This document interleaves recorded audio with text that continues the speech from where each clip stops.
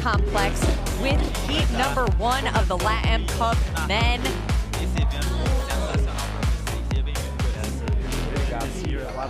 All of the men and women that you'll see in the LatAm Cup throughout the next 2 days of competition have earned the right to compete here through their performance in competition throughout the year at various competitions across South America and Latin America. And right there in the center of your screen, that is Alejandro Trios. He is getting after the overhead squats. That is going to be their tie-break score for the snatch complex. Yeah, and that is the heaviest lift that we saw from the first 3 men on the stage, 255 plus, I believe, 1 overhead squat there. Overhead squats will serve as a tie break in the case that there is a tie at any place on the leaderboard. Agustin Riquelme had done 245 pounds with several overhead squats, I think 3 in the first interval, but missed at 255 on his second attempt. It's been a bit of a rainy morning here.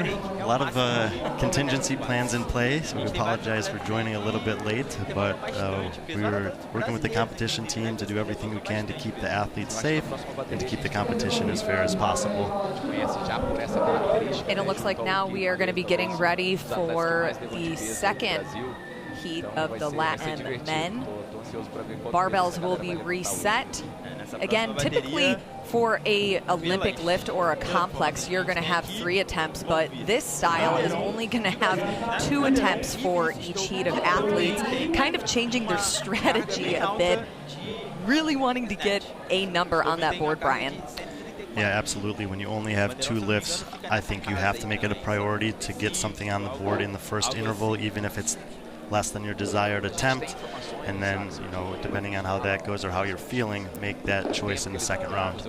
So within 45 seconds, 2 attempts of 1 snatch and 1 hang snatch. That is what we've been watching. The athletes then will have 45 seconds to reset, add their weights, and go for a second attempt. Eu acho que tem que ser feito após a última repetição. Terminou a última repetição. Right now they're getting their opening weights started. And all of the athletes have the chance to set their weights to the desired opening lift. There was also a conversation with the athletes this morning because of the rain and the wetness on the ground to bring their shoes out there if they want to and change them on the floor. Manter as pernas ativas. Got a shot of rolled on gold bomb there. Lane number 3, front center of the stage. The odd numbers are in the front, 1, 3, and 5. The even number platforms or lanes are in the back, 2, 4, and 6. Rolled on gold bomb, a veteran of Wodapalooza, competed on a team last year and a pretty good weightlifter. So once they get a chance to load the bar, we'll get a good insight into where he wants to open, keeping in mind 255 was the best lift from that first heat. And right now we have in the back one of the athletes, I think Andrew Primo has 260 on his barbell for an opening lift. Let's see if he's able to complete that. Na raia 1, Luiz Kakashi, na raia 2, Andreu Primo, na raia 3, Roldan Baum, na raia 4, Isaiah. And Brian, any other athletes that we're going to keep an eye on in this heat from what we saw previously with 255 as the heaviest thus far? Yeah, Isaiah Vidal, we got to see him at the semifinals this past year. Several athletes from Mexico have been kind of moving up the ranks. He's one of those guys. But in terms of the snatch here, and like you talked about earlier, just with only 2 lifts, you have to put a number on the board that you're really confident with first, and I think that we're seeing a lot of the guys doing that.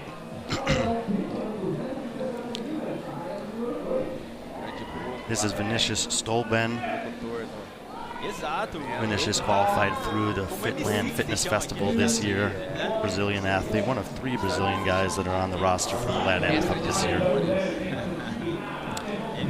Lane 2 in the back left of your screen is Primo, who you talked about, and this is the heaviest opening lift we've seen so far, 260 pounds.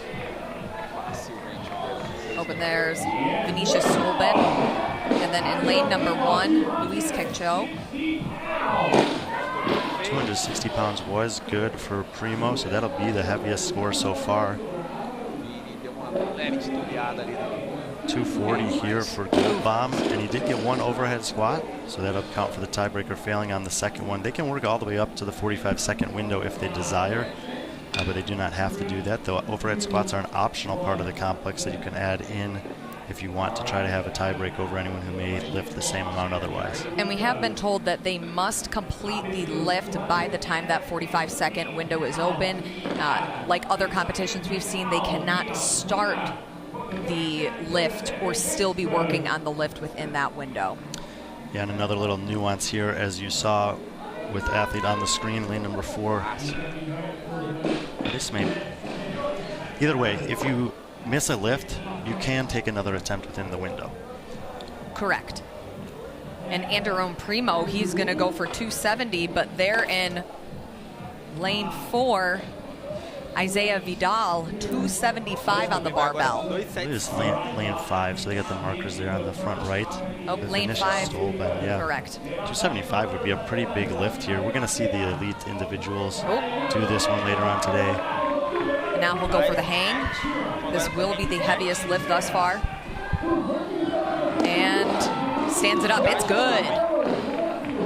Vinicius Stolben potentially taking the win here for the LatAm Cup, as you see in the back left, Anderone Primo with 270 on the bar. So even if he's successful, that will not eclipse the 275 from Stolben, and that would be a little bit of a surprise win there.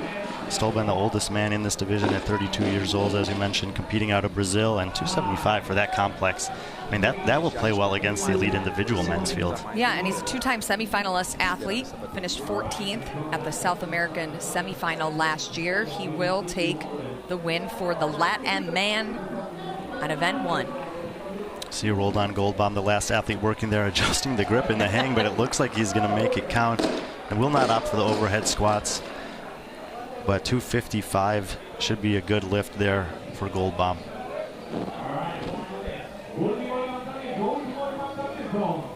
And now as the men finish up, we will be bringing on the women for the LatAm Cup. They will also have 2 heats.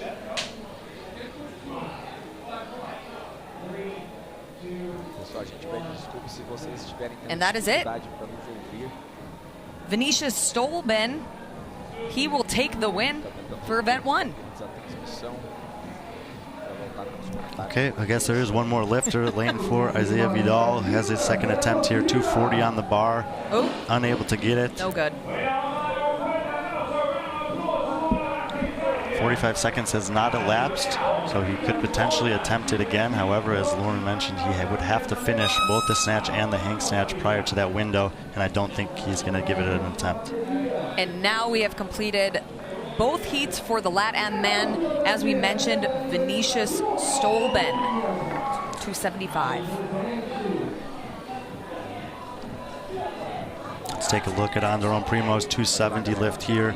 There's the hang snatch, and he stands it up. It'll be good enough for second place in the event. So Anderone Primo and Vinicius Stolben will be the one man who finished ahead of him. Both men finished competing out of Brazil, so Brazil will go 1 and 2 on the double or nothing snatch and hang snatch complex here on Tina Hills to start things off for the LatAm men. Not a bad way to start off the weekend, especially with a heavy barbell. Normally you see an event like this later in the weekend or in the evening, but the heavy weights, the first thing that the athletes will take on this year at TYR Wodapalooza.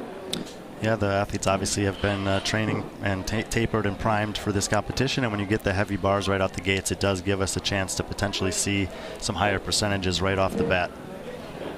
As we move on to the women, Brian, who in the field are we going to be looking at? What is a ballpark number that we can expect to see these ladies hit? Yeah, I honestly wasn't expecting Stolben to hit 275 there. Primo was the one guy that I thought might be able to flirt with some of the, maybe top 10 or 15 scores we'll see from the elite men's division later. But on the women's side, there are 2 very accomplished Olympic lifters in the field, in Paulina Herro and Sasha Nieves. They'll both be in the second heat, but those are the 2 that I've got marked down. And if people are just joining us now, we will have 2 women's heats before we head into the elite heats, but something that the viewers can get involved with. It is new this year. It is the Heat 1 app. You can download it right now. It's going to allow you to pick your top 10 men and women elite athletes. Let your predictions get in there, and we're going to see how they stack up against some of our predictions. Yeah, partnership between Wodapalooza, Heat 1, and Pliability this year. They have the top 10 game, which is super easy to play. The window to enter picks for that will close at the start of the elite women's heats for the women and at the start of the elite men's heats for the men. So if you haven't yet made your top 10 picks, go ahead and do that. If you like getting into the minutia a little bit more, there's a shot caller game as well.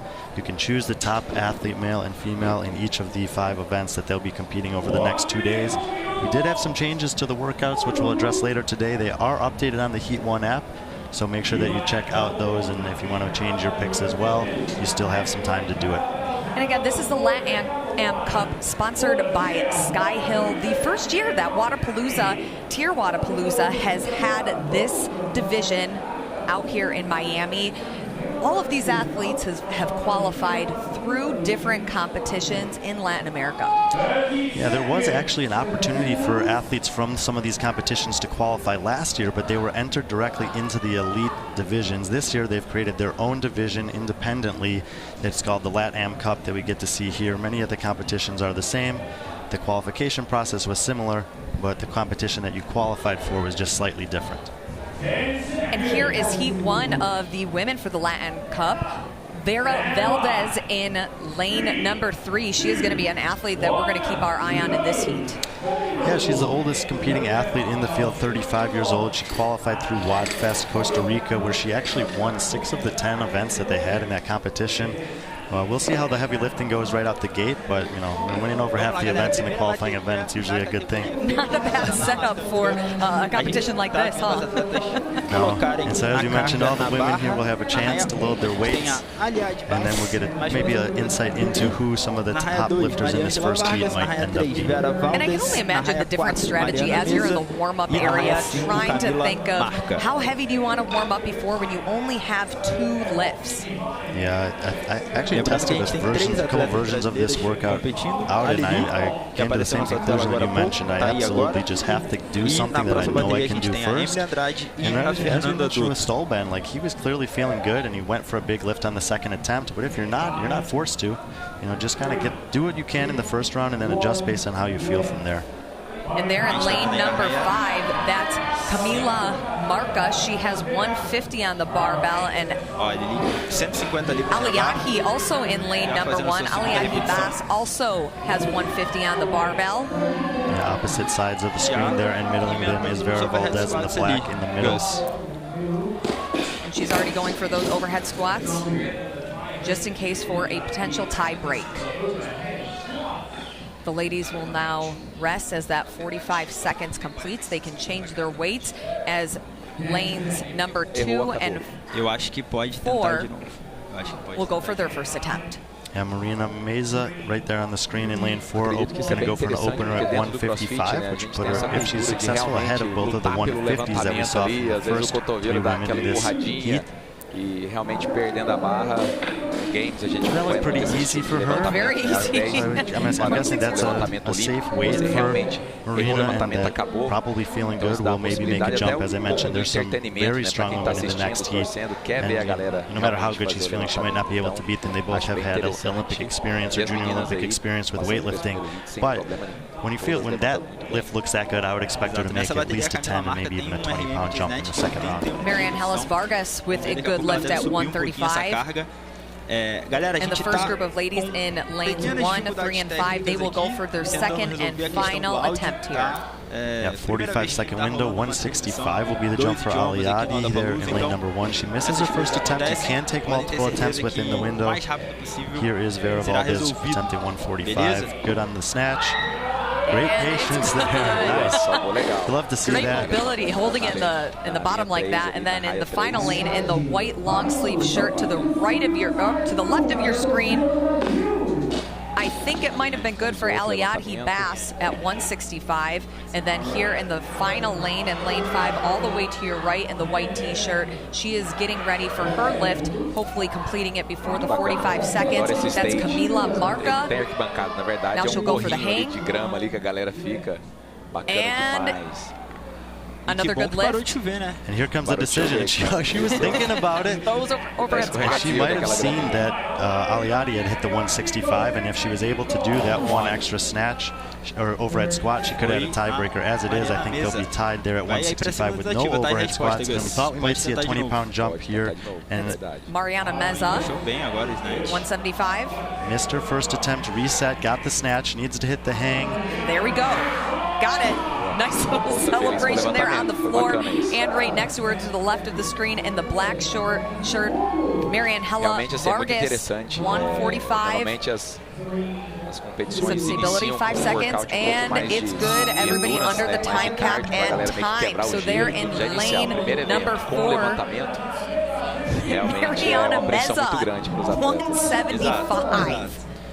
Yeah, we're going to get the hang snatch there. She stands it up. Oh, no, that was the first snatch. Here she's going to go for the hang. Mariana, one of 3 ladies out of Mexico, have qualified for this division. Big smile, big yell, big lift. 175 will be the top weight heading into heat number 2. Yep, this will be the second of 2. And once again, the Heat 1 app. You guys can play along. For the men, these are what the fan picks are. Pat Vellner ranked at number 1, Roman Krenikov at 2, and then in that 3rd place position, Ricky Garrard. Can you believe it? Is this what you have, Brian? Not the picks I have, but that's okay. That's how everyone plays, and you can scan the QR code there, download it now. It's not too late to get your picks in. It's a fun way to stay involved. It's a let it ride style competition with the top 10, so once you make your picks, you're good to go for the weekend. You can check back in later on any point and see how you're doing, see what the people have picked overall. But if you have your own favorites, don't hesitate to put them in there. You never know. And some great prizes, too. A grand prize of $1,000, Brian. If you are a good analyst in the space, or not, you never know who's going to win. Yeah, $1,000, VIP tickets to Wodapalooza next year, pliabilities thrown in, some prize packages. The top 10 finishers will all get some version of a prize, and the big prize is quite nice. So no reason not to do it if you're a fan of CrossFit. Lots more will be coming from them, and a great way to get involved and follow the competition all weekend long. We now will be going into Heat 2 of the LatAm women. 175. 175 is that score to beat. And here we go, 45-second window. So we'll keep an eye to see how close anyone decides to open to that 175 mark. We do have a 175 loaded barbell in lane number 2, Sasha Nievas. Sasha, one of those 2 athletes that I mentioned with some junior Olympic experience. She's done some great weightlifting in her past. She had some big lifts at the games when she competed a couple years ago with Mayhem. Her and Paulina Harrow will be the women in this heat that are most likely to do something that can eclipse that 175 number. And again, 2 attempts for the athletes here. 1 snatch followed by 1 hang snatch must be completed in that 45 seconds. And then overhead squats will be that tiebreaker for any lifts that have the same amount of weight on their barbell. 100 os quebrados. 220 libras. There's a great shot of Sasha. There's Paulina Harrow, so we'll see what she decides to do. I believe both of them have the capacity to open at or above that 175 number. Lots of strategy that goes into this as well, Brian, looking at the athletes from the previous heats or hoping that you have a spotter that can kind of let you know what are the weights that you want to go for once you get the floor. Yeah, not just the weight, but also the overhead squats. If you end up in a situation where, let's just say that 175 is out of reach, but you think that you can match the other lift and do 1 extra overhead squat, you could certainly pass through a couple athletes just with that extra rep on the overhead squat. So now the ladies have that 1 minute clock to load their barbell before their window will begin. It looks like both ladies are going to go for that 175 opener, and if they do that, plus 1 overhead squat, that will be good enough to eclipse that score from the first heat. They'll be in the second interval, though, as they're in the back of the stage, which is also a little bit of an advantage there, getting to go second in your heat. So we'll keep our eyes on the front row first as they get set to lift on double or nothing here on Tina Hills. And here we go. The ladies are underway in lane number 1, Emily Andrade, 155 on the barbell. And then on your screen right now, A gente já tem lane ali os number 5, atletas indo para a Fernanda tentativa deles. Doto Todos os atletas rather, conseguiram na linha and she 5, ela stands it salvou up. no She último has, segundo. I Boa, don't know if muito you saw bem. the score there, Brian. We'll see what she lifted in just a bit. Os atletas There in que the estão center indo of your com screen, menor that's going to peso. be Olha lá pra vocês verem. That's Ana Além de Martinez. fazer Ana série de Martinez snatch, is one of the não best, if completo de not the snatch, fittest woman in eles vão Mexico ter que ir currently, pro but Olympic máximo de lifting or the overhead top end squats. strength is not going to Então, be her esse é o forte. tie-break. You'll see her shine when it comes to barbell cycling Cada and hit. gymnastics later in the competition. That lift from Batato at 175 will match the top lift from the opening hit. She did not do any overhead squats though, so Harrow and Nieves have a chance to best the current top score if they do one overhead squat. Sasha opts not to. Paulina Harrow off screen, we're not sure, but I don't think she did either. Sasha. And now each of these ladies will have one final lift. We'll see what they load on the barbell. Again, the score to beat right now is 175 pounds, 79 kilos.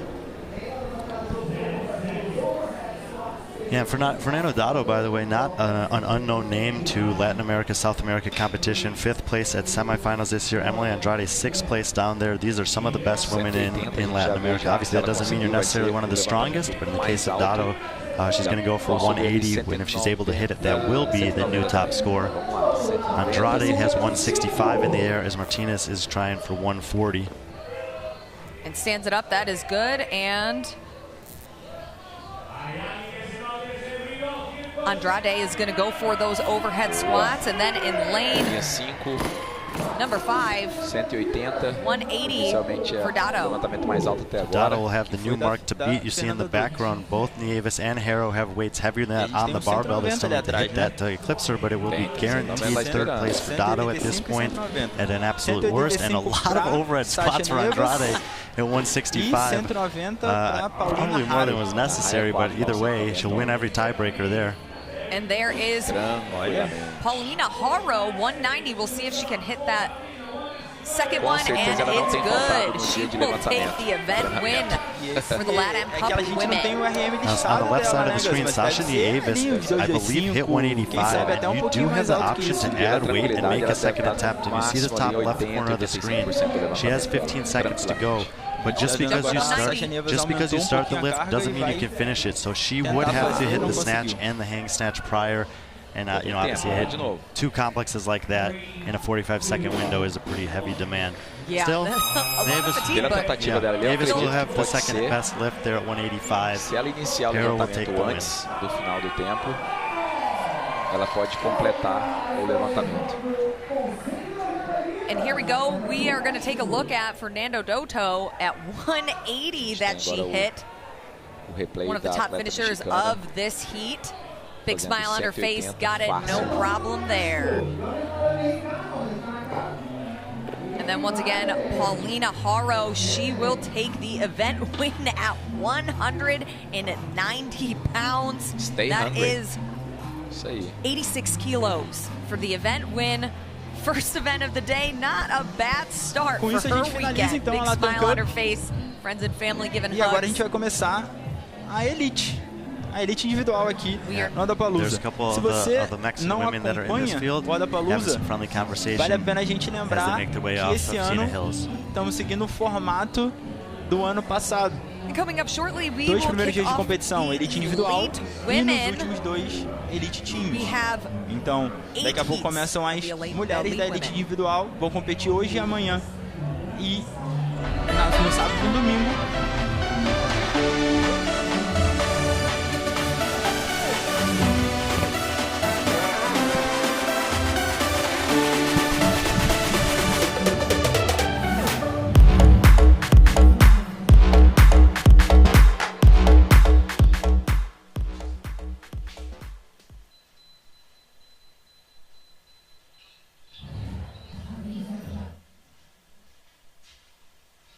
A galera tá reclamando, falou que tá muito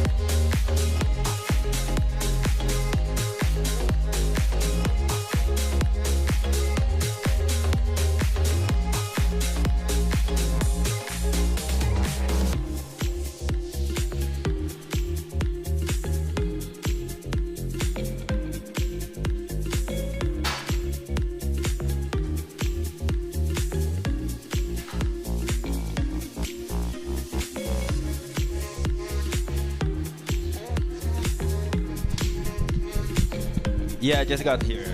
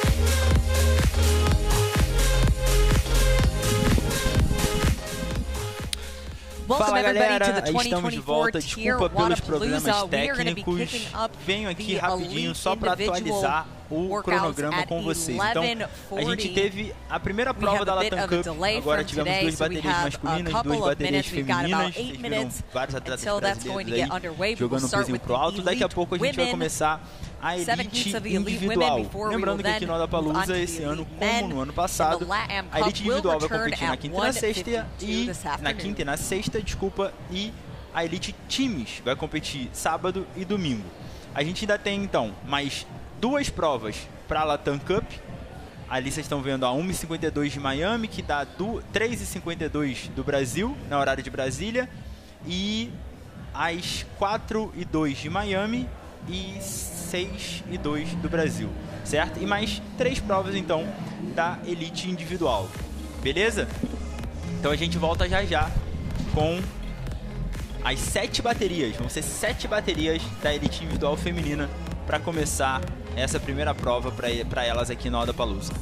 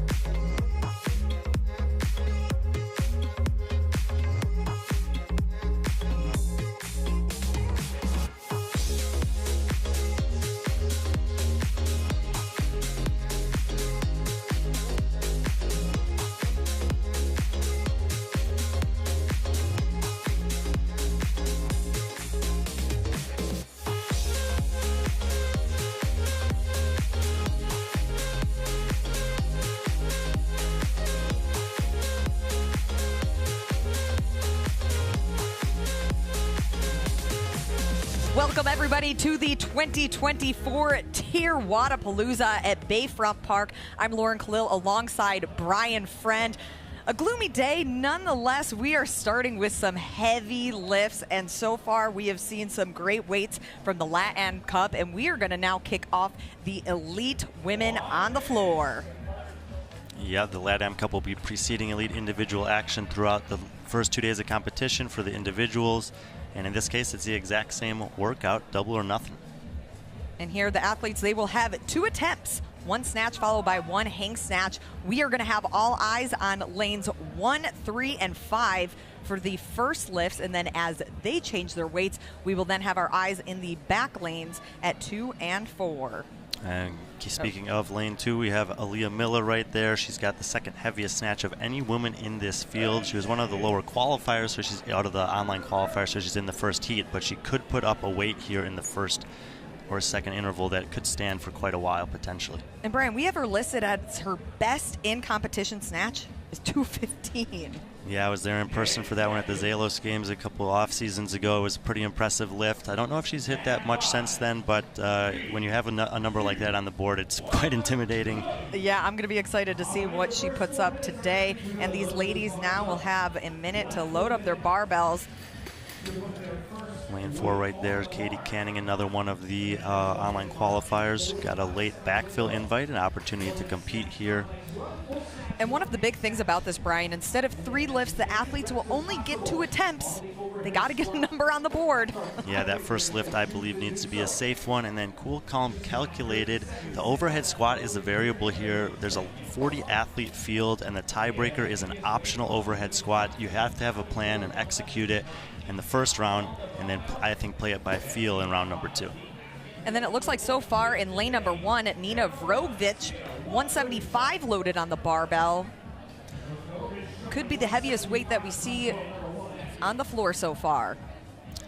Looks like it is, and I spoke with Nina's coach yesterday, and he told me that he thought she could potentially go as heavy as 185 for this complex, but 175 is not far off of that, and that's a pretty heavy opener. So here we have in lane number 1, Nina at 175, and she goes for the hang, and it's good. Going for some of those overhead squats, just in case for that tie break. I spoke with several athletes yesterday. Some of them said it's not worth it to waste energy in the first round. Others said I'm going to do at least 1 just in case I miss my second lift to have something on the board for the tie break. Certainly some different strategies that we will see play out on the floor today. Those look pretty easy for 175. Be curious to see how big of a jump she makes here in the second interval. The overhead squats will only come into play there if she misses her second lift. And now we have Aaliyah Miller. Now we have in the right part of your screen with the red pants, that's Katie Canning at 170. Aaliyah Miller on your screen now at 165. I get a nice shot of both of them there. Miller good. And Canning good. Also good. Miller's going to go for some overhead squats. Canning opting not to. Both athletes, though, with a lift on the board, and that's the most important thing in the first interval. All of these athletes will now have 1 complex left. Again, only 2 opportunities to get points on the board. There is that 185 number that Nina Vragovic's coach, Dom, out across at Mayhem, had told us was in the cards for her. And here she goes, that again, lane number 1. Nina Vrogovic, 185, and your center lane in the white t-shirt, that is Andra Moistus at 165. And then 180 for Gabrielle Spence in the blue leggings. Yeah, Gabrielle Spence was one of the also late additions to the field. We have her heaviest competition snatch listed at 175. Clearly that's an old number because she just hit that complex at 180. And Vrogovic, 185, it's good. Big smile on her face. She's gonna go for a couple of those overhead squats.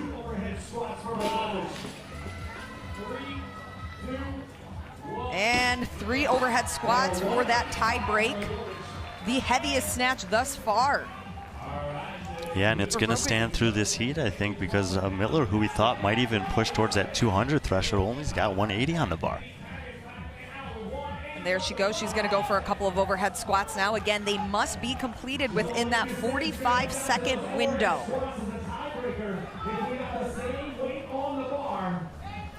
there she goes, again at 180 pounds. Yeah, and off camera here, Katie Canning actually also hit the complex at 180. Both women are going rep for rep on the overhead squats. And this is a head-to-head battle for the tiebreak. They have up to 45 seconds to do this. Oh! Canning dropped right before Miller. For that buzzer. But in terms of reps, that's going to be close. Either way, what an opening heat. 185 and 3 lifts at 180. Yeah, and there are 7 heats of women that we're going to see. And if this is what we're opening at, I can only imagine how heavy these barbells are going to be as we progress. So let's take a look back at 180 with Katie Canning. Yeah, we mentioned that Canning off screen had hit this 180, and here's a good look at it. There's the hang snatch, and she's going to stabilize, and she will go for some overhead squats here. As we mentioned, she ended up dropping the bar before Miller, but not before getting several reps on the board. And with so many heats coming up, all of these tiebreak reps could end up being critical. Those look great. Great stability from her. Now we'll go back to lane 1, Nina Vrokovic. And although 3 women hit that 180 number, it was Nina Vragovic, out of Cross and Mayhem, the only woman in the opening hit to hit 185. She got some overhead squats on the board, and she has the score to beat with 1 heat of women in the books. Not a bad way to start heat number 1 for the elite ladies. We will bring out heat 2 for the elite women.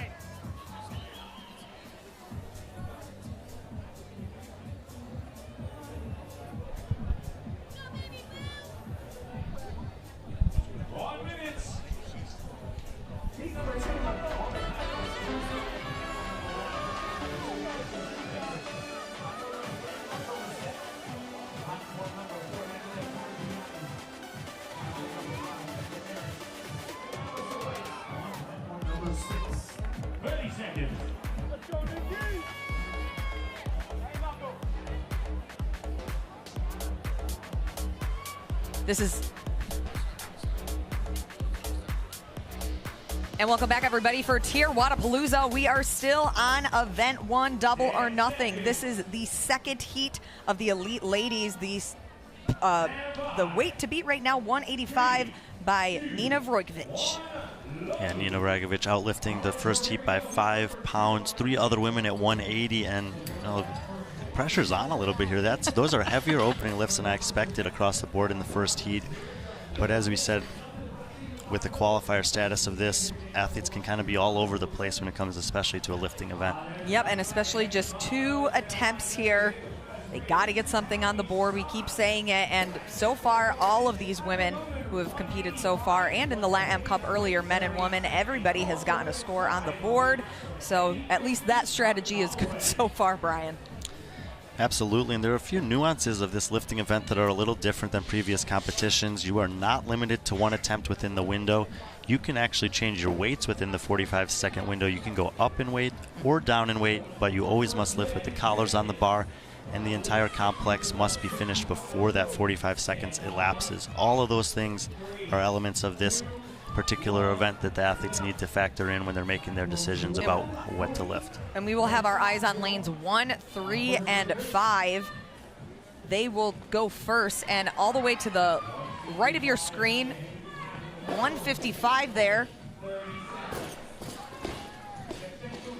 As Becca Merritt in lane number 5 getting spit out the back, Callista Lang, and the lane number 1, I believe, was good at 160. And then, that was Margot Massett in lane number 3, 165, no good. She'll have a 2nd attempt. And again, Becca Merritt. Becca Merritt in the gray top. Yeah, not really a matter of strength there. She's clearly strong enough to do that, missing it behind her, but she'll need to make a decision if she wants to go up or not with only 1 attempt remaining. And here now, eyes on the red pants, 165 for... now we're looking at lane 2, Ashley Shoemaker in the yellow top, 155, and it's good. And then we'll go back to, that's Nikki Torgini. And she had hit a successful lift at 165, the heaviest opener for anyone in heat number 2 here. Allison Weiss is the 3rd lifter in the 2nd interval on the back right of your screen in the all black. I think she hit 160. Allie Weiss, not the biggest athlete out there, but she is extremely efficient with the snatch. I think she's even been flirting with the 200-pound snatch in training. And here now we'll go back for the second attempt for lanes 1, 3, and 5. All the way to the right of your screen, again, Becca Merritt going for a second attempt at that weight 160. She'll still have time to attempt that in the window. And in the middle screen, Margot Massa in the red pants. And Kalista Lang, 170. Kalista Lang had a podium finish at the CrossFit Crash competition in South Carolina earlier this offseason and getting some good competition experience as she makes a run towards semifinals in 2024. 170 is good, and she hit 1 overhead squat for that tie break time. Now we will look at the 2 lanes in the back. We have 165 on the barbell for Ashley Shoemaker and 180 in the red pants for Nikki Torrigiani. And it's good. 180 for Torrigiani. Some overhead squats for that tie break. Yeah, and could end up being critical. We had 3 women in the first heat that also did 180 pounds, getting variable amounts of overhead squats, and Torrigiani fighting for 3 good reps there, so that'll play quite nicely. And Shoemaker, no good, 165 on the barbell. And Allie Weiss, all the way on the right of your screen in the back. I think she hit 165 as well, plus at least 1 overhead squat. So good execution for Allie Weiss. Like we said, those lifts in the first heat, that was an impressive heat. 185, the weight to beat. Heaviest in this heat, 180 from Torrigiani. Yeah. And here we'll go back to lane number 4, Nikki Torrigiani at 180.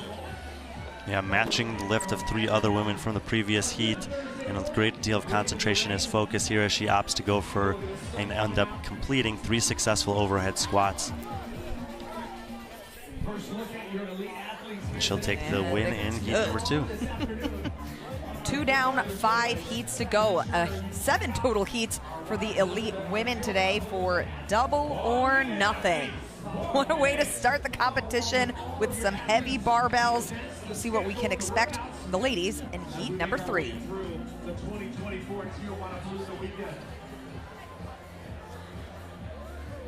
Brian, going into heat 3, any predictions to beat that 185 score? That is the heaviest to beat so far. And for our fans who are in kilos, that's 83 kilos we're looking to beat. Yeah, very fun heat here. We have 3 athletes from the Oceania region. Julia Hannaford there in lane number 5 is known for her weightlifting. She does have a 190-pound snatch in competition listed as her career best. We already saw some other athletes who have eclipsed that number in this complex. Just, some of them don't compete that often, so keep our eye on her for sure. And here's lane number 5, Julia Hannaford in that pink shirt, 23 years old, out of Australia. Here the athletes have a chance to load up their barbells, and as we mentioned during the LatAm Cup, as every heat goes by, you get that increased opportunity to gain some knowledge about what the top scores are. But I think at the end of the day, you still have to pick something that you're confident with for the first lift at the very least. Do you think that there's a lot of women or even elite men later that are going to change their strategies based on what people lift in the other heat when you know there's only 2 opportunities, Brian? I think if you're one of the stronger athletes, that there's a much higher likelihood that happens. If you're on the weaker end or top end strength isn't maybe your forte, you probably just need to do what you can. But when you think about names like Danny Spiegel and Branislav Lenkovic that have these huge maxes, if you don't need to do more to get the win or the place that you want, then why do it? Julia Hannaford, hot pink top. She is going to be an athlete we're going to watch. She already has 185. That is the weight to beat right now. Yeah, and she's absolutely an up-and-comer in Australia. She was 5th place at the Down Under Championship. She had a good showing at the semifinal. There's a lot of young talent out in Oceania, and she's certainly amongst them. And that's Freya Moosberger in the white top with the red shoes in the middle of your screen. And it's good. And Hannaford, whoa, that looked way too easy for an opening lift at 185.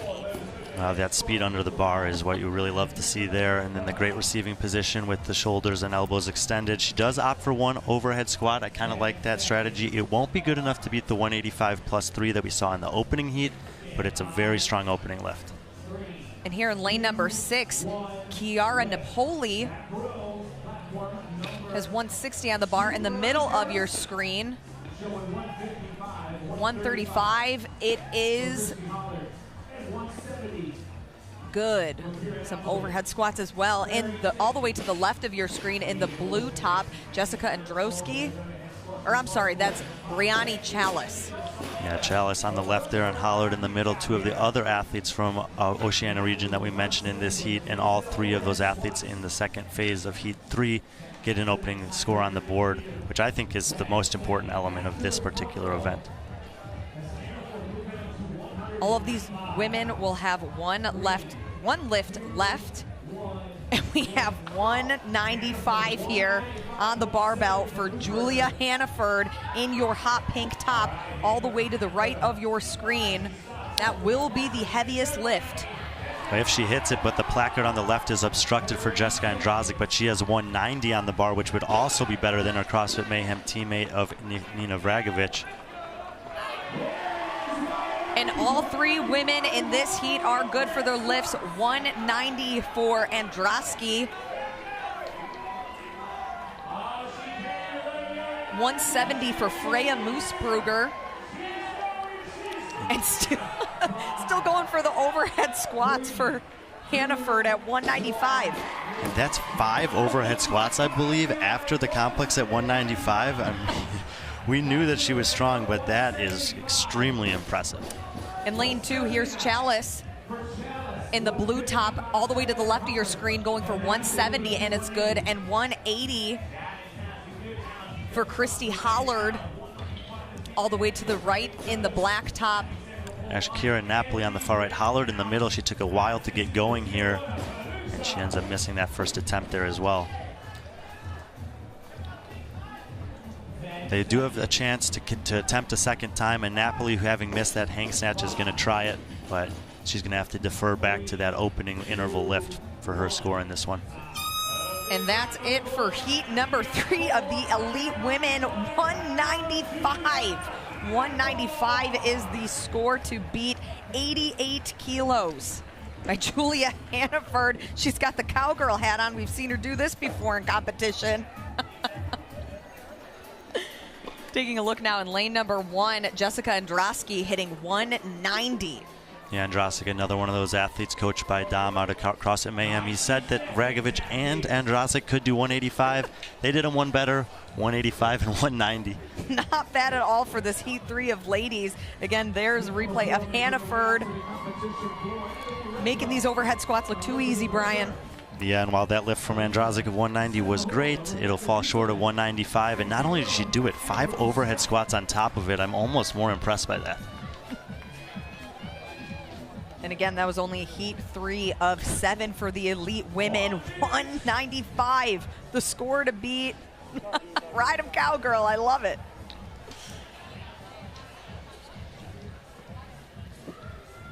We will now kick off heat number 4 for the elite women on here.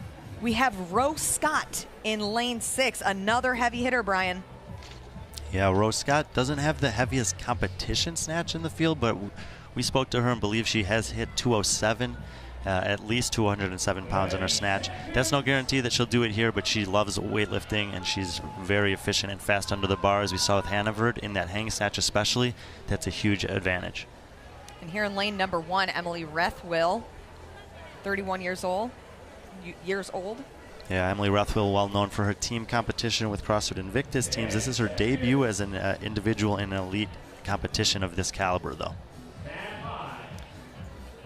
Again, the ladies will have 2 attempts to get a score on the board. 1 snatch followed by 1 hang snatch, and then that tie break is going to be max overhead squats. They must finish the reps before that 45-second window is complete. Here's Rose Scott on your screen in all red, bringing the fire in heat number 4, Brian. Yeah, just telling her judge what she wants to hit there, and it looks like 185 is going to be the opener. I would assume that if she's opening at that, she feels very confident with that weight for this complex, and then it'll just be a matter of how big she wants to go. I mean, if you're thinking about what Julia just did, 195 isn't going to be good enough. You also need to be able to do 6 overhead squats afterwards. Otherwise, you're going to need to go up in weight. Thus far, Rose Scott does have the heaviest barbell loaded on the floor of these elite women in heat number 4, and she will be part of the group that goes second for the lift.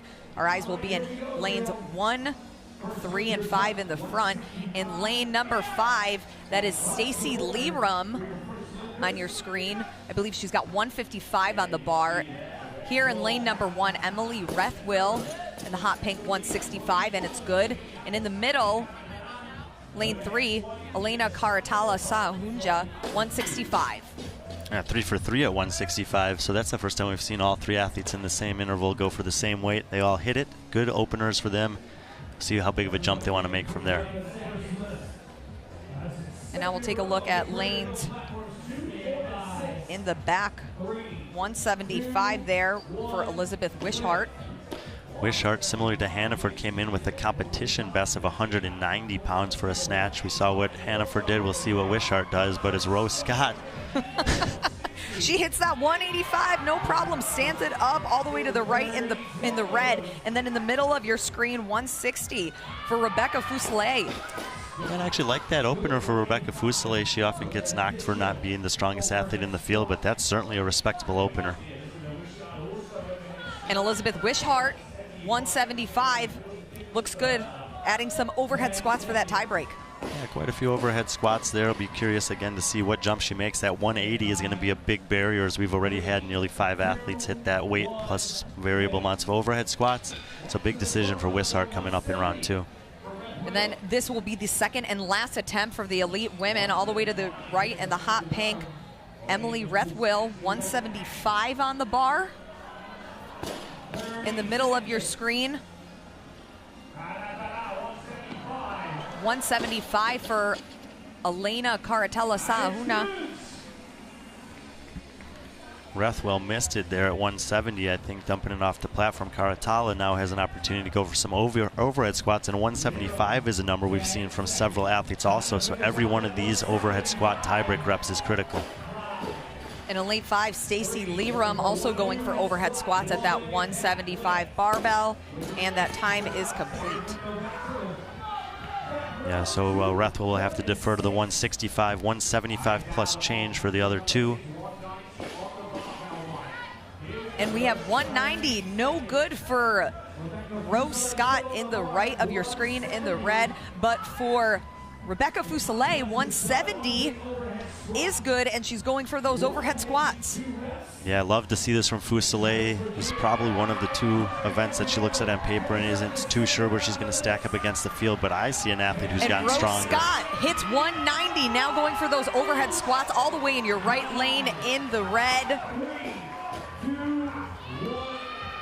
And it will be the best score of heat number 4, but 195 is still the weight for these elite ladies to beat. Yeah, that'll put her in a tie for second in terms of total load, and then we'll defer to the tie break to see whether she's second or third overall at this point, but Julia Hannaford will maintain that top time so far, or top score so far. 4 heats down for the elite women, 3 left. 195, that score to beat. A couple of heavy hitters coming up. We'll see if that 195, 88 kilos holds up.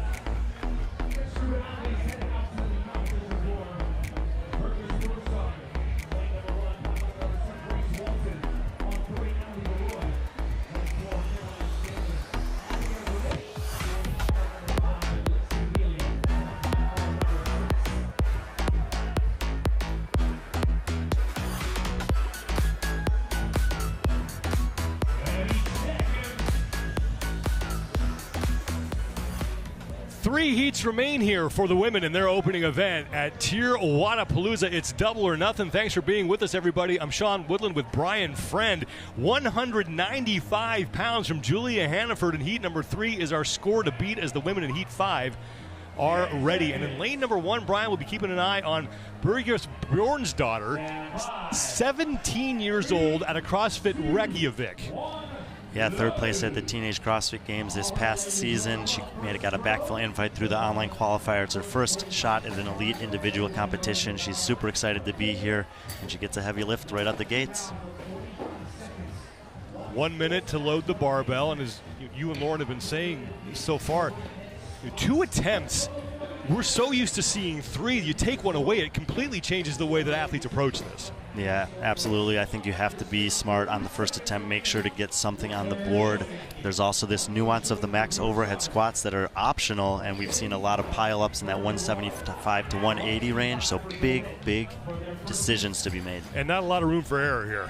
No, I think you have to have a game plan and try to stick to it, especially in that first round. When it's only 2 lifts, kind of have to play it by feel from there when you make that second attempt. And there's Birgis Bjornsdottir.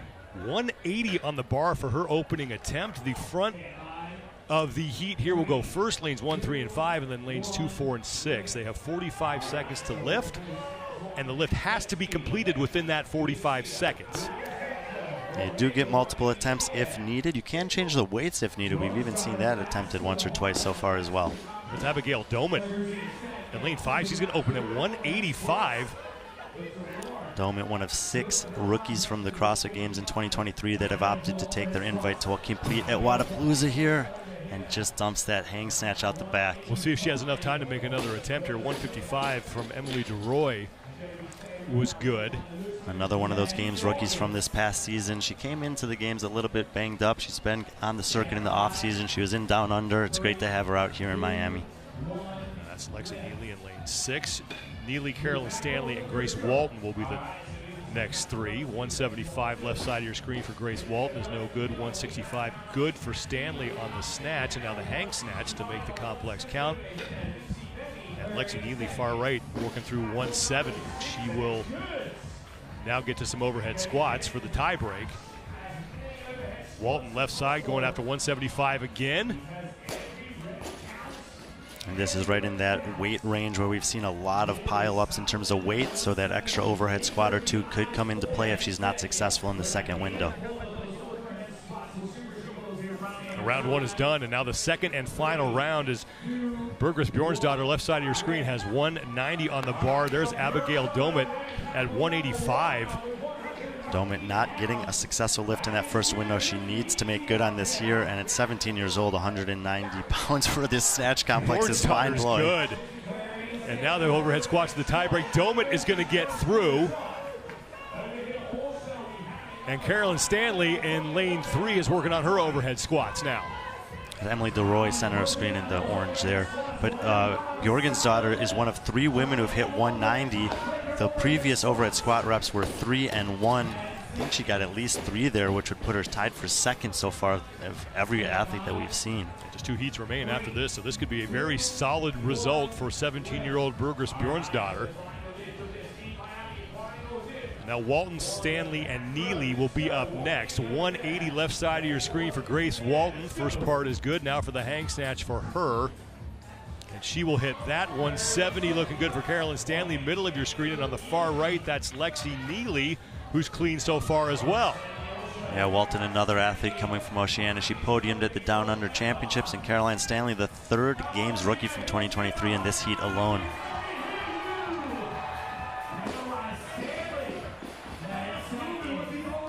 Stanley still working through the overhead squats, as is Lexi Neely. Bunch of overhead squats for Neely. She was flirting with a Games qualification spot at semifinals last year, tailed off a little bit towards the end of the competition, but certainly an athlete to be aware of as we head into the 2024 season later this year. It's Birgis Bjornsdottir, 190 pounds right now, has her in the top 2 in this event. And as we mentioned, podium finish at the Games this year in the teenage division, but that's no guarantee that you're this strong at 17 years old. We're going to see her overhead squats here afterwards, and this puts her in a tie for second. The overhead squats are the optional tiebreaker for this. The previous woman who had hit it had 3 and 1. You're going to see right here on your screen, Bjornsdottir daughter fights for 2. Here comes 3. And this rep right here puts her 2nd place overall with 2 heats remaining, as Sean mentioned earlier. Wow. Impressive start for Bjornsdottir, as we now have 2 heats remaining.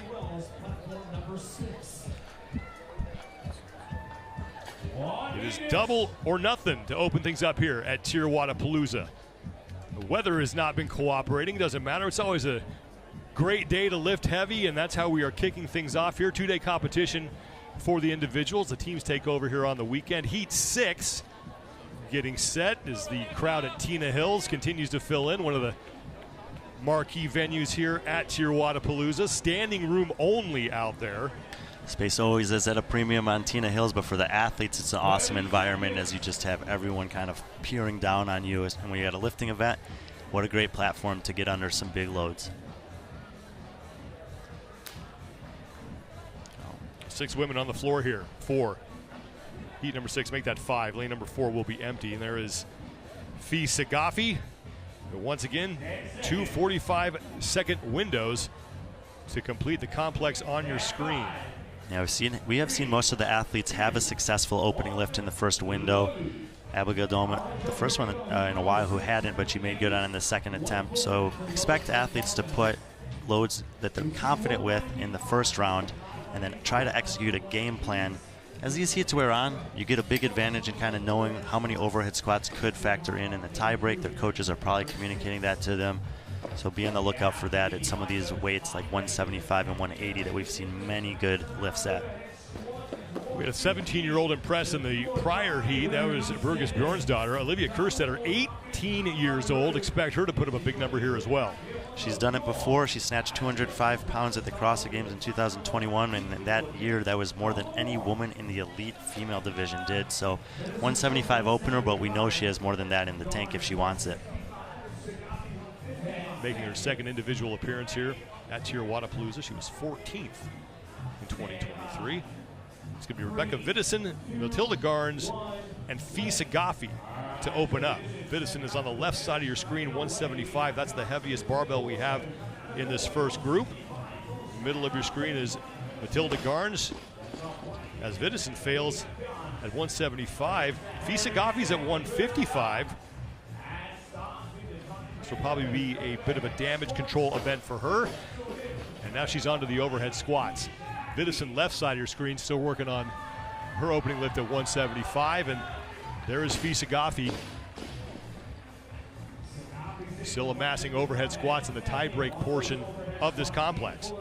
Yeah, quite a few overhead squats there. We've seen hugely variable strategies in terms of that from 0 to 5 in the first round. Curious to see how big of a jump she decides to make. Olivia Kerstetter and Sydney Wells will be next up. Kerstetter at 175, Wells at 160. I mentioned all the rookies from the 2023 games in this field, and we got the other 3 in this heat, Wells, Kerstetter, and Vidison there. Neither Kerstetter nor Wells electing to go for any overhead squats as they are good on their opening lifts. The heaviest lift we have seen happened back in Heat 3 belongs to Julia Hannaford at 195 pounds. Yeah, right behind her, we've had 3 women hit 190 with Bjorgensdottir in the previous heat, getting 4 overhead squats. She got a no rep on the last rep, so now 190 plus 4 is the 2nd best we've seen so far. There's Rebecca Vidison getting set to make a run at 185 pounds, her first individual appearance here at TYR Wodapalooza. 175 is Matilda Garns in the middle, and then on the far right, Fee Sagafi at 165. So Vidison gets through. Garns is going to fail and have to start again. Vidison on the hang snatch. That will count. Fee Sagafi overhead squats to break any ties at 165.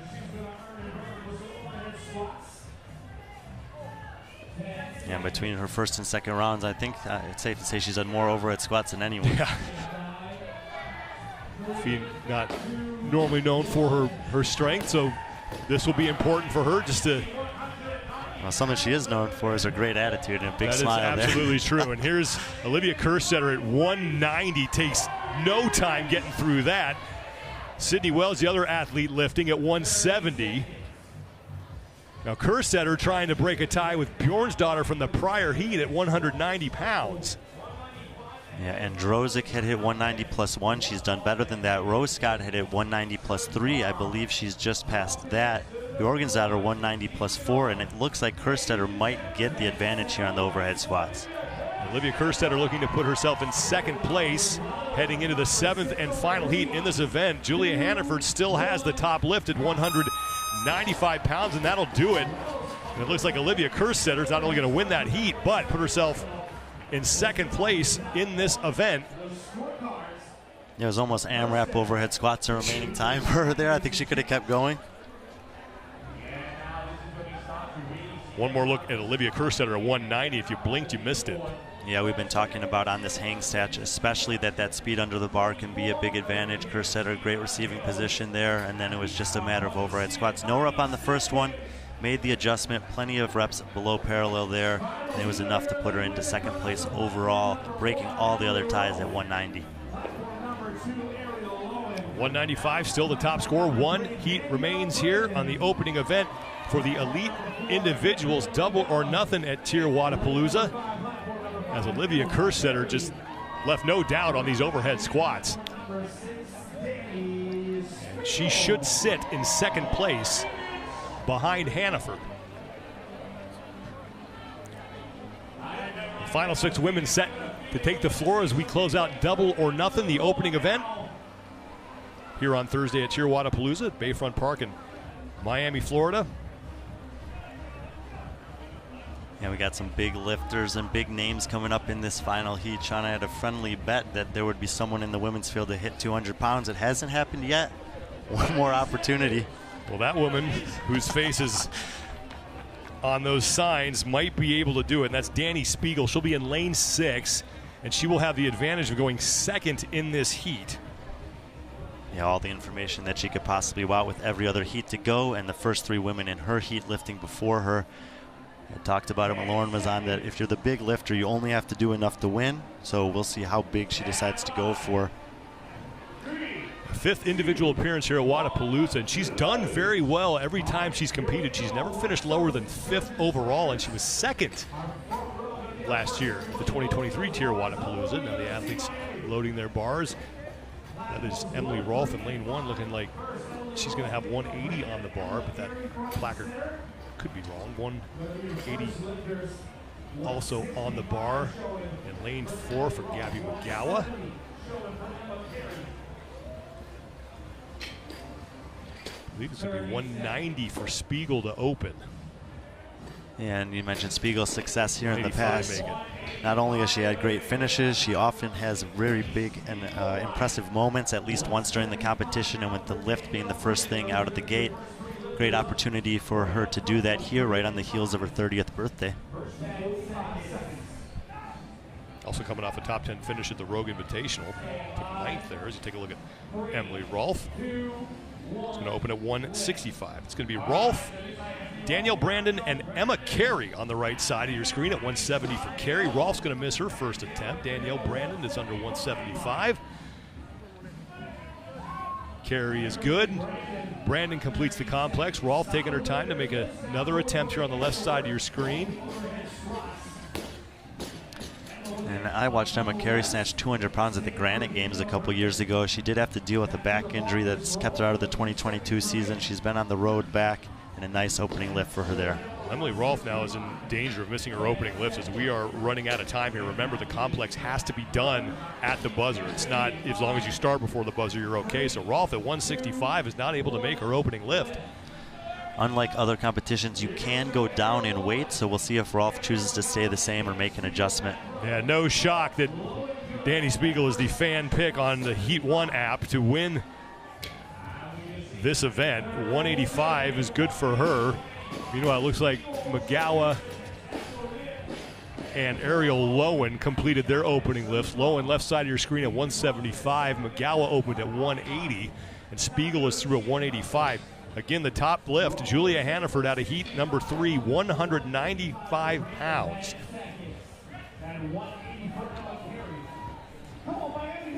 Emily Rolfe looking like she's going to stay at the weight that she missed in round 1.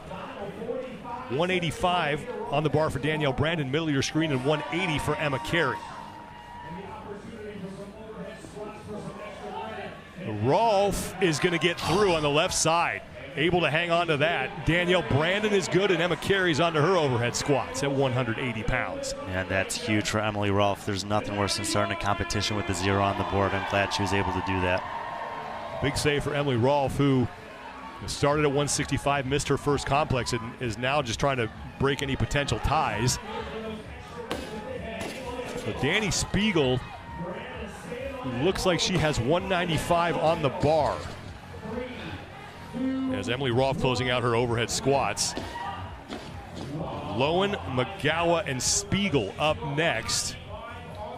Now Hannaford had done 195 plus 5, so Spiegel would need 6 overhead squats if she wants to take this event win. And no problem on the complex, and she's going to drop it and not go for any overhead squats. Now she has time to add weight, and it looks like she's doing that. She can make another attempt here if she wants. McGowan is working through 190. And we had a pile up. 185 is missed for Lowen. Sorry, Brian. Yeah, pile up of athletes at 190. So McGowan is going to be trying to chase down those overhead squats from Kerstetter and Bjorgensdottir. I think she's going to be right around Bjorgensdottir. So Spiegel is now at. She missed her opening lift. She got a no rep. So she took a calculated risk there. Instead of going for overhead squats at 195, she decided to jump up to 200, make another attempt. She misses. She will take second in the event, and that means Julia Hannaford out of Heat 3 is going to win. One more look at what just happened here with Danny Spiegel. Yeah, and I'm not really sure. This looked like a good snatch to me. I don't think it was a mandated squat snatch. And she looks just as confused as I do, Sean. I don't know. I don't know what happened. Maybe that she didn't show enough control at the top, but you do not have to pass below parallel in the receiving position. But Danny Spiegel is going to take second place. A great start for her.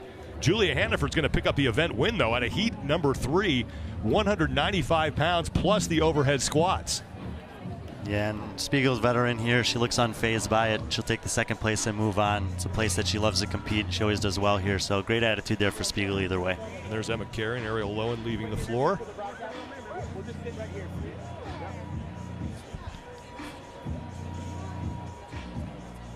Let's send it down to Tommy Marquez, who is with Danny Spiegel.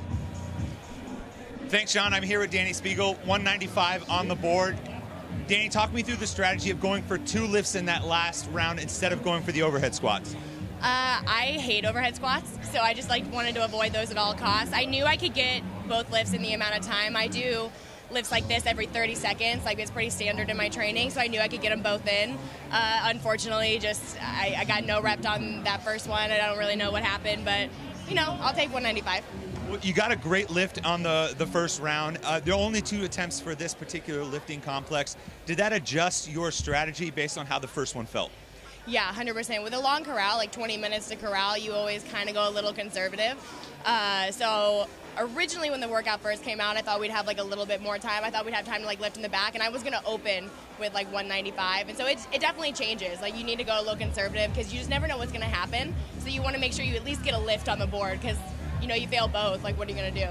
I got a no rep, so what was I going to do if I the first one was a no rep? So you just got to play a little safe. Go for it, but play it a little safe. Well, either way, you had a great lift, Danny. Congratulations, and good luck the rest of the way. Thank you so much. It's so good to see you. Danny Spiegel. I'll see you around, I'm sure, yeah.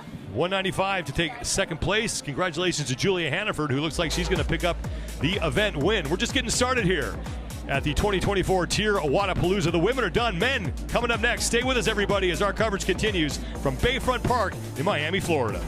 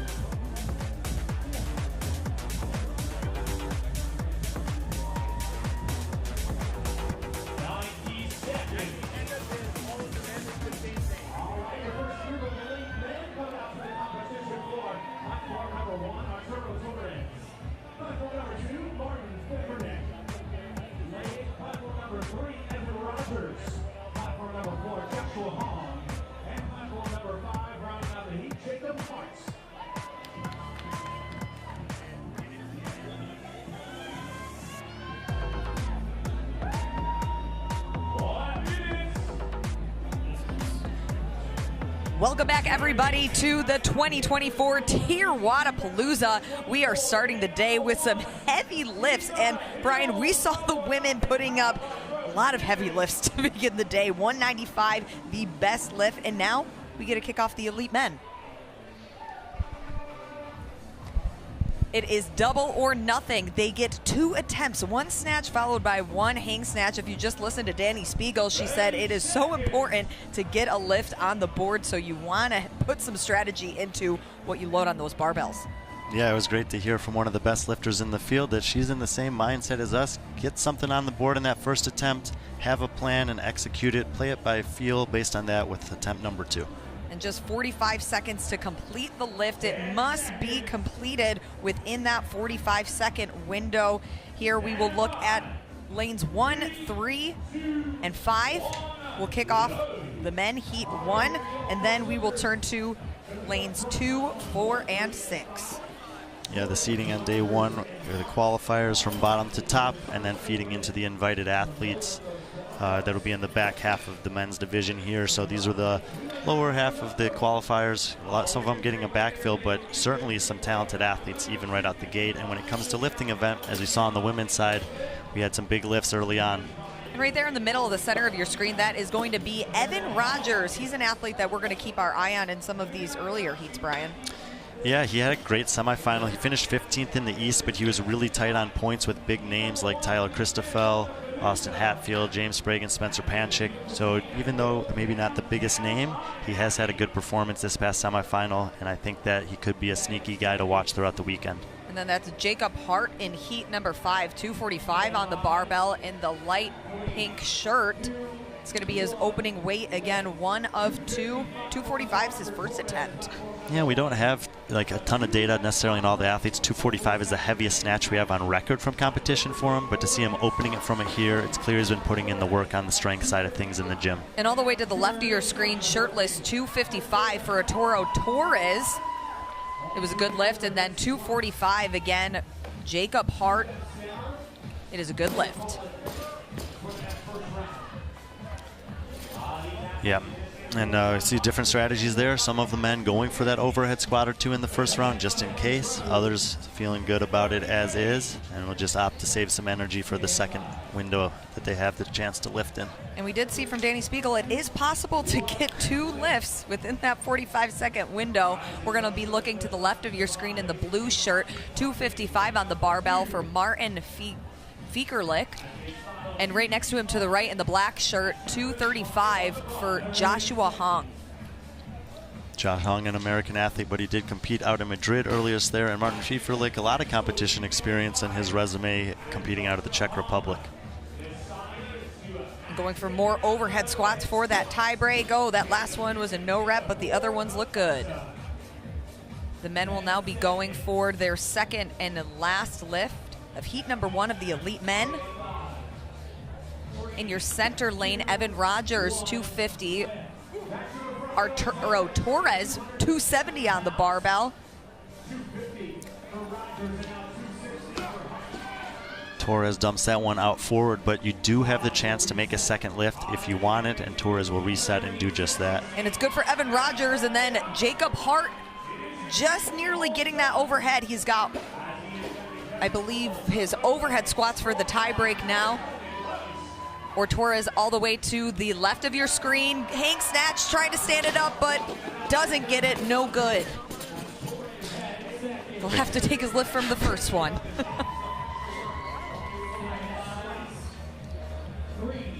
And this will be the second of 2 lifts for the men in the back of your screen. In the center, in the black shirt, we got 240 on the barbell for Josh Hung.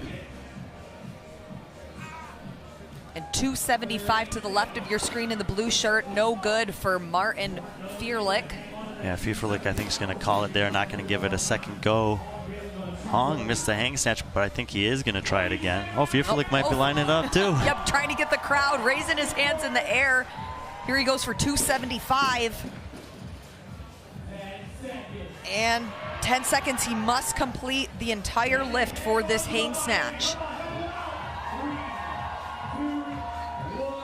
And no good. That's okay. Smile on his face. Still seems happy with what he got for the first one. The end of heat number 1 for the elite men.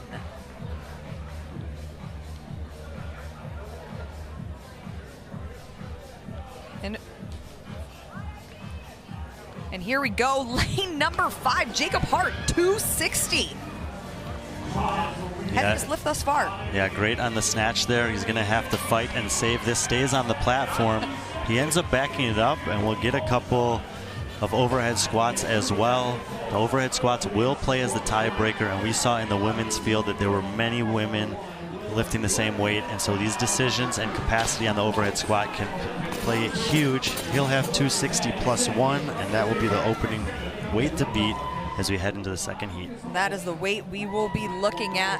1 overhead squat, 260 pounds, 117 kilos as we head into heat number 2 of the elite men.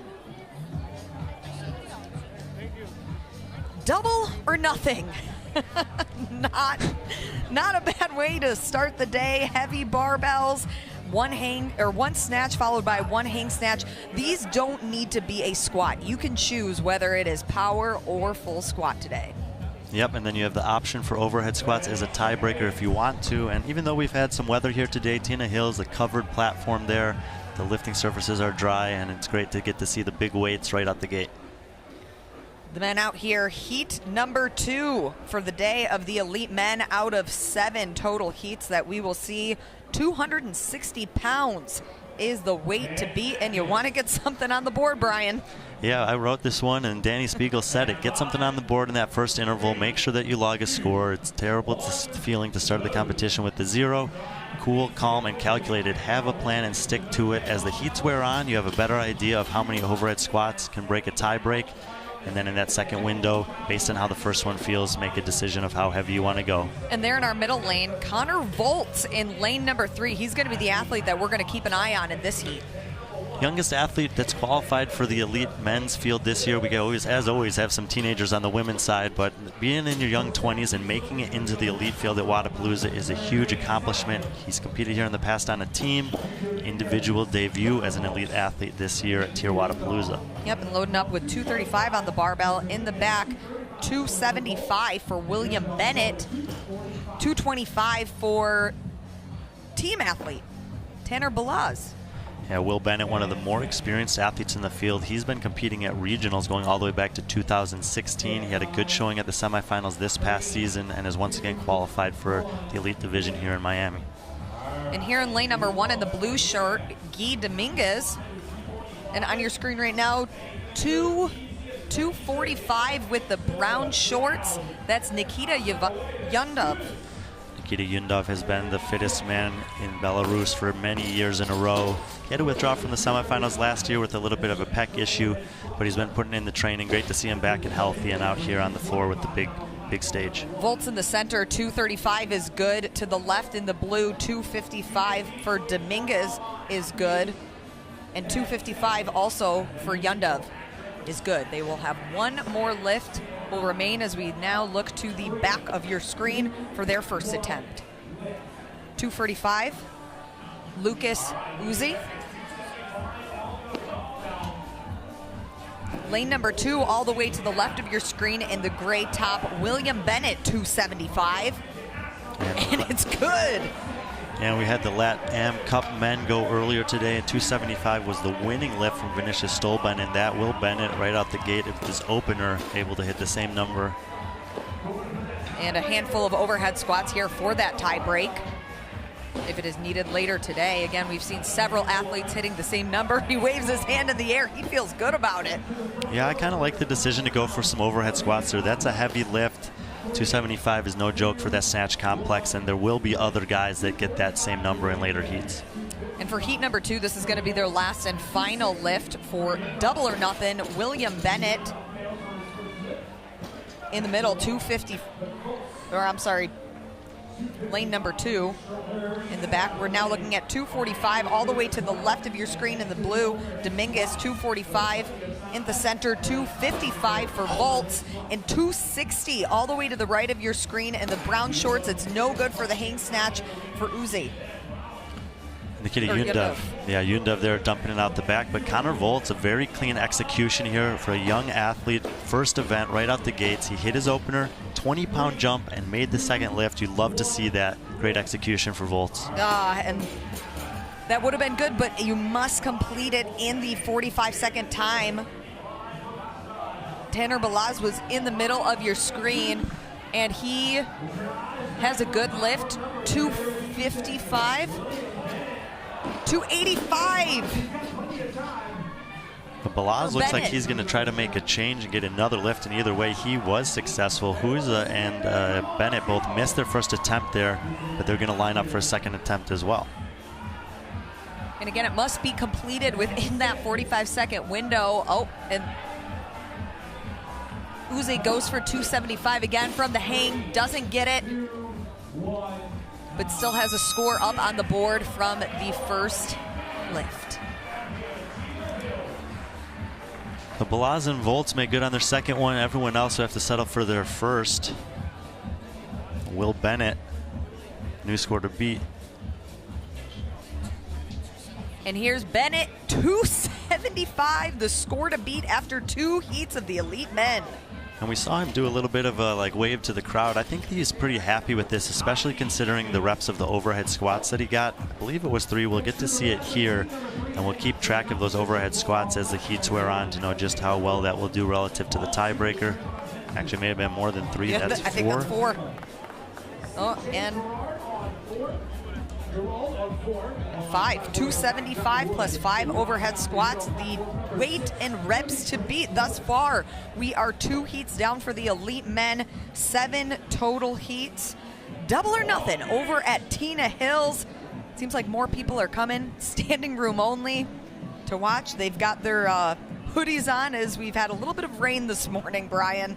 Yeah, it's a rainy day. It's a Thursday, but you know the fans are going to come out to watch the competition here at Wodapalooza, especially when the big weights are going up.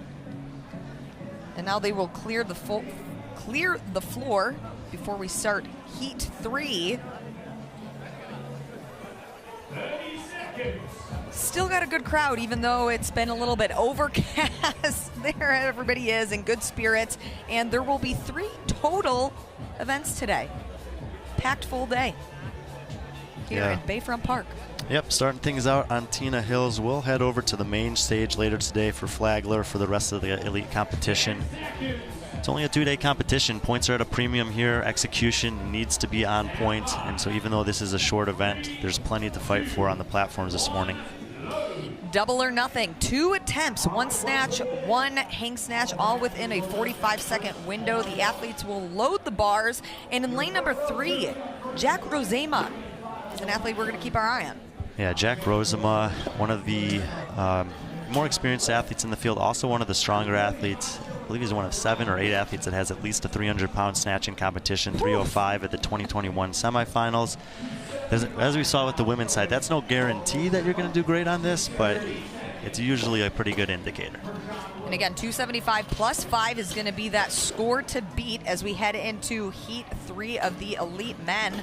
And Jack's got 275 as his opening weight on the barbell. Yeah, he was 12th or 13th here last year. Similar placement at semifinals last year. He made a podium at Crash Crucible. He's had a great season overall, and I think that very similar to Evan Rogers, he's one of these athletes that's just on the outside of making the games, but he is super fit and can definitely make some surprises. And there in the middle screen in that black shirt, Rosema, 275, 245 in lane number 1, Alexander Caron.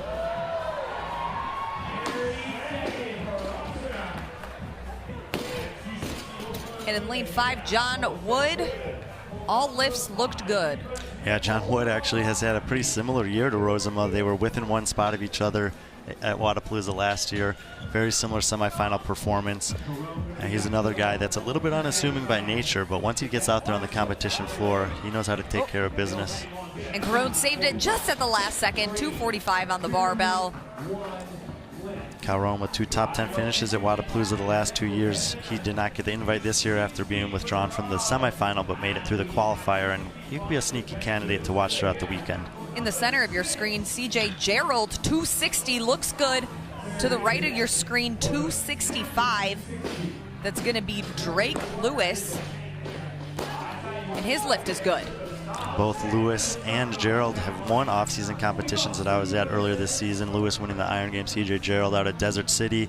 This is both of their first time here in Miami in the Elite Division. And this will be the heaviest lift we've seen thus far for the Elite men, 285. Yeah, when I was looking at this on paper, I thought that 90%, maybe a little above, was something that was within the realm of possibility, and Rosema flirting with just above that right here. And he makes the first lift, it's good. Now we'll go for the hang. And will he stand it? And wow. It's good. What a save. And going for some overhead squats. 285 is now going to be the new score to beat. The third overhead squat, Brian? Yeah, this will be 4 if he gets it, and just like Bennett, all of these reps could be huge in terms of tiebreak later on, and you see how pumped up he is by that too. The new score to beat, 285 pounds, 129 kilos. Out of heat number 3 for the Elite men of 7 total heats. Not a bad score to put up thus far. CJ Gerald going for 275 in the middle screen and the white 3/4 length shirt, and it's good. He will go for some overhead squats now. To the left of your screen in the gray shirt, Trevon Bennett, 270, and he stands it. His lift is good. John Wood at 280 all the way to the right of your screen in the all black. He'll go for the hang, and no good. That was Drake Lewis missing that one, but Gerald with the overhead squats has now surpassed Bennett in terms of the tie break. So he matched him on weight at 275, lost track of him there for a second, but either 6 or 7 on the overhead squats, which I think will put him second best thus far. And just about all the way to the buzzer. He was hanging on for dear life on that one, Brian. Yeah, some of these athletes' capacity to overhead squat is incredible at this percentage of their snatch weight. We saw Olivia Kerstetter do it literally up to the buzzer, and I think she had a few more in the tank to be sure as well. And here he is, Rosema, again, 285, the new score to be out of the Elite men on double or nothing. Yeah, and an amazing save here. This was the critical point of the lift. Great patience, great stability, great core strength. Once he got to the overhead squats, he looked really good. And then when you see him finish his 4th one here and drop the bar, you'll see just how happy he is with his ability. Some people do overhead squats and they do not have a smile on their face. I'm included in that, but he looks pretty happy about that the whole time. Yeah, I'd love to see that celebration from him there. I know how hard he's been working. He's actually a lawyer for the Army. He gets kind of paid to train to do this now, and he's capitalized on that opportunity. He's had, like I said, a great season and a great start here for TYR Wodapalooza 2024. Yeah, certainly not a bad start. Some heavy weights coming out of the earlier heats for the Elite men. Again, this was 4 out of 7. We'll see if that score holds up through the final 3 heats for the Elite men individuals. This is double or nothing. 45 seconds to make an attempt, 2 attempts, 1 snatch, 1 hang snatch. Yeah, I mean, if you want it, that max overhead squat serves as a tiebreaker. Tons of different options in terms of the strategies that athletes have gone for, but we know that they will come into play. And who are we keeping an eye on in this heat, Brian? I think it's got to be Austin Hatfield. He's the talk of the offseason after winning Crash Crucible, after almost making the semifinal in his first ever live competition. He's on a trajectory that's, usually it results in really good things, and opportunity for him to do something with the barbell here in the first event too. And the men now will load their barbells for that opening weight. 285 is what we're looking to beat through the 4th heat of the Elite men. Austin Hatfield there in the black shirt with purple leggings. And Hatfield, we have him listed in lane 3. This is Juan Ignacio Sforzini on screen. Hatfield is actually back there in lane number 4. Apologies for that. But Swarzini was second to Hatfield in the online qualifier. This is the first big competition that we've seen from him. So excited to see what he can do after having a great online qualifier to get here. There's Austin Hatfield. There he is. His name's on the back of his shirt and everything. Yeah. He's got the power stash going on too. And the West Virginia football jersey. He's born and raised in West Virginia there. Very humble guy, but very excited to be here. And like I said, the anticipation for him is as high as it's been in a while for an athlete who hasn't made the CrossFit Games. So we'll see what he can do. And they're all the way to the right of your screen in the jersey with the hot pink 245 in lane number 5, Harry Lightfoot. And it's good. Yeah, Lightfoot making the trip over from the UK. He had a great quarterfinal last year and up and down semifinal. Talked to him this morning, actually. He's really excited. He feels like his training's right where he wants it to be, and a good opening lift there to start things off. It's always good to prime right before TYR Wodapalooza because it leads right into the open in the season. Yeah, it's a great placement in the year overall. There's a reason that a lot of athletes, even internationally, make the trip out here. And here in lane number 2, Antonios Markinos, the 245 all the way to the left in the pink shirt. And Macaronas was the third online qualifier coming in, so it's Hatfield, Swarzini, Macaronas, and combined, the three of them have very little competition experience, so this is a great chance for us to learn about them the next 2 days. And 265 is good. And that speed under the bar from Hatfield is what we saw from Hannaford and a few other of the female athletes on that hang snatch. That is so critical. One down, one more lift to go for heat number 4 of the elite men. 285 again is the heaviest lift to beat thus far. Not only 285, but also those 4 overhead squats from Rosema. Super impressive, and no one approaching that yet in this heat. 255 for Lightfoot all the way to the right.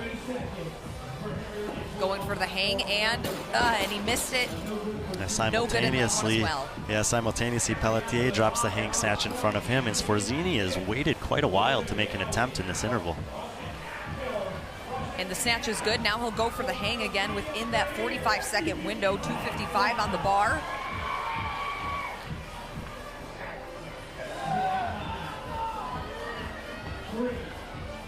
And that time stood it up right at the end. Yeah, different strategies with just those 3 athletes, but paid off for Swarzini there to wait as he did make the lift at 255. In lane 6, Kevin Jers, 280 on the bar in the tie-dye shirt on the right screen, and can't stand up the rest of the lift. Yeah, Kevin Jers has been the fittest man from Estonia for a couple years now. Great to have him over here. Oof. Hatfield almost had it at 285, missed the end of the lift. Sometimes still remains within that 45-second window, and he'll go for it again. Gets the first snatch. Will he have time for the hang? He will not. When we talk about the lack of competition experience, this is only his 3rd ever live competition, and he's only going to get 265 there. I think he's certainly capable of more, but maybe the game plan wasn't up to the fitness on that one. And again, remembering that this is just one of 3 events today, one of 5 total events throughout the weekend. A lot of strategy that goes into that, knowing that this is the first workout that you will be tackling of the weekend. And back to that 285 lift for him. Stands it, looks good, just can't get that hang, not enough time. I don't think we could hear it on the replay, but yes, I think the time had expired, so he didn't have a chance to go for the hang. 4 heats down, 7 total for the elite men on day 1 of TYR Wodapalooza, kicking it off with double or nothing.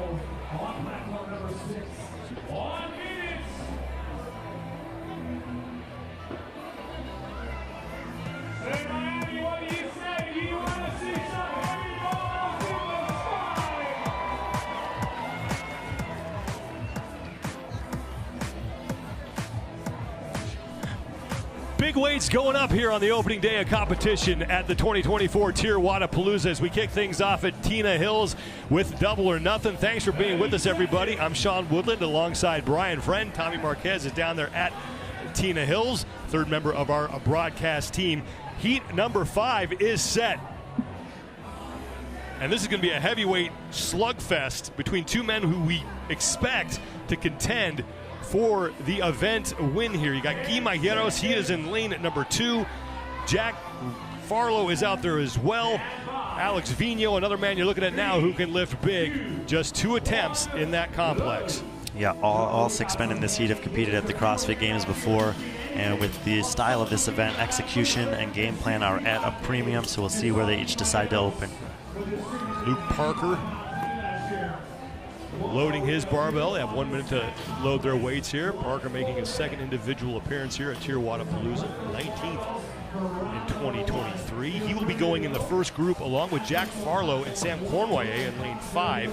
And then it's Guy Mayeros, Kaike Servani, and Alex Vino in the back rows who will go second. And that's big for Guy Mayeros. And not only do all these athletes have a CrossFit Games appearance under their belt, this is the 300-pound club. Sean, everyone in this heat has snatched 300 pounds in competition before. None of them have ever snatched as much as Guy Mayeros, though, who's got a 310-pound competition max. Jack Farlow is the other man we'll be watching in this heat. Had that impressive performance back in the games in the Olympic total. Yeah, you mentioned Guy and Jack out of the gates. Both of them have won an Olympic lifting style event at the CrossFit Games before, so plenty of not just strength, but also experience with the weights under the big stage. First round is underway. And Jack Farlow opening up at 260, middle of your screen. Sam Cornway at 255. And on the left is Luke Parker. Yeah, with all the accomplishments in this heat, it's only Sam Cornway who has podiumed at Wodapalooza before, having done that back in 2021. Parker missed his opening lift at 260. He's back on it now. He's through the first part of this complex. Second part is good for Luke Parker. Now we will move to Guy Mayeros, Kaike Servani, and Alex Vino. And Guy, starting at the top lift we have seen so far, that belongs to Jack Rozema at 285, and Guy is going to hit that no problem. That looks easy for Mayeros, and he has now tied Jack Rozema for the top score. Kaike Servani and Alex Vino both good. Servani at 260, Vino at 245. Yeah, and 285 for Guy will put him on the par with the weights for Jack. Jack did 4 overhead squats there. Guy, knowing he's got more in the take, opting to save it for the second window. Just made that 285 pounds look like it was an empty barbell. He's done that more times than I can count. Every time you watch this kid lift, it never ceases to amaze me how quickly he gets under that barbell. Yeah, the 2 things, especially with that snatch, that hang snatch that we look at, is the speed under the bar, the receiving position. And no shock that he is the overwhelming favorite on the He1 app from the fans to win this event. Jack Farlow at 280 is good. Right side of your screen is Sam Cornway, already under the overhead squats. Can't see the weight he's attempting right now. Luke Parker, left side's got 275 on the barbell. Looks like 275 as well for Sam Cornway. Yeah, and this is where we get into that critical overhead squat. Gerald did 275 plus 6. Bennett did 275 plus 7. So even though Cornway with a big lift, not as many overhead squats. Guy Mayeros at 310. Get out of here with this. And that will count for Guy Mayeros, 310. And that is going to be tough to beat. What a lift by Guy Mayeros. That is matching his competition best, but this time for a complex. I will be curious to see, though, Sean. Bronislaw Lenkovic is coming in a later heat, and he did not go for an overhead squat there. The 275 for Kaike Servani, as good as he continues to work through overhead squats. Remember, this is the same number that we saw Sam Cornway hit. Servani has the advantage going later, knows what he needs to beat Cornway. Yeah, those guys will join Bennett and Gerald at that number, so 275 is kind of that pile-up, which we saw at 175 and 180 for the women's side. 310 pounds for Guy Mayeros. Picture perfect. And he is your event leader. We still have 2 heats to go. Yeah, and I mentioned Branislav Alenkovic will be coming up. He does have the only heavier snatching competition, but this is phenomenal. Speed under the bar, receiving position, second to none for Guimayeros. Obviously the mobility to go with it, and watch this on the hang snatch. He is still faster in slow motion than most people are in real speed. Yeah, I wouldn't have even known that was slow in motion if I missed the live version. 3:10 on the board for Guimayeros. Jack Farlow at 280. Right now, that would be the third best lift that we have seen.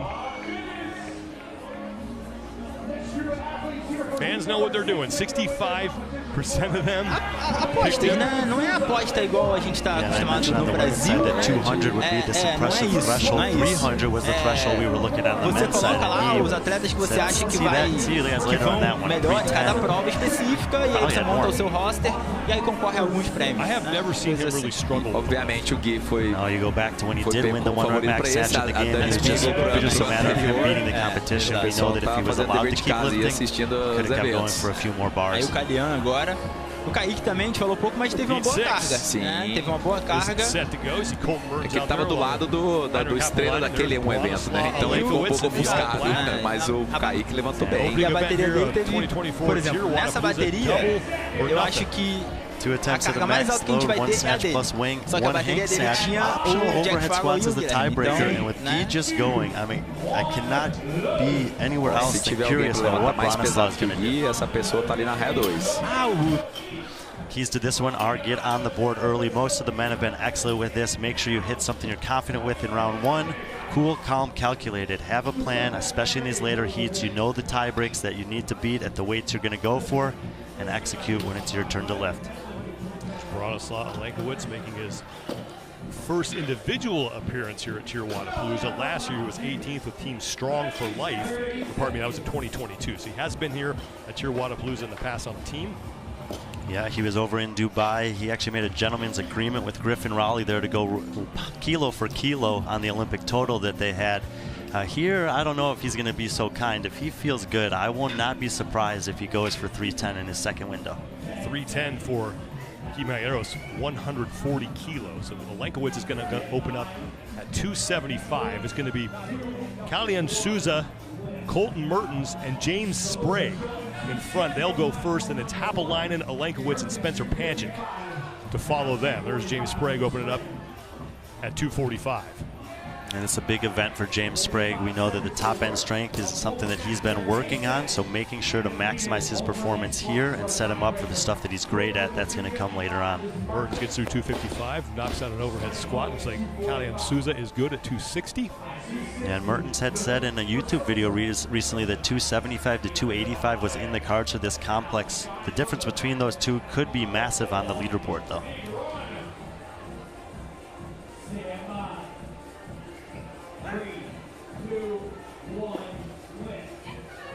Opening round now for Hapalainen, Alenkovic, and Panchik. Henrik Hapalainen had a top 10 finish here last time he competed. Spencer Panchik 2 years ago had a top 10 finish here, beating both of his brothers, so both of them with good experience in the past at Wodapalooza. Spencer Panchik, the only man of those three to not do any overhead squats, and 275 was no problem for Branislav Alenkovic. We'll see if he tries to go after Guimayeros at 310. Meanwhile, Souza, Mertens, and Sprague getting set for their second and final lifts. And Souza has the heaviest barbell right now of those three at 280 pounds. Souza, one of 4 Brazilians in the field. We got Gui Domingues, Guimayeros, Keiki Cerveni, and Souza. He's the last to lift here. 20-pound jumps for both him and Sprague in this interval. James Sprague's going to kick it off. He's through the first part. He's going to reset. Souza hits his snatch at 280, and Mertens is under 265. Now for the hang portion for both of those athletes as Sprague steps back up to the barbell. And it's a smaller jump for Mertens, but he makes good on it. We talked about the competition experience with Hatfield. Mertens a lot more of that, so probably very intentional that he only lifted 265 here. And James Sprague does get through on the right side of your screen in the white shirt. And that's huge for him. I spoke to him yesterday about this event, and he said if he hit 265, he would be ecstatic, and you can see exactly that.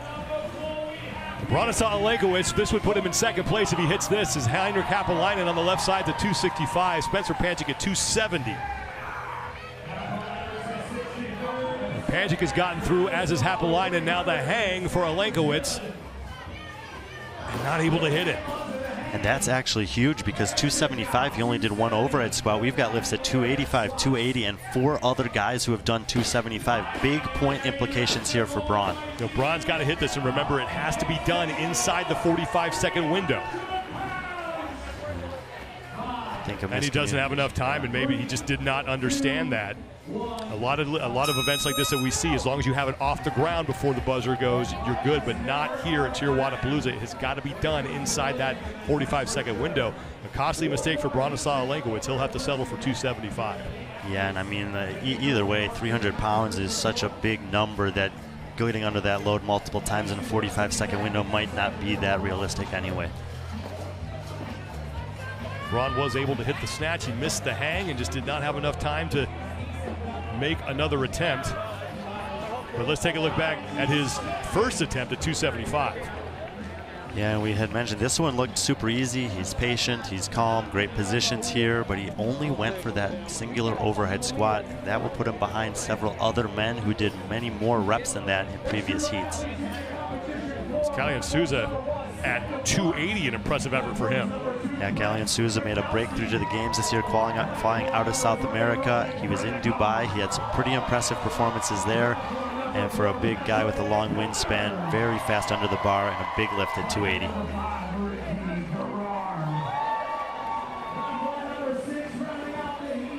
And able to get a couple overhead squats for good measure. Yeah, I think that'll be 1 rep short of Farlow from the previous heat, but as always, check competition corner later on today for the official scoring. People starting to pack Tina Hills here at Bayfront Park. The opening day of 2024 TYR Wodapalooza. Glad you're with us, everybody, as we are in the first event, the first of 5 events for the individuals here over these next 2 days. It's double or nothing, 7th and final heat on the stage at Tina Hills. And you said big weights, but this heat we got big names. 5 of the 6 men of this heat have podiumed at the CrossFit Games before.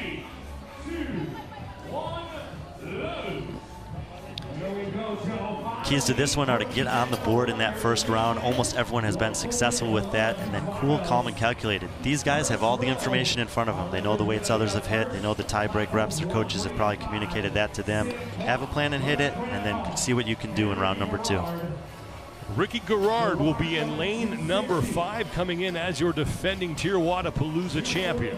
Yeah, and looming in the background there, the man he dethroned. Prior to that, Vellner had won 3 times, but Ricky has to be the guy to beat. He stood atop the podium 12 months ago. Quant, Krenikoff, and Garrard will lift first here in this group, and it's going to be Fikowski, Vellner, and Nick Matthew. And there is Roman Krenikoff. He's coming off of a competition win in Dubai a month ago. It's pretty rare for athletes to win 2 competitions between the big 3 in the offseason. Roman will be trying to do that over the next 2 days. He had a great showing at TYR Wodapalooza last year, did Roman Krenikoff. He was 2nd as an individual and also 2nd on team. As the first round is underway, Sam Quant hit 245. Krenikoff's good at 265 on the first part of the complex. And Garrard at 260 now in the hang. And look at how fast Quant is moving there on the left. I think he's going to try to get another lift in this interval.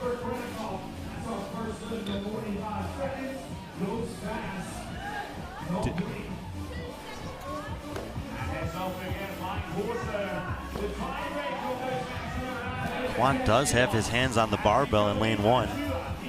Still lifting in the first window. There's Nick Matthew opening up at 265 in the signature crop top. Yeah, Nick Matthew having 2 great seasons the past 2 years. Become a regular at these style competitions.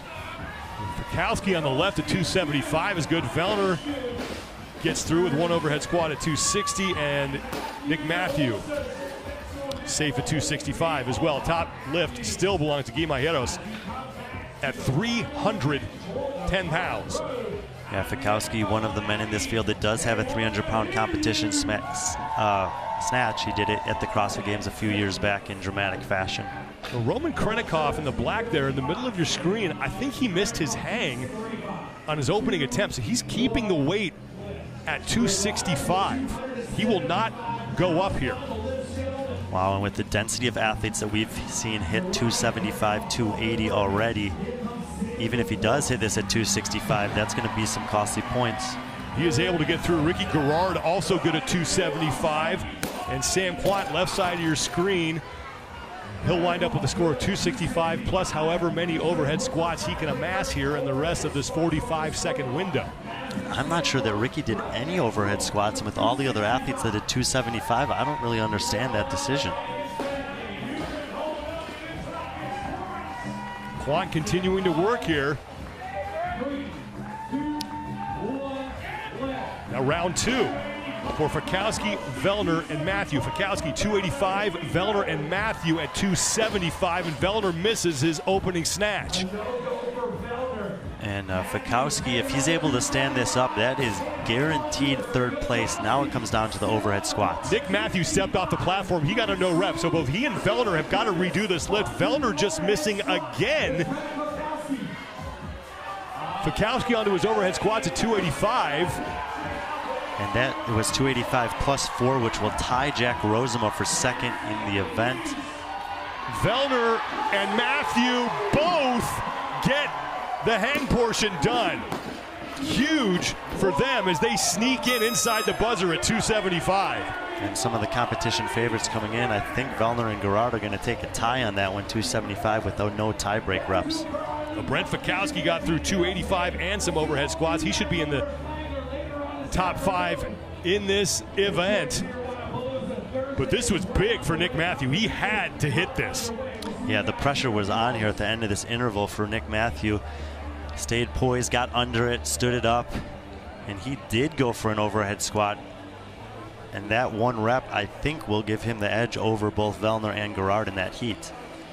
Meanwhile, Brent Fikowski, he was clean at 285. Yeah, and very focused. You'll see it here. After he hits the 285, he stays with it because he knew about those reps. I guarantee you he knew about those reps from Rosema. He hit 4, and that'll put him tied for second, only behind Guimayeros. It's Guimayeros, no shocker, 310, the only man to go above 300 pounds to win the event. Let's send it down to Tommy Marquez at Tina Hills. Thanks, Sean. Guy, 100 points to start the weekend, but we spoke just a second ago. You said you didn't really practice this event. How did you ultimately settle on the jumps that you were going to make? I didn't. So it happens all the time since 2017. Everyone saw that. I didn't know how much was in the bar, so I just was putting the plates, and it happened. So today, I was about to start with 275. That was the plan. I didn't know that people would lift more than that. So I started with 285 to already win overall into my heat. And then I felt very light. So I was like, okay, 295, but 295 is almost 305, so 305 is almost 310. So I just saw the little plates, and I was like, getting there, that's right. So 310 was, I don't know, because I felt very light on the 285, and that was it. It wasn't beautiful, but it was functional. It worked out. I think we have different ways of doing math and defining beautiful there, but you were one of the only athletes to pump up the crowd beforehand. This is a unique setting. What about this setting makes it special for you as a lifter? They are here to see this for the show, so I gotta give them what they want. So they want the show and they want to cheer. They want to see a show. They paid to be here. So I'm like, okay, let's give a show. So be part of it, and having them here and like cheering and all the yellings and everything, just pumps me up, and I just give them what they want. And it's crazy because it feels the bar feels really light when they're cheering. Well, you put on one heck of a show, Guy. Thanks and best of luck. Thank you guys. See you. 295 is almost 305. 305 is almost 310. So just throw more on there and do 310.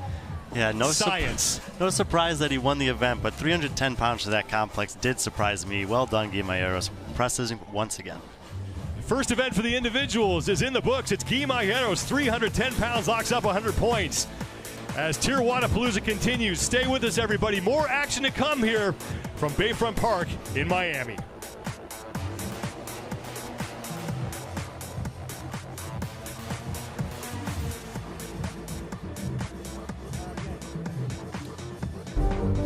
I'm obsessed with squeezing a little bit more out of me.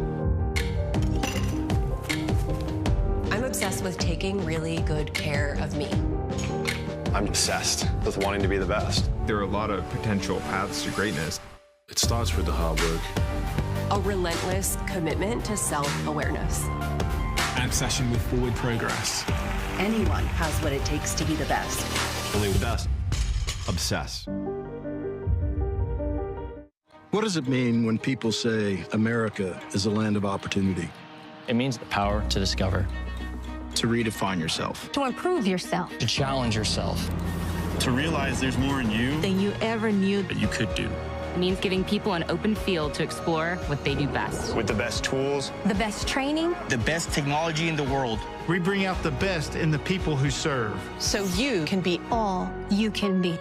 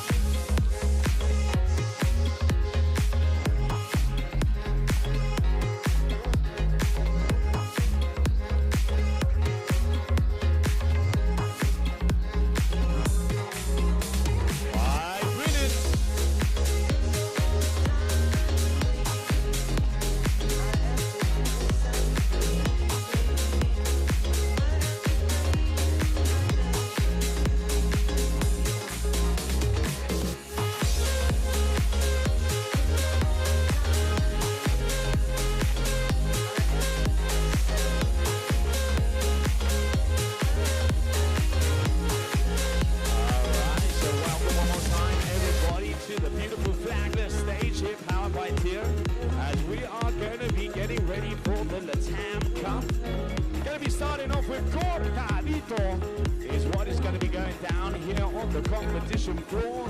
13-minute time cap, about 4 minutes until we start. Athletes be ready. Em 4 minutos, então, começaremos aqui a prova Cuartadito. TYR Wodapalooza, Miami, com narração em inglês, espanhol e português. Então, salve pra galera aí de língua portuguesa. Latinoamérica, Latinoamérica, eso es lo que queríamos ver aquí en Miami, que se note. Ahora veremos si viene un poquito de sol, un poquito de calor. Pero de momento, primer día, TYR Wodapalooza.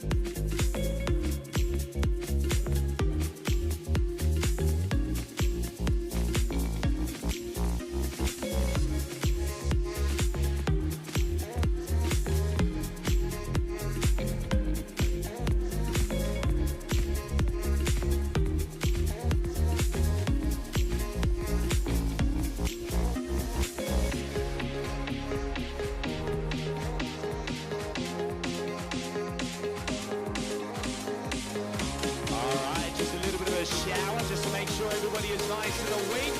Coming in at 1:30 in the afternoon here, day number 1. As we are going to get started with Cuartadito, powered by TYR. The LatAm Cup, 7 different competitions all the way across the South American continent. Athletes, 2 minutes. They started off in June and made it all the way to December. From Brazil to Guatemala, Argentina, Colombia, you name it, Mexico, they were there. Bronco, tell me about it. LatAm Cup, então, uma competição dentro do Wodapalooza para os melhores da América Latina. Foram 8 competições do México ao Brasil e eles estão aqui pelo primeiro título do LatAm Cup. 90 seconds, athletes. 90 segundos. The 2024 TYR Wodapalooza is underway here at Bayfront Park in Miami, Florida. A couple of drizzles on the lens. Nonetheless, people are here. The athletes are ready. This is going to be their second of 3 events of the day on Thursday afternoon. I'm Lauren Khalil. We have Brian Friend also on the headset next to me, and we're going to see the LatAm men kick off for the second event of the day. Yeah, this will be the pattern throughout the first 2 days of competition, with the LatAm divisions kicking things off and then the elite men and women following up. And because of that rain and the weather today, we had some changes to the workout, but we're going to have some dips, some barbells, and the athletes are going to have to advance through these movements for 210 total reps with a time cap of 13 minutes. Yeah. Weather being the factor, so they made a few changes to the workout. We'll see that play out on the competition floor. Agustin Raquelme here in lane number 5, probably the most well-known of the athletes who've qualified for this division. He's been competing twice at the CrossFit Games before. I expect this to be a pretty good workout for him. And right now we have 8 total men for the LatAm Cup here that will be competing. We will just have 1 heat for the men, and then we will move to the LatAm women. As they first move through the workout, we will start with parallel bar dips. 3, 2, 1, go! First look at Flagler stage here. And the athletes will have to turn and face the crowd. And the change here has been that instead of traversing on the bar with the wet conditions, it'll just be dips. They've increased the reps here to 30, 20, 10. Certainly good for TYR Wodapalooza to inquire about the safety of the athletes. You can see that it is raining out there. So they're just going to go through the dips and then move to the barbell. We have Vidal in first right now. 29 of those 30 reps. Hate to see what you're seeing there with Agustin Raquelme holding the pec there, cycling through some dips pretty fast, and then getting no rep back on the parallel bars. So And right now we have almost all of the athletes moving to the deadlifts. Then they will advance back to the parallel bar dips. They'll move through 30 reps here. The stagger on the barbells will be accounted for in the transitions. Once the athletes finish the 30, they'll run back to their chest piece to tag it before entering into round number 2. And we have Gallegos. He moved into second place, right behind Vidal, and then Goldbaum in third. It's kind of a two-part workout, so you got this 30-20-10 out the gates with the dips and the deadlifts, and then they'll transition to 2 totally different movements in the second half. So looking at the top of your screen, the way that the scoring head is going to work, it's going to show you how many reps of the accumulative reps of the specific movement are on. And of course, the leader will be in first in that blue, and then the second, third, fourth, and fifth place in the white. Goldbaum moving into second position as he moves through the parallel bar dips. Almost accumulated 20 of those reps. Yeah, Isaiah Vidal is the man out in front. He was 18th at the North American West semifinal last year. One of the most accomplished athletes in the field as far as the 2023 game season goes, who made it into the LatAm Cup. And Vidal, he was in the black. You could see him kind of trip over as he moves through his chest piece. Then he will go back to the bar to continue onto the parallel bar dips, and that is going to be his third and final round before he moves into part 2 of the workout. 13 minutos, Rocco, 13 minutos de time cap. He goes in second. He is making it through the final deadlifts before he goes back to the parallel bar dips. Goldbaum still sitting in third. And Vidal is now through 120 reps as he makes it through the front squats and bar facing burpees. That is the second part of this workout. Yeah, so the change there, again, just kind of taking away some of the dynamic gymnastics movements, making sure that athletes are safe out there on the competition floor. Stolben in the center of your screen right now, he's still making it through the deadlifts. As the athletes accumulate 210 total reps of the workout. Again, after the deadlifts, they will go right into the front squats. The reps 15, 10, 5, and then bar facing burpees 13, 20, 10. If you missed the coverage of the opening event earlier today on Tina Hills with the snatch, this LatAm Cup was something you had to earn your way into based on a variety of different competitions throughout the year in South and Latin America. So all these guys have had performances already this year that were good enough to get them on this stage. And this is also a new division. This is the first time that we've ever seen this division at TYR Wodapalooza, a competition that is known to have several different divisions, being extremely inclusive, and just another way that they can continue to provide other opportunities for athletes in their 12th year of the competition. Yeah, the partnership with Loud and Live has really just amplified the relationship between Wodapalooza and the Latin American community. They did have qualifiers through some of these competitions into the elite division this year. The evolution of it is this specific division for these athletes who've qualified through those competitions. Now, most of the athletes have made it through to those bar-facing burpees after they do their front squats at 185 pounds.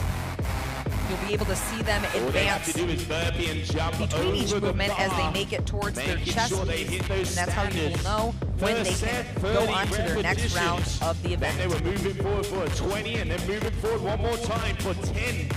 Final set being 10 reps. Isaiah Vidal had gotten out to the start early, and it seems like he's maintained that lead so far. You see in the middle of the floor with the all black, continuing to chip away at the burpees. And then it looked as if Augustin Riquelme was holding his shoulder as he ran all the way to the end of the screen on the left. Not on your screen anymore. We'll check back into that in just a bit as most of these athletes make it through that first set of 30 bar-facing burpees and then make it back to the front squats. All right, so eyes on that second set of 10. Vidal with the pain face on, and he's getting towards the back half of this workout, and the reps on these front squats are they're 15, 10, 5. It's just in that rep range that's so tempting. Yeah, you might want to drop it, but you also are telling yourself there's no reason to.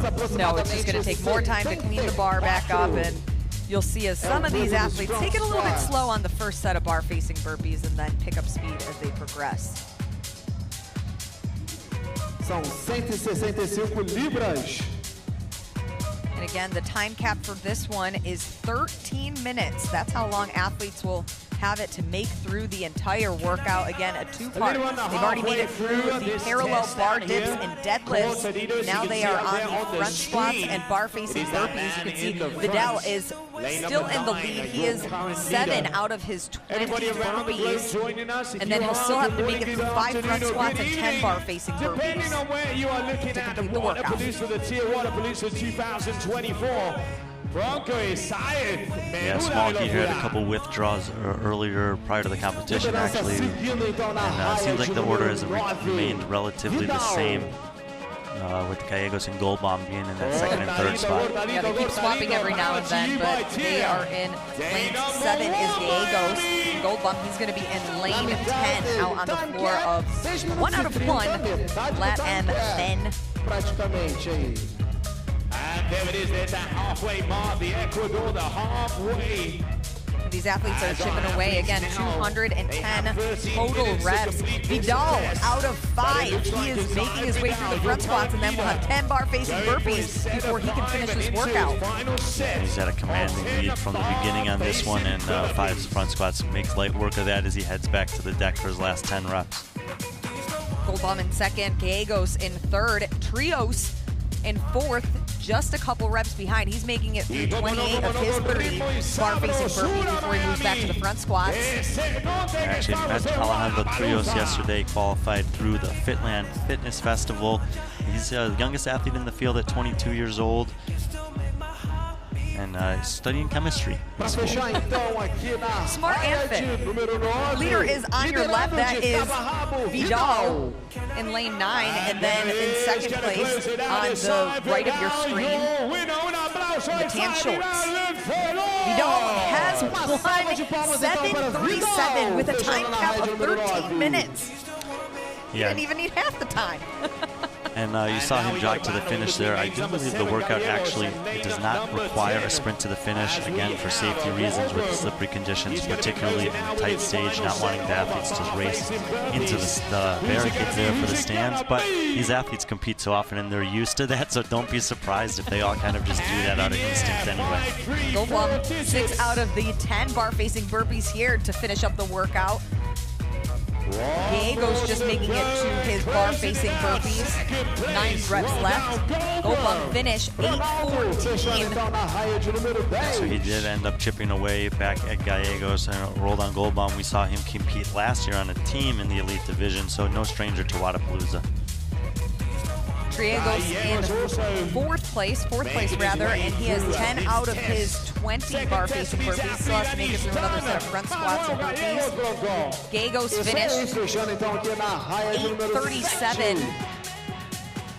About a minute behind our first place finisher, Vidal. Overall time of 7:31. A couple athletes still on the floor here making it through that final set of bar-facing burpees. Putting one of the heaviest weights on. We're second to last set of bar-facing burpees. They're in the round of 20. They still have to make it through 5 front squats and then 10 additional bar-facing burpees. Stolban there, great lift this morning, 275 on the complex. Comes in as a leader on the back of that lift. Alejandro Trios, one of the top just a couple reps left as he finishes. Trios 10 burpees left, and he's picking up the pace now so he can get across the finish line. And as you said, time cap probably not going to be an issue here, so everyone should have a chance to finish. They had these contingency workouts ready to go. The weather, of course, is something you never want to see, but great on Wodapalooza for having an alternative option that can keep the athletes safe. And communicating it quickly with the athletes as well. Trios finishing with a time of 9:47. Again, nowhere near that time cap of 13 minutes. We have just about 3 minutes remaining. Seguimos então com 2 atletas. Na raia 8 nós temos 3 athletes here still on the floor. Na raia de número 12 nós temos Luiz. Primo making it through that set of bar-facing burpees. This is Luis Cacacho. Luis qualified through the Greatness Fit Fest competition earlier this year, representing Guatemala. Now he's going to go forward his burpees, and then he will finish under that time cap.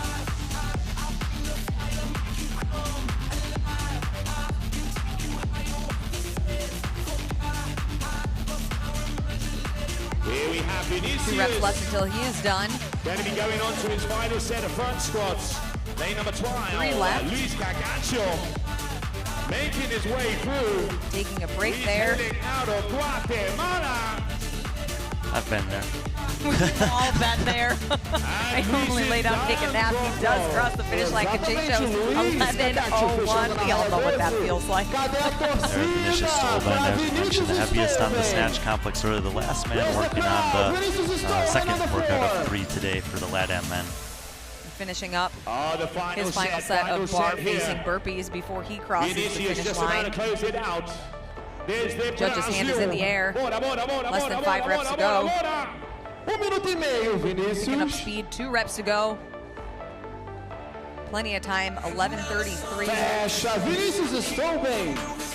Primo crossing the finish line, and that's going to be it for the LatAm men. Only 1 heat from this one out at Flagler. What's the detail? Second event of the day. We will take a look at the Women LatAm Cup coming up next. Again, just 1 heat, and they will take the floor in just a few minutes.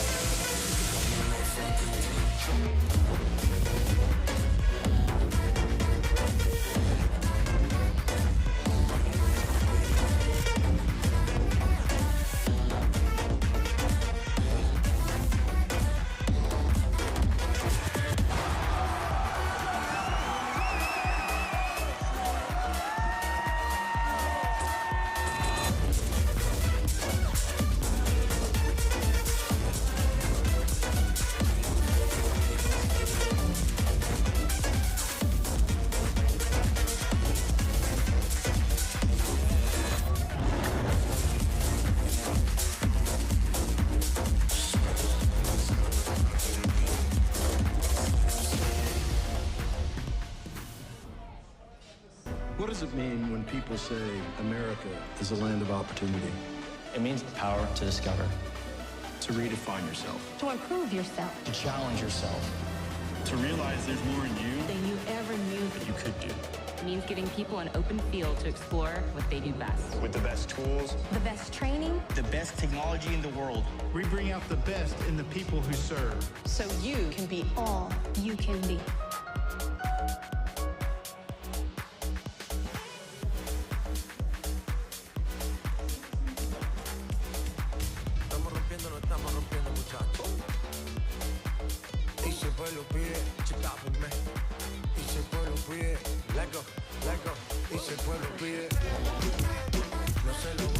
Bueno, sabrosura y ritmito.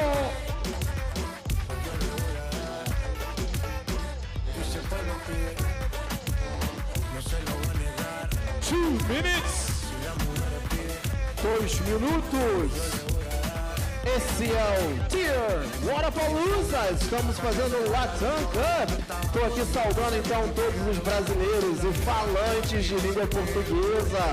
Cadê a galera que fala português? Tá aí? Boa! Hasta abajo así soy yo, Yankee Pasta me inspiró. Bajo fuerte como Ron, falda con mi pantalón bailando reggaetón.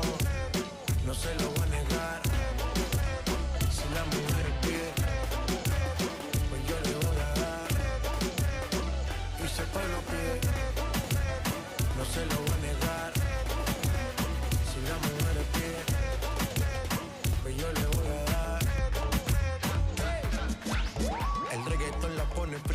se pega como Kiki, como lluvia con el wiki wiki. La vida loca como Ricky, no te la de Piki. Que yo te he visto fumando triple, tú sabes quiénes son. Me resaco de montón, Dios bendiga el reggaetón, amén. Hasta abajo así soy yo, Yankee pasta me inspiró. Bajo fuerte como Ron. Y si el pueblo pide, no se lo va a negar. Si la mujer pide, pues yo le voy a dar. Y si el pueblo pide, no se lo va a negar. Si la mujer pide. Event 2 for the LatAm women at TYR Wodapalooza at Bayfront. We have now moved to Flagler. I'm Lauren Khalil alongside Brian Friend. 2 out of 3 events of Thursday to kick off the event. Absolutely. We saw the heavy lifting on Tina Hills this morning. They've moved to the center stage here at Flagler for the remainder of the day. LatAm men done, LatAm women up next. Paulina Haro, Brian, 190 pounds for the complex. Yeah, she's a young athlete out of Mexico. She's known for her Olympic lifting prowess, and she put on a show this morning, 190, taking the event win by 10 pounds over Fernanda Dado. But now we're taking a look at Cortadillo. Some changes due to weather. Athletes will be tackling the barbell dips. No traverse due to some of the rain out there, followed by deadlifts, then moving on to front squats and bar-facing burpees. We just have one heat for the LatAm women out here today. Yeah, the changes were made this morning. The athletes were briefed accordingly with weather being in the area. The competition directors decided to make the change regardless. It so far has proved to be a good decision as the rain continues to sprinkle down. So rather than what we saw on the screen, we're going to see a 30-20-10 bar dip and deadlift to start, followed by a 15-10-5 front squat and a 30-20-10 bar facing burpee.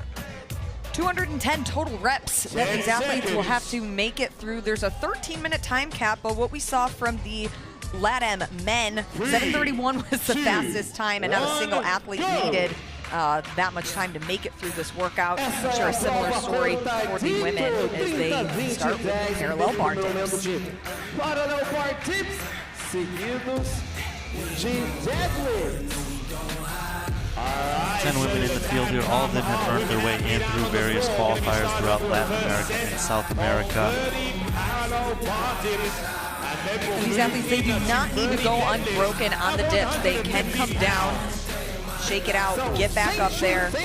After they finish the dips, they then will have to go run to their chest piece and then come back to the barbell. Or excuse me, they will go right to the barbell, and then after the deadlifts, they will go to the chest piece before they start round number 2. So it looks like we got Mexico over here. Our lane 7 leader right now is Mariana Meza, making it through that set of 30 deadlifts. 26 years old out of Mexico, made her way through here through the Black Challenge competition. Mexico hosts nearly 2,000 athletes itself when they put it on, so winning the elite division there, placing high enough to get this invite, quite impressive. Going back and forth with Ana Martinez, also on your screen, moving back to set number 2. Now she will go through 20 of the parallel bar dips in set 2 of 3 of this first part of the workout. Liderando então a mexicana Mariana Meza, seguida de Emily, cadê a torcida de Emily? And as athletes make it through this part, they will have 120 total reps between the parallel bar dips and the deadlifts. 210 reps through the entire workout, so a little more than halfway as they make it through this first part of the event. Meza out to a nice lead here. A little close battle behind them with, I believe, Andrade and Martinez. Pretty close on reps on the parallel bars. Coming down, shaking it out. Those parallel bar dips, Brian, they accumulate 50 total reps. 60 total. 30, 20, 10. And I think that unless that's something that you're exceptionally good at, there's no need to go for massive sets there. Small sets, calculated breaks can certainly pay off. It's the first half of the 2-part workout, and you can make up some time on those burpees on the back half. Yeah, you certainly don't want to blow up early on those, knowing that that's just halfway through this event. As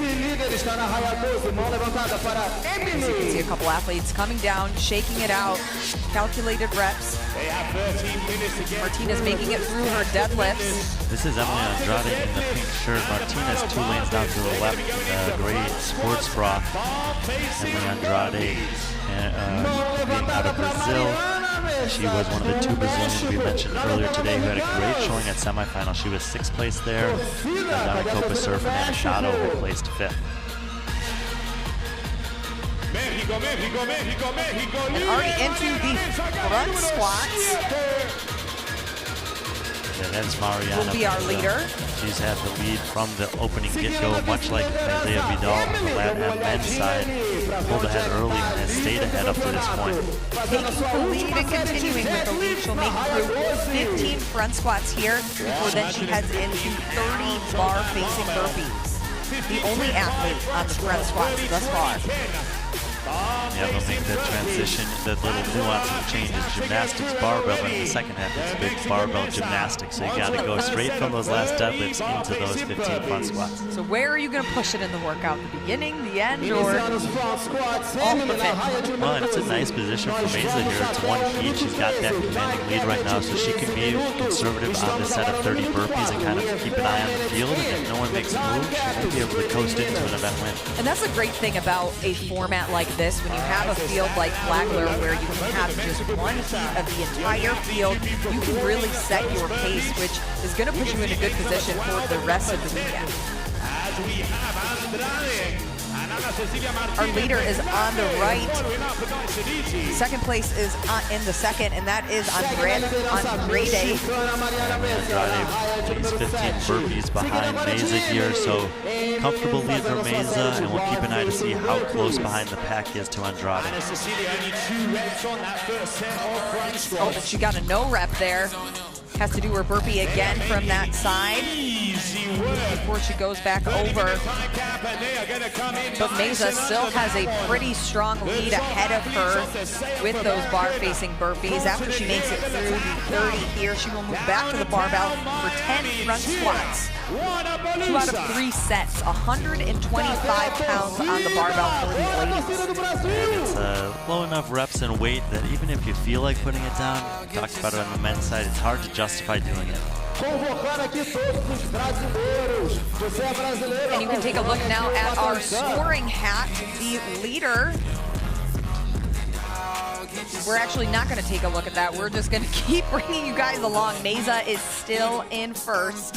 She is our overall leader with Andrade in second. She is going to be right there on your screen in the middle in the hot pink shirt, still going through that set of 30 burpees, and she got a no rep again on the burpees, has to go back to the other side to redo it. And in the background there, we see Sasha Nieves and Fernanda Dado, who are still both working on the dips. I think Dado may finally have just finished those up. We talked about how 60 dips is no joke, and a couple of the athletes spending quite a bit of time back there. And Meza here, she's in her second set of those 10 front squats. Brian, we were talking about a rep scheme of 15, 10, 5 at 125 pounds. So you're going to feel like you want to drop it, but you probably shouldn't if you want to get a good lead here. No, and you see her put the pain face on there, but she's committed to it, gets the 10 reps done, and again, she has this little lead that she's built for herself. I'm sure she has an eye on Andrade over there and knows that as long as she maintains a steady pace on the burpees, this event should be hers. Yep, no other women in sight right now. We have a couple athletes that are in that set of 30 bar-facing burpees, but quite a hefty lead that we're seeing from Meza, similar to what we saw in the heat before with Vidal. Yeah, hard to tell. I think that Ana Martinez is leading the pack as far as the third place race is concerned. So Mariana Meza way up front. Andrade seemingly second, and I believe Ana Martinez currently third. So these athletes will make it through the 15, 10, 5 front squats, then 30, 20, 10 bar-facing burpees, all under a 13-minute time cap. They will not need to sprint to the finish due to safety. You can tell that it is still wet out there at Bayfront Park. Nonetheless, we do have spectators out here starting day one cheering on these athletes, which is great, especially as we have a new division out here, Brian. Yeah, absolutely. You know, there's oftentimes at least one day at Wodapalooza that it rains, but usually it's not a deterrent to the fans. People who decide to come down here, doesn't matter. They know what this competition is, and they want to see these athletes throw down. We would love to have sunshine in Miami, but at least we have good fitness going on in front of us. We do have Andrade. She's making it through those bar facing burpees still. A couple more athletes in the front squats. Mesa here on your screen as she makes it through her final set of front squats. Just 5 reps left, and then she will complete 10 bar facing burpees to finish Ortadillo. Yeah, and there you're seeing the white Sasha Nieves head did make her way through the dips. Eventually, she got 15 front squats done, and she'll start in on a burpee. So all of the athletes have made their way to the second half of this workout. 200 in total reps for the second workout. Just 5 reps left for Mesa as she completes event 2 of the day. Nobody is in her peripheral vision right now to finish anywhere near her time, as she has crossed now the finish line, finished that workout, all 210 reps. The winner for the LatAm women, Mariana Mesa. Yeah, Mesa was she was the leader early, and as we thought, when she got to those burpees with the lead she had, she didn't need to necessarily accelerate to the finish line. It was just a matter of staying steady and earning a nice event win there. This morning on the lifting event, she was towards the top of the pack as well, a 3rd place finish, so she's likely going to be the overall leader after this one. And then in lane 10, Martinez, she pulls ahead, and it looks like she will take that 2nd place finish with 1 bar facing burpee less, and she has finished her 2nd place winner for the Women's LatAm Cup. Yeah, we had thought that Andrade kind of had that 2nd place position locked up, and Martinez was leading everyone else. It turns out that the front squat slowed Andrade down a little bit, allowing Martinez to accelerate and take 2nd place overall. Martinez, one of the more accomplished competitors in the field with some great team experience, but she was 8th on the lift this morning. I expect her to continue to climb up the leaderboard over the next several events. And Andrade with just 1 bar facing burpee left. She picked up a lot of speed there. She will take your 3rd place overall for the LatAm Women's Cup. Again, just 1 heat for these ladies. That'll be a 5th and 3rd for her, so a pretty good start to the competition for Andrade as well. A couple more burpees as these athletes finish well under the 13-minute time cap. Oh, there's another no rep on a burpee. The right side of the screen here, I believe that's Ali Voss who's coming in. Voss has had a 6th place finish this morning, so that's 6th and 4th through the first 2 events for Voss. And right next to her, looks like she's going into her final set of front squats there on your screen. A couple of our athletes, 1 round left as they finish the 2nd event of the day, Ortadillo out in Flagler. Oh, and we're going to have a race here, Brian, for these final bar-facing burpees. Just 10 left. Who can do it? Oh, we had a belt malfunction, had to fix her barbell. Giving her competitor a window to make it through. Just 3-4 reps left. 3 bar-facing burpees. I think Vera Valdez is going to get a couple reps ahead of Mary Jose Vargas here. Edges her out. Valdez.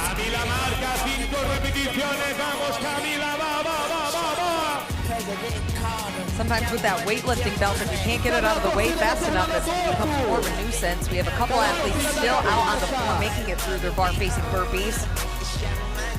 But in a workout like this, I didn't really expect to see a race with so many reps for these athletes to get through. Fernanda Dotto in the black shirt there, grinding through some burpees. Sasha Nieves on the screen here, working through her front squat. She was the last one to get off of the parallel bars and into the 2nd portion of Puerto Rico. 1 front squat left, and then she will advance to her, I believe, final set of 10 bar-facing burpees before she can cross the finish line. You see a couple of competitors there cheering her on. Dodo there with the black shirt. She's just got 3 more bar-facing burpees. Some of her competitors telling her, come on, you're almost there. Vamos a darle ruido a Camila, vamos a darle ruido a Camila. Ya lo tiene, ya lo tiene.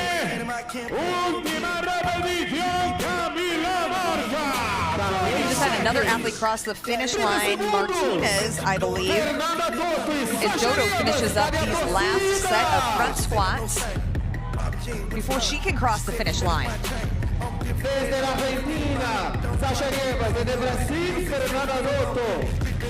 Again, just one heat left of the LatAm women as Dodo finishes up those bar-facing burpees. Almost done here.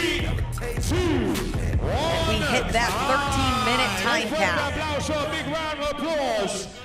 To all the LatAm women athletes out here. So Mariana Meza, incredible performance, kind of replicating what we saw from Isaiah Vidal in the LatAm men's heat. Both of them taking an early lead and holding on to it. Ana Martinez with a come from behind pass of Emily Andrade to take second for the women there in LatAm. Second event of the day, Portadillo at Flagler. These athletes will have one event remains to close out Thursday. But we're going to go back. Meza, like you said, Brian, started out as our leader and finished strong as the leader. Nobody in her sights for most of this workout. Yeah, with a couple of the changes that were made due to the weather, those parallel bar dips factoring in big time. Meza showing some great proficiency there, staying steady on the front squats and the burpees, and coasting into an event win here on Cortadito. Not a bad way to be halfway through the first day of TYR Wodapalooza out here at Bayfront Park. Oh, yes. Hands in the air. It's not often that you get an event win on Flagler stage, so great job for Mariana Meza. Their well-earned celebration. Not a bad way. We will have the elite women coming up next. Again, just 2 heats for them. We will have 2 heats for the elite women. We will see them shortly.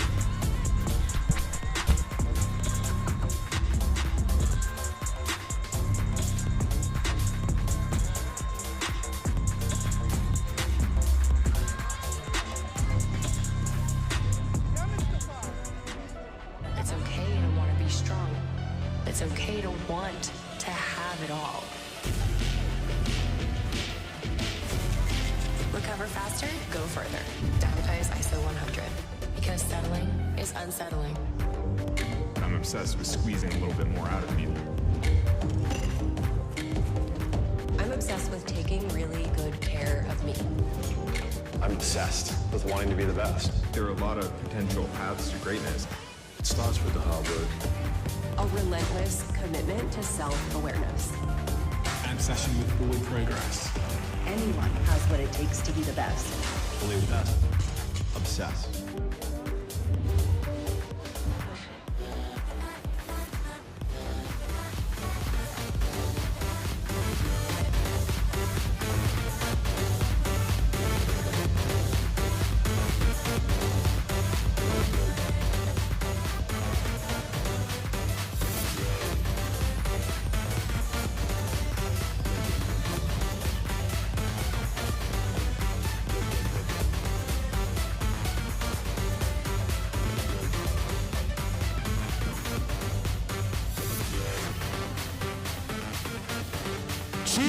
Athletes, 2 minutes.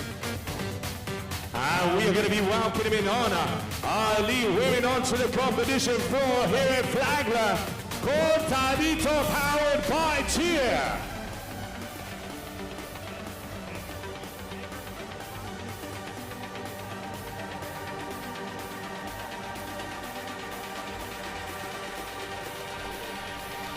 Event number 2 for the 2024 TYR Wodapalooza. Portadillo out on Flagler. I'm Lauren Khalil. We have Tommy Marquez alongside me, and Brian Friend is now on the floor for the elite women's second event of the day. They first lifted heavy, and now they are using some barbells and getting a little gymnastics out there, Tommy. Yeah, there's a few things to keep in mind. First and foremost, like, you got to respect the dip here. This is a very unusual format for the dips for most of these athletes, especially given the width of those parallel bars. And then smart breaks early. You know, we've had some adjustments to this this test based on the weather, so maybe take a break here or there to help gauge before stomping the gas in the back half. And when you think of 60 total dips, that's a lot over the entire workout, and we saw that kind of bite some athletes when they didn't break them up early. So we're definitely going to be paying attention to that. But some athletes that we're watching in this heat, Allie Weiss and Freya Moosberger. Yeah, some athletes that have some high-level competitive experience. You know, Freya Moosberger, a Games athlete just a couple years ago, missed qualifying, trying to fight her way back into those upper echelons after the lifting test that maybe wasn't her best this morning, an opportunity to boost herself up the leaderboard. Yeah, and she's also made some changes to her training camp and program. She's now a training think tank athlete. One athlete that we will be watching as these athletes make it through 2 different parts of Cortadillo. They will first tackle 120 total reps between the parallel bar dips and deadlifts at 125 pounds. These look smooth for Moosberger. Yeah, we're seeing just a small hit from some of these athletes, something to pay attention to across the entirety of this test. These first showed up at the Games a couple years ago and League Lift Elevated. A lot of athletes, as they got tired, kind of negated the dip portion and weren't using that kit to help elevate themselves and get lockout. So look for some athletes like you see on the left side of your screen, the teal and the long pants. Really efficient kit, could save some of the lockout position which you'll need towards the end. Yeah, and as these athletes move through 30 parallel bar dips, then they will advance to 30 deadlifts. There's Allie Weiss on your screen, another athlete that we are going to be paying attention to in Cortadillo. Yeah, out of that CrossFit Invictus group from San Diego, a well-storied program, an affiliate cup champions this past year. They're making some moves over to the individual side. Anytime you see some of these young athletes that have team experience in the next logical step is maybe making a push for individual. And it looks like nearly all the athletes have now advanced through the deadlifts. This is just one of 3 rounds that they will make it through the parallel bar dips and deadlifts, then touch their chest piece and make their way back to the dips. Our athletes were briefed this morning. The rep schemes 30, 20, and 10. A little unusual technique here. Elizabeth Lazard really leaning into the forward part of that dip there. Not really using any hips whatsoever, almost kind of negating her momentum with the way her knees are moving. But you know what? Doesn't always have to be pretty, especially if she's moving that quickly through this movement. Just got the work done, and she is your current leader. Now she has advanced to her set of 20 deadlifts. Again, athletes will make it to 120 total reps between the dips and deadlifts before they advance to front squats and bar-facing burpees. That's almost half the work just in the front part of the workout. 20 more lanes of competition. Wishart again there on your screen as your leader. Just 4 reps left before she makes it back to the dips. And this deadlift really isn't much for these elite athletes. It's really putting the onus on intensity for this section because most of these athletes can rip through these deadlifts in their sleep. So really trying to make quick work of it, not spend too much time at this movement, rifle through these and get to the next section. We also saw Moosberger on your screen as she was making it through her final set of deadlifts. She makes her way back to the dips. Allie Weiss making it through her second set of dips already from the back. Yeah, that's right. Last 10 repetitions, and then they're going to go into front squats and bar-facing burpees. Wishart just 3 reps left on the deadlift. Lane number 10, your number 1 out there at the moment. As your current leader of the first elite heat of women. Speaking to some of these athletes early on around how this test evolved, you know, a lot of them were really focused on upper body pushing with, you know, the triceps and shoulders for the dips, and then some of the pulling that was going to test the grip a little bit, but now with the hang clean top into a deadlift, just switches it up slightly, so gonna adjust what type of athletes are going to succeed here, particularly with some of the athletes that maybe would have preferred that deadlift. And Wishart is your only athlete that's on the second part of this workout on the front squats. Rep scheme is 15, 10, 5. Again, 125 pounds on the bar, followed by 30, 20, 10 on the bar facing burpees. Something that we saw in earlier heats as early leaders tended to be the eventual winners. So I'm curious to see how that plays out with the elite women. Well, one aspect that also changed too was the skill component. Originally we had bar muscle ups with fatigue can really stop you in your tracks. At this point, with a relatively moderate front squat for these athletes, And then bar-facing burpees, all of these athletes have proven their drop in general capacity to where they can suffer these bar-facing burpees. If you can get a decent enough lead here, there's not much skill-wise that's really going to stand in your way. Certainly no reason for Wishart to need to move very fast through the burpees quite yet, as nobody is in for peripheral vision just yet. And in lane number 6, also Jessica Anderson is your top 3 so far, but it can change, And it looks like to the end of your screen, we do have a couple other athletes on the front squats, possibly in lanes 19 and 20, Katie Gaming and Gabrielle Spence. But we're back to our leader, Wishart, still making it through that set of 30 bar-facing burpees here. Working on her first set of burpees over the bar. As we cross over that 5 It seems like, especially in that early LatAm heat, most of the athletes kind of fall into a similar rhythm as far as these bar-facing burpees. You're not really going to speed up too much until you get to that final set when maybe you're emptying the tank. You're really just kind of grinding through this first set of 50 in the round of 30 and 20. Right to the right of her in the teal top, that's going to be Rose Scott. She is also making it through her set of bar-facing burpees here. And then right next to her, I believe Graham Boosbruger is also in her set of bar-facing burpees. We're seeing a couple different techniques, primarily for these athletes because the rules are a little bit different on getting over the bar. You're seeing that step up out of the bottom of the burpee allows them to almost do a gather step for the jump and right over. Something that most athletes that are watching from home are quite familiar with, and that's usually a sign of fatigue.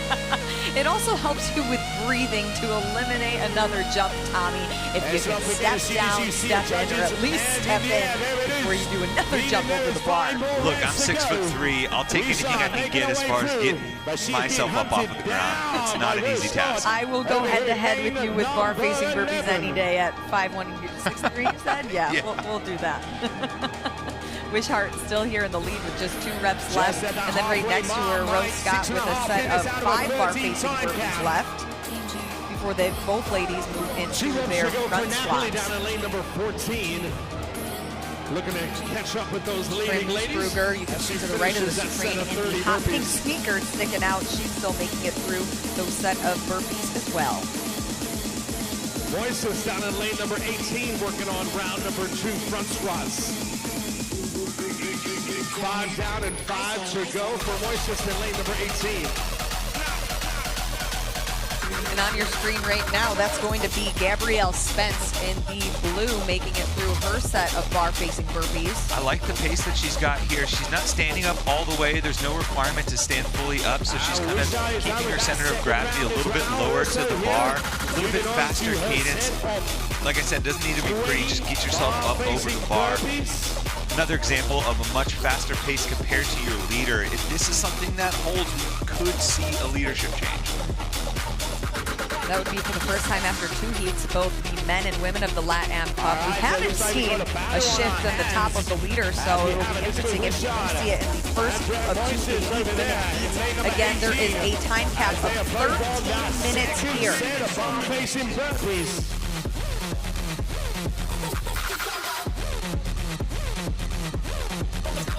Again, rep scheme is 15-10-5 for the front squats, 30-20-10 for the bar-facing burpees, accumulating 210 total reps. 4 burpees remaining in that second round of 20.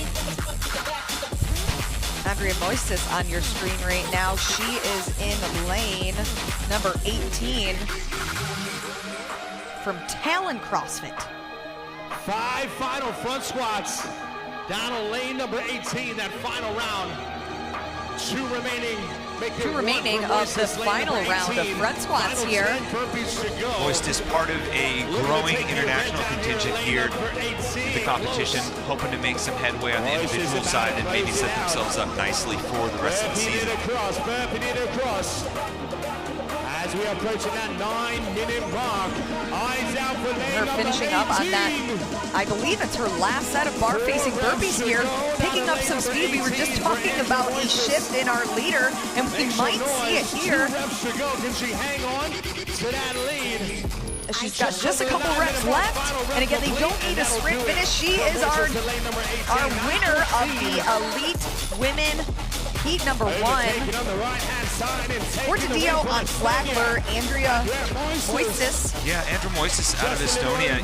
This is her first appearance at Wodapalooza. She was able to go to semifinals last year, 34th in Europe. A lot of times you see athletes, they finally break through on the CrossFit Games season, and then they decide, all right, let me parlay that into some out-of-season competition at some big ones like Wodapalooza, trying to build that base as far as elite competition is concerned. Another athlete in lane 7, Julia Hannaford, looks like she just crossed the finish line. Doing phenomenal in the first event of the day, double or nothing. Yeah, snatch. You know, Hannaford got the win, and that thanks to the tiebreaker for the overhead squats. I had a chance to speak with her afterwards in the athlete area in the back, and you know, she's just here to get experience. She said her main thing is to really learn from some of the other elite athletes, and maybe it might go the other way depending on how she's doing so far. Well, when you look at an event like TYR Wodapalooza, I mean, think about last year we saw Paige Powers. That was really her first time that we saw her in a competitive environment just move on up to the top of the leaderboard. That this is a great opportunity for athletes to dip their toe in against the competitive field of these other elites. No doubt, and Hannaford, this is her first appearance at Wodapalooza in the elite divisions, and you know, she was 8th at Oceania. She's not far off as far as qualifying for the games is concerned. So, you know, she's with that big contingent that's working with Royce Dunn right now as their coach in the back, and you know, there's a tight-knit group of Oceania women right now that are all collectively trying to make some waves here in Miami. Several other athletes have crossed the finish line under that 13-minute time cap. Rose Scott with the arm up in the air. You know when you're just so sore, Tommy, after a workout that your limbs are everywhere. I think that's the international sign for bar-facing burpees. Oh, and then in lane number 1, Nina Rokovic crosses the finish line. Nina also had a strong performance in that first event with the lift double or nothing. She hit both of her lifts from the opening heat too, so she didn't have the advantage of seeing everyone else game it. You know, talking to her team back there, doing pretty good to start the weekend. These athletes will wrap up. Most, I think, are in their final set of front squats and bar-facing burpees. Portadillo out here and Flagler, 210 total reps for their second workout of the day. More athletes crossing the finish line there. Lane number 10, Elizabeth Wishart, oh, I'm sorry, that was lane number 19, Katie Cannon, just crosses the finish line.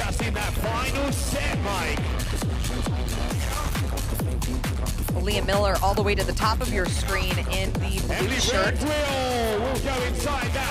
Emily Rethel that just crossed as well. Another one of the Invictus athletes coming out of San Diego. Leah Miller looks like she will make it to her final set of those 10 bar-facing burpees. Hopefully get them in under the time cap. Best hair in the game, though, Tom. Oh yeah, training out of the she's out of that cowboy weight contingent. She's training with Sean Sweeney. Under Sean Sweeney, yep, out in Nevada. Had some flight troubles on the way out, but when I spoke to her before, she seemed pretty calm and excited to improve upon what was a 20th finish at North America West semifinals and continue to stack some bricks. And she did cross the finish line under that 13-minute time cap. Second event of the day. Yeah, everybody knows how that feels. So relatable. But you want to make sure you got a good seat all weekend long. Event 2 of the day, Portadillo on Flagler. This is heat 1 of 2 for the elite women, and then we will advance to 2 heats for the elite men.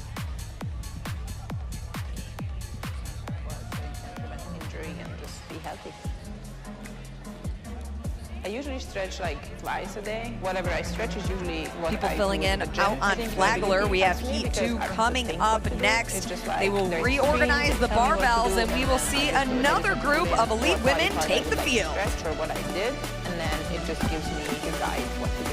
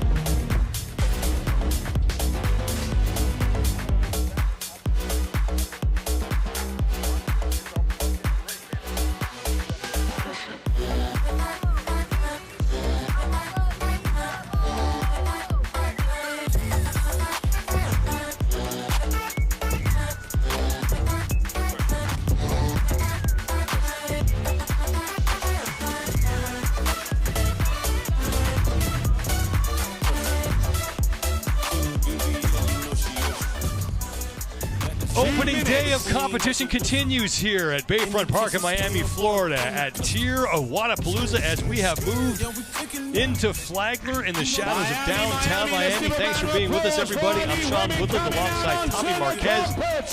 We have Brian Friend down on the competition floor. Second of 2 heats for the elite women is up next in Cortadito.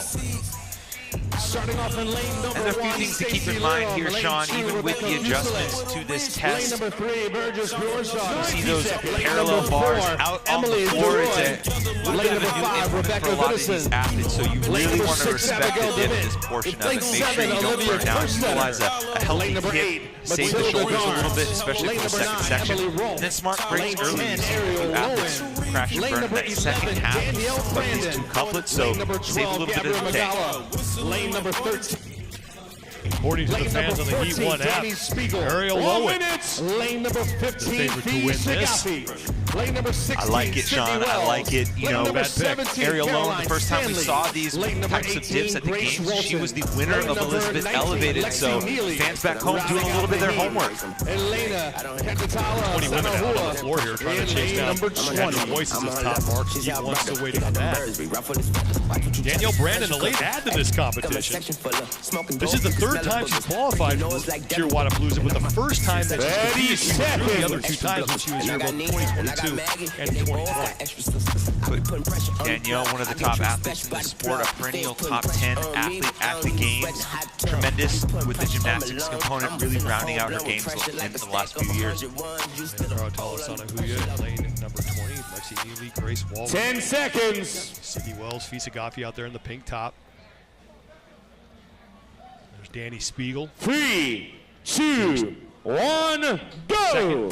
All right, Joe, here we go. Heat number 2, your ladies. 30, 20, 10. We're going to start those parallel bar dips parallel deadlifts, 125 then pounds into 30 for the ladies. Right into that couplet, 15 and 10 and 5 front squats. Yeah, so originally they were going to have to break up this first set of dips into different sections. So you'll have to traverse the bar, do a set of dips, traverse it back, another set of dips, traverse it again, finish with dips. Thanks to the weather now, we're just going to swing in place, knock out these dips. You don't necessarily get that break where you're spending time reversing. So let's see if our top a little bit more onus on figuring out what exact rep range is going to work number for you. 10. There we have it. This is Ariel Lowen, who is out front on the deadlifts in the middle of your screen in that black weightlifting belt and blue top. See Rebecca Fuselier at the bottom of your screen. There's more women working to the barbell for the first time here for 30 deadlifts. When they complete this set, they have to go and touch their chest piece, and then they move back to the parallel bars. It's like Olivia Kerstetter in lane 7 is the only one of 2 athletes who's still on the parallel bars. And also in lane 18, Grace Walton still in that portion. Here comes Olivia Kerstetter in the gray top, moving to the barbell. Ariel Lowen is the first woman back to the parallel bars. Uncomfortable position for some of these athletes. I was back in the warm-up area watching them play with the parallel bars because the width of them, the set width, is a lot wider than most of them are used to. The women in particular were having a little bit more difficult time in terms of dealing with the width of the parallel bars relative to the men, just because of the positioning where their shoulders are. Barbell won't be a problem for Olivia Kerstetter. A chance to make up some ground here. Now just about the entire field back to their second set of parallel bar dips. 20 reps they need to complete. Kerstetter is done. Lowen, meanwhile, is on to her second round of deadlifts. She is blowing the field away here. Rebecca Biddison, I believe, is in second place behind her, as Lowen is still the only woman, I think, on her second set on deadlifts. The official time for each athlete is being kept on the floor by the judge. And something to keep in mind here because of the restrictions in space, there is no race to the finish. When you complete your final rep, that's when time is called. Now you do have to get to your finish, Matt, to just eliminate the chaos on the floor. And that's one of the aspects that has been adjusted this season with TYR Wodapalooza working with the PFAA to increase athlete safety, better work with them to figure out floor guidelines, what's necessary, what's not, in order to hold a safe and legit competition, and that's one of them. Ariel Lowen knocked out her final set of 10 bar dips, and now she's onto the barbell for the deadlifts for the final time. When she completes this, she will move right into her front squats. A set of 15, then a set of 10, and then a set of 5. And in between those sets are 30, 20, 10 bar-facing burpees. Lowen followed by Karatala, Sanahuya, Magawa, Brandon, and Stanley, your top 5. Trying to chase down Andra Moises' top time, and we're still awaiting that official result from Heat 1. And a lot of fans back home are feeling pretty pumped that they picked Ariel Lowen right now. She is cruising. Mentioned how good she was at Elizabeth Elevated, had no problem with the dips, and right now you're starting to get into the meat of this workout with those 30 bar-facing burpees. And, you know, Ariel has been so good at refining her game to build this gas tank for the later parts of these tests. Great example of that, semifinals, when she got into that bar-facing burpee box jump over, race with Alex Gazan, and that's just one aspect of her game that she's really elevated. Elena Karatala-Sanahuya is still in second place, trying to hold off Gabby Magawa, who's starting to put a little pressure on her.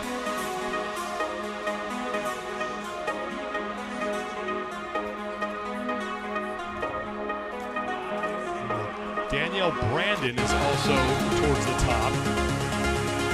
Taking a look at Karatala-Sanahuya. Rebecca Biddison here is an athlete that's coming off a rookie appearance at the Games.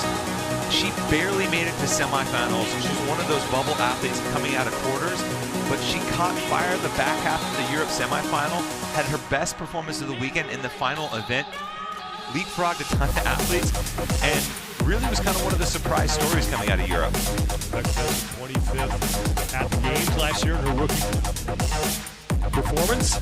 Making her first appearance here at Wodapalooza as an individual. And she's no stranger to competition. She's competed at a high level at the Games.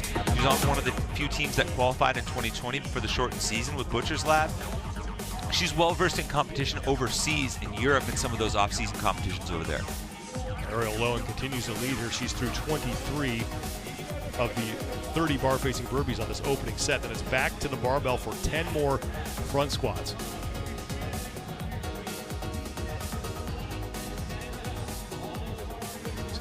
Center, who's still towards the back.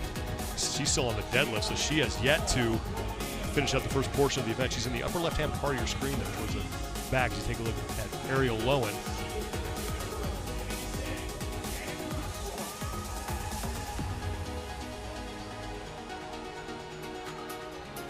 Ariel really kind of stepping into the upper echelon of athletes coming off the podium finish at the Games. You know, a year ago, there was a little uncertainty around, hey, what's the next step for her? How's she going to elevate her game? A strong performance in Miami was really a setup for a strong performance throughout the season, and we've just seen her continue to grow as an athlete over the last few years. Emma Carey's starting to creep up as well in lane 13, so we'll keep an eye on her. And it was at this point last year for Emma Carey, we started to see a new kind of tool in her toolkit. She was used to coming out hot early and then getting reeled in by some of the more experienced athletes. We spoke to her at Wodapalooza last season. She said, I want to start a little bit slower and really start to build as we come into the later parts of these longer, more grueling tests like this one. And I think this is, as you mentioned, an opportunity to keep an eye on her to see how she's able to execute that. So Ariel Lowen, she is towards the upper right-hand part of your screen.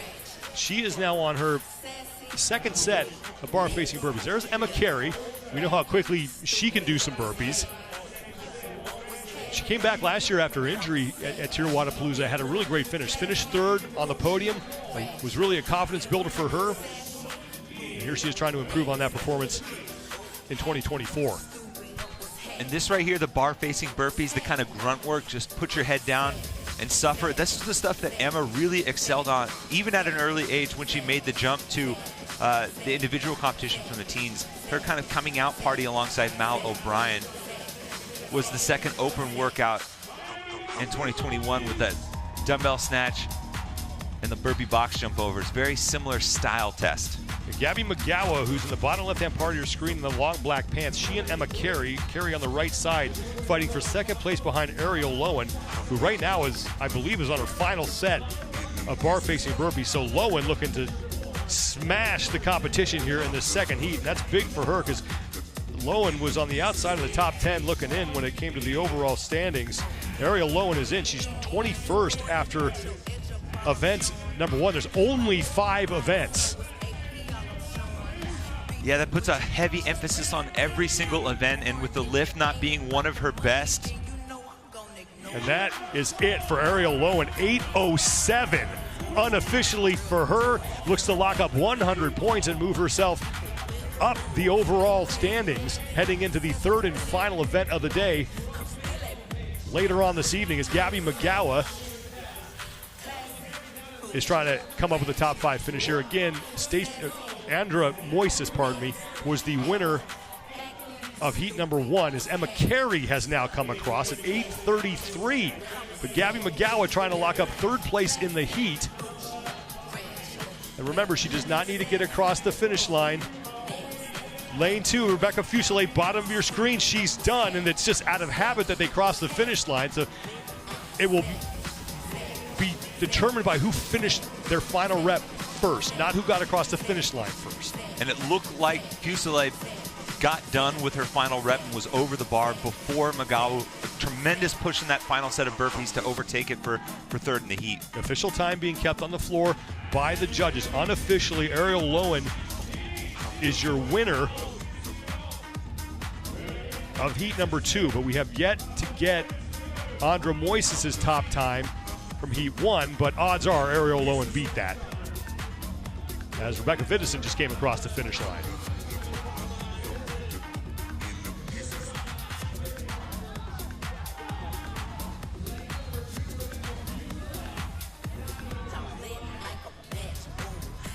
"13-minute time cap here, second and final heat for the elite women. After this, we'll transition over to the men's side of the competition. It looks like Emily Rolfe just came across.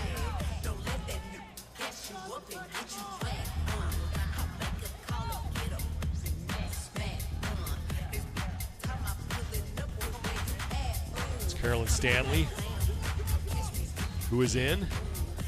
Carolyn coming off her rookie appearance at the games. She finished 27th. Competed at Wodapalooza in the past. She was 25th back in 2022. About 2.5 minutes to go here before we hit that 13-minute time cap. Stacey LatAm is across the finish line. Saw her finish up at the bottom of your screen. Abigail Domit, she just finished on the right side.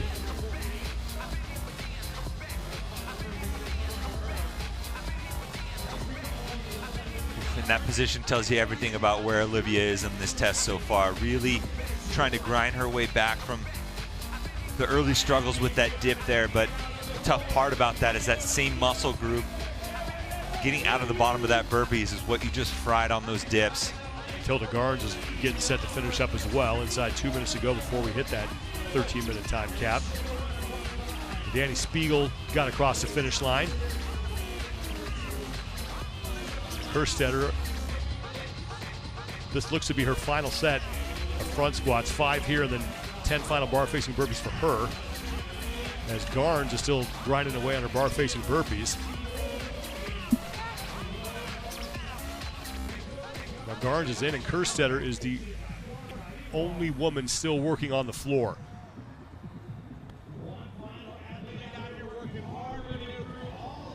Olivia was the Rookie of the Year at the Games this season, finishing 16th as the 3rd consecutive year we saw a teenage athlete forego the team competition and choose to opt up as an individual.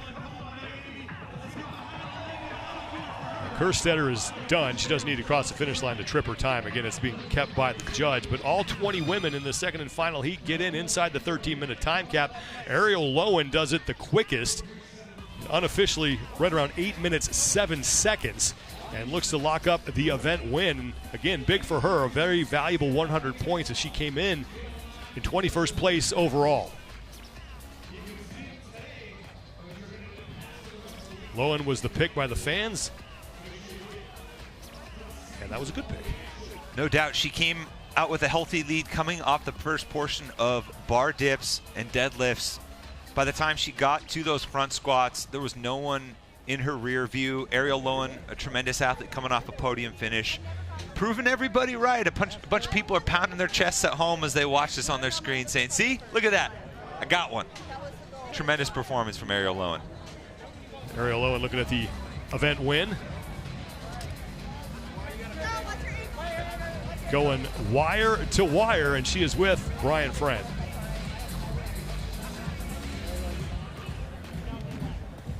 Parallel bar dips and aerial Lowen have become synonymous in competition. Was this something that you expected coming out here? My goal was to go out hot because I do love dips, and it kind of worked out well. I was waiting to blow up, but it never happened. I gotta love that. When we have the weather and we have the changes, how do you approach that from a mental aspect, adjusting any game plans or getting ready for an event that maybe you weren't expecting? I love it because I never practice events.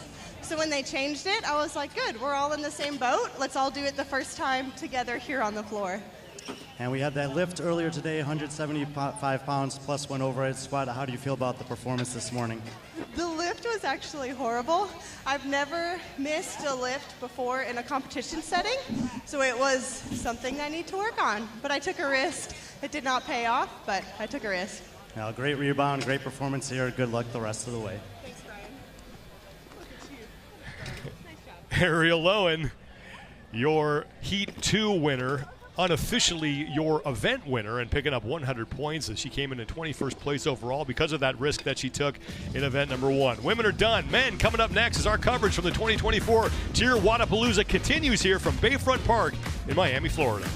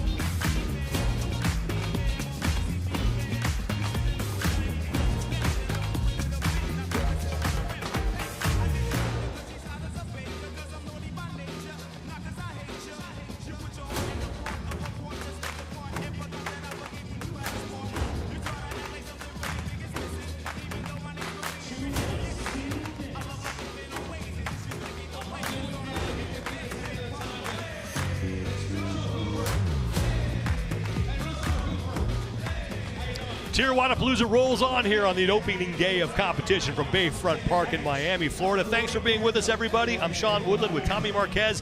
Brian Friend is out on the competition floor. The women are done. The elite men up next, first of 3 heats in Cortadito. Tommy, keys to this event. Well, you're going to have to respect the dip here, Sean, especially with this implement on the parallel bars. Make sure you take some smart breaks as well early to save yourself, particularly in the back half when we have a little bit of interference with some of that upper body pressing motion and as this workout starts to wear heavy. Lane number 10, Alexander Caron, that is where he will be working. Yeah, Caron, a former individual podium athlete here at Wodapalooza just a few years ago.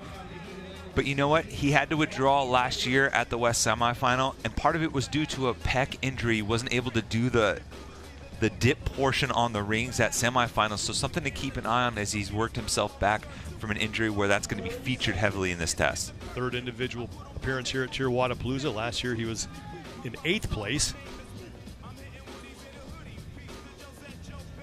Tanner Balaz in lane 12, another guy here who could have some success here in this event. Yeah, hoping to kind of rebound from an event like the snatch that wasn't his best. He's an individual, or sorry, mostly an individual rookie. He competed at the team games with Training Think Tank, so something to keep an eye on as a smaller athlete who can perform well. Finished 22nd with Training Think Tank at the games in 2023 on their team. First individual appearance here at Wodapalooza. Competed on the team here as well. We open up with the 30 parallel bar dips and then 30 deads.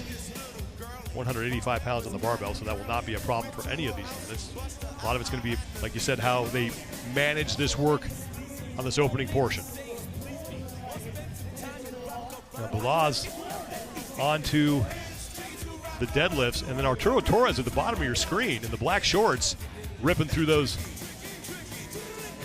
deadlifts. And there is Balaz, who's been to semifinals as an individual before. 30 reps here, then back to the parallel bars for 20. Balaz getting a few no reps. Looked like maybe he was bouncing the bar just a little bit, going a little bit too fast trying to get through those deadlifts. Arturo Torres is now back onto the parallel bars ahead of Balaz. And Evan Rogers in the gray shirt onto the dips as well. And here comes Jacob Hart, left side of your screen. Nikita Yundov is also onto his second set. Opening heat, first of 3 heats here for the men as Balaz is now done. Back to the barbell for 20 deadlifts as Arturo Torres continues to lead in this opening heat. And Balaz has now moved into second place behind Torres.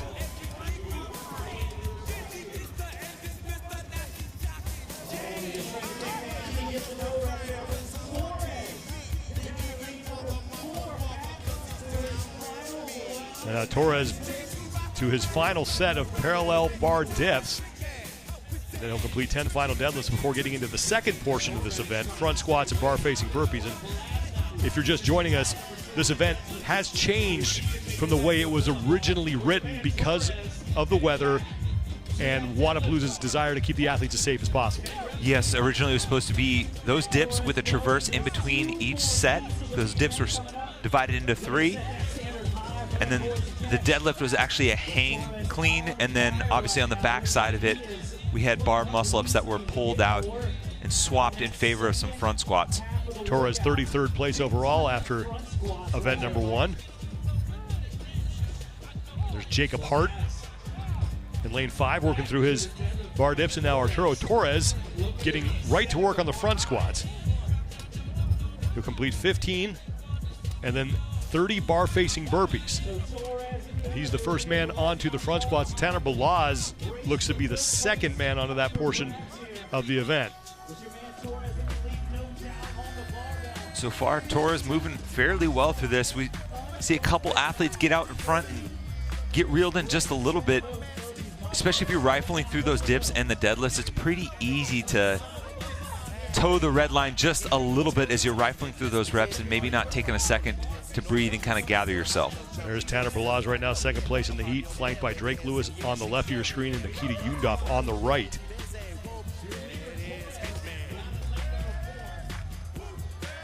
Arturo Torres onto his first set of bar-facing burpees in this final couplet. Got a no rep there.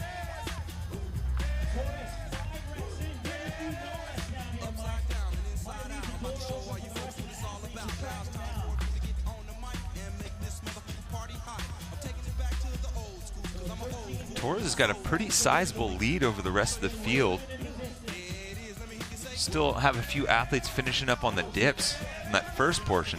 We have 3 other men who are on the front squats. Balazs is one of them, and now more men getting into that portion as both Drake Lewis and Nikita Yundov have the barbell in the front rack. This is Lucas Uz in the black, left side of your screen now, who has moved into second place behind Arturo Torres. Hughes out of CrossFit Ghana, the French team that was one of the surprise podium finishers at the Affiliate Cup just a couple of years ago. Also his first individual appearance here at Wodapalooza in 2022 at TYR Wodapalooza. He was 13th with the French GoWod team. And as you mentioned, CrossFit Ghana, 3rd in 2021 at the games, and then followed that up with an 18th place performance in 2023, the next time they made it to Madison, Wisconsin. Torres continues to lead on his bar-facing burpees here.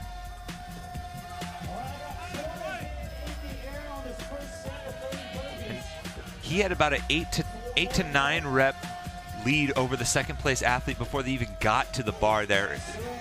In a test like this, that is a significant chunk, especially as fatigue starts to set in. Torres is done, and now he'll move back to the barbell. 10 front squats for him. As you take a look at Lucas Hughes from France.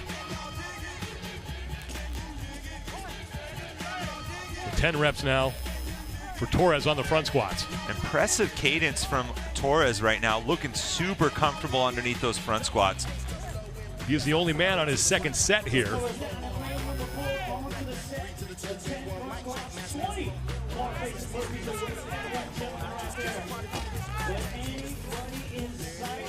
This is his first individual appearance here at TYR Wodapalooza. He was at the North America West semifinal last year, finished 46th overall.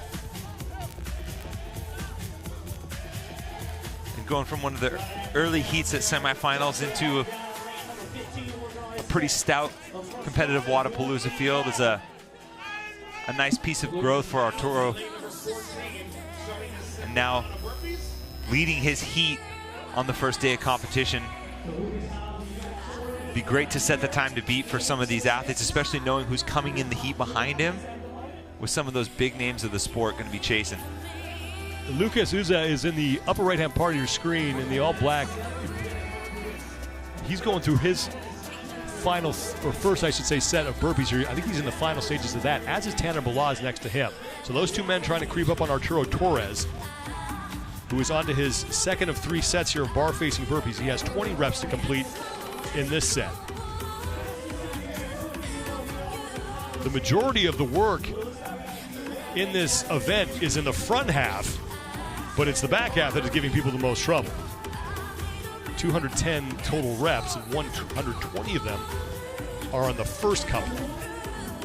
7 minutes now gone by unofficially. Official time being kept on the floor by the judges as Torres is on to his final set of front squats. 5 reps here. He is on the bottom left-hand part of your screen. The men fighting for second place are on the upper right. All black now, just getting into his front squats is Lucas Uza. And Uza's done with his set of 5, so Uza's really starting to put some pressure on Arturo Torres, and I think someone on the floor alerted Torres because he has picked up his pace here on these bar-facing burpees. They have 10 reps, and it's when you complete your final rep is when time is tripped. So Uza now has 2 to go, and he may have caught Torres. Final rep for Uza. And he's done so. Lucas Uza with a huge charge at the end to take the lead from Arturo Torres. Gets across in about 7 minutes, 49 seconds unofficially, as Torres is done at 7:54. So we'll call it 7:49 for Uza, 7:54 for Torres, but that is unofficial. That's a great eye, Sean. That comeback started in the set before that. He started to pick up his pace on the last set of 10 in the round of 20 for the bar-facing burpees, and he really stomped the gas in that final set to look like an almost insurmountable lead for Torres going into the final round. This is William Bennett now.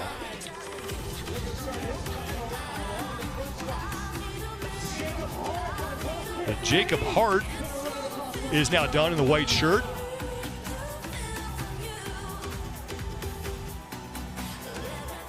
Tanner Balaz, who was towards the front early, top of your screen in the all black. He fell off the lead pace, but still has a chance for a top 5 finish here in this heat. Plenty of time remaining here. Tanner taking some really big rest breaks standing up from the burpee. I mean, this is one of those ones that most people tell you, like, hey, even when you're tired, you can at least get down to the ground. And he just conceded 3rd place in this heat to Will Bennett.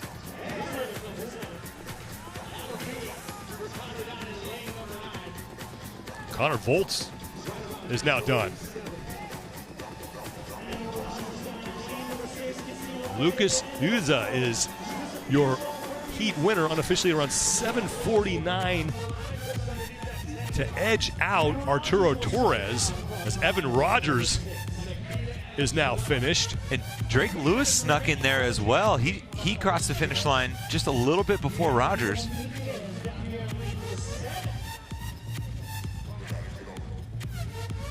Eight minutes, 29 seconds. That's the winning time. The clock on your screen obviously is not accurate. So 8 minutes to it's 30 seconds off. So 8:29 for Lucas Uza. So now about 2.5 minutes to go.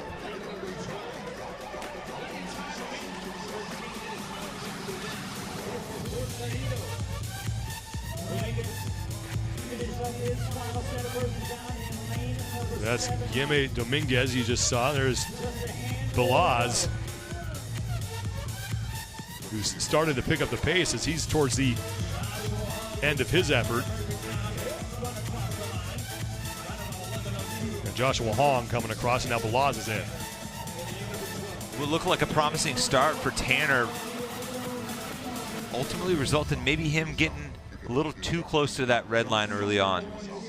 So Guilherme Dominguez come across as well, which leaves, I believe that's Martin Fieferlich as the last man on the floor. About 90 seconds before we hit the time cap. Again, the clock in the upper left-hand part of your screen is 30 seconds behind the official time. So Lucas Uza, his top time, 8 minutes, 29 seconds. Fieferlich is done. First heat is down. And it's the man from France, Lucas Uza, with your top time at 8 minutes, 29 seconds with 2 heats remaining. And Arturo Torres led for about 95% of this event, but it was Uza who was able to make up a ton of ground on the final set of front squats and bar-facing burpees.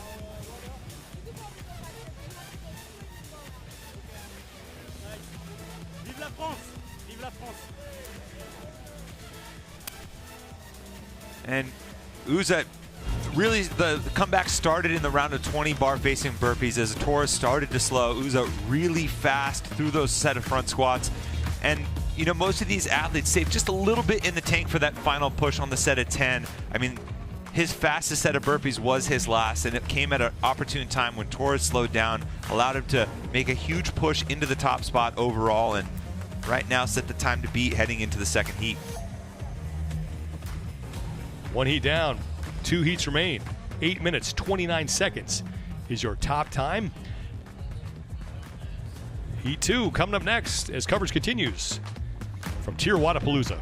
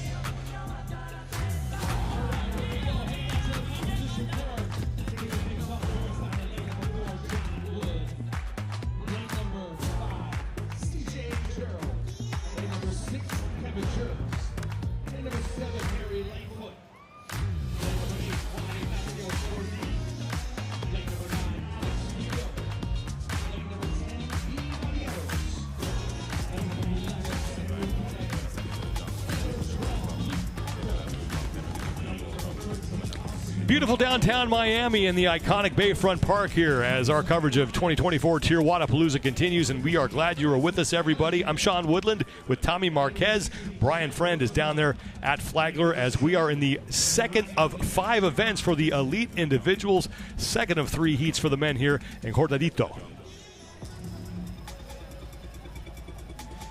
And we made some adjustments to this test. We're now doing 30, 20, 10 for the parallel bar dips, and the deadlifts have now been added to the mix instead of hang cleans, and then both movements got swapped on the backside. We're doing front squats and bar facing burpees instead of bar muscle ups and shoulder to overhead. So an adjustment to ensure the safety of these athletes and account for some inclement weather here in Miami. So with that being said, what are the keys to success here?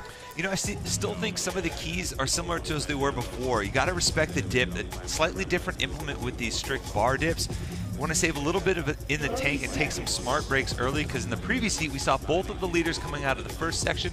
Neither was able to hold on to the lead overall and get reeled in. So maybe a couple smart breaks early can set you up nicely in the end.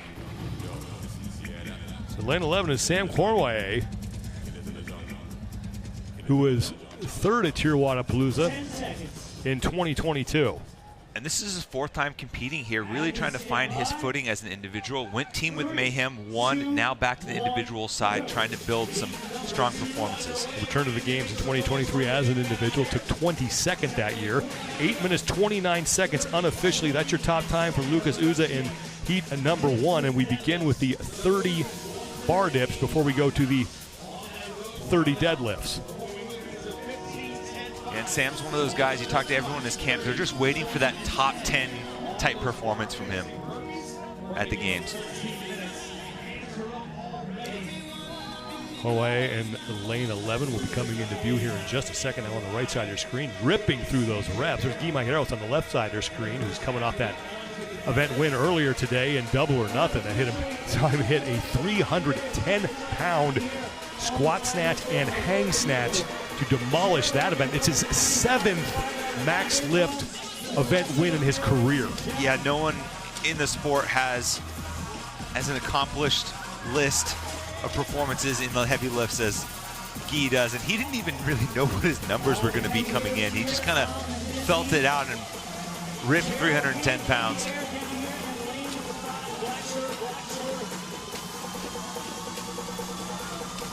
The 30 deads to complete here before it's back to the parallel bars for 20 more reps. That's Harry Lightfoot in lane number 7. Harry's a rookie here at Wodapalooza, coming off what was really his best performance as an individual during the game season. Kind of showed up in quarterfinals, finished 16th in a really stout Europe, and then went on to finish 28th at semifinals. And he's one of those athletes that's just going to benefit from more competition experience at an elite level. He has been on a team here at Tier Wodapalooza. He was 33rd with AOD X-Boys with Feelings in 2023. That's one of the best things about the team competition here is all the names that they throw at you. It's really just, hey, how clever can you be? Maybe slap a sponsor in there and go have some fun. That's Antonius Macaronis in lane number 14. who's on his second set of deads. After each set of deadlifts, they will return to the chest piece and then head back for the parallel bar. That's the exception, as you take a look at CJ Gerald, is after their final set of deadlifts when they're allowed to go right into the next portion of the event. That's the 15 front squats. Macaronis, you saw a second ago, had a strong performance to open the day. One of the handful of athletes that got north of that 275 lift barrier. Macaronis is your leader right now in the heat. He's on his final set of 10 deadlifts. Austin Hatfield, with no shirt on in the black shorts, he sits in second place in this heat.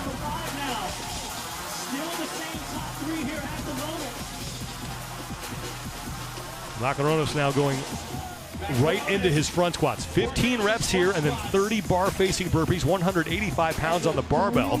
Second of 3 heats here for the elite men, and the second of 3 events that they will face today, and then 2 events tomorrow to close out the individual competition.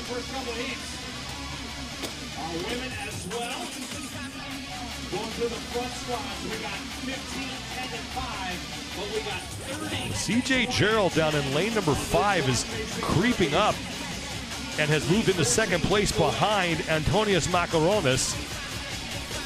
As we approach the 4-minute mark here, 13-minute time cap, 8:29. That's your top time from Lucas Uza in heat number 1.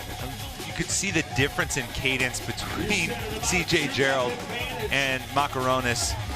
Gerald already looks like he moved into the top spot, just so much smoother and more comfortable in that front squat. Yeah, CJ Gerald is now your leader in the second of 3 heats. His first individual appearance here at TYR Wodapalooza. He was also on a team last year at TYR Wodapalooza when he took 9th with the 3 Wizards. Also a semifinalist from last year. He took 21st at the North America West semifinal. Part of that Underdogs crew, based out of Las Vegas under Justin Kotler. Won the Desert City Classic last year as well. Gerald is your leader on his first set of bar-facing burpees in the second couplet, the front squats and the bar-facing burpees.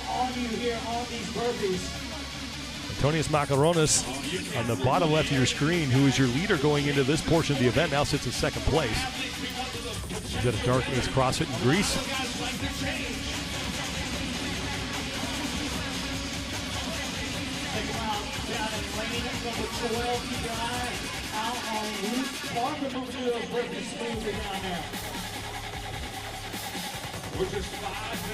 Awesome Hatfield in the middle of that massive humanity there in the black shorts and no shirt. He was towards the front as well. This is his first individual appearance at TYR Wodapalooza, coming off that win at Crash Crucible.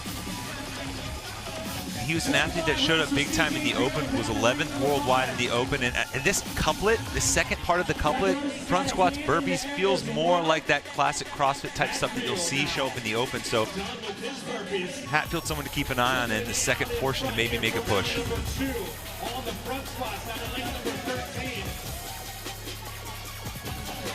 Austin Hatfield is fighting for the lead here. So Hatfield is back onto the barbell ahead of CJ Gerald. On your left, that's not him.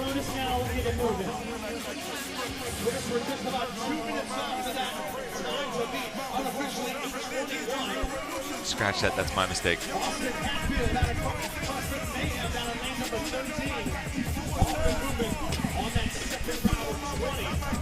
Top 2 men on the screen, it was Austin Hatfield and CJ Gerald.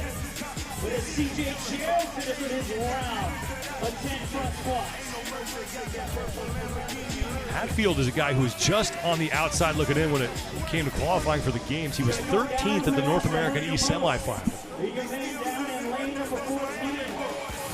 Usually that's the range for someone, you know, just a few spots, 3 to 5 spots outside of qualifying that you see maybe show up at a place like Wodapalooza, push for a podium spot, and use that to catapult yourself into the next level. Seen it from athletes in the past. Tim Paulson's one that came to mind. Strong performance at Wodapalooza, the impetus for him to finally get through at the high level. Past the 7-minute mark. The best time we've seen, 8:29. Just take a look at Guimajeros. The Austin Hatfield looking to take this heat and get past Lucas Uza's time of 8:29. Hatfield comes in 23rd place overall.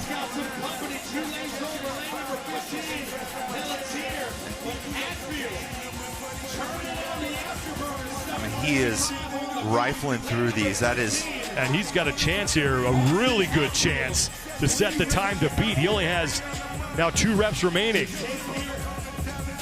So Austin Hatfield is going to take heat 2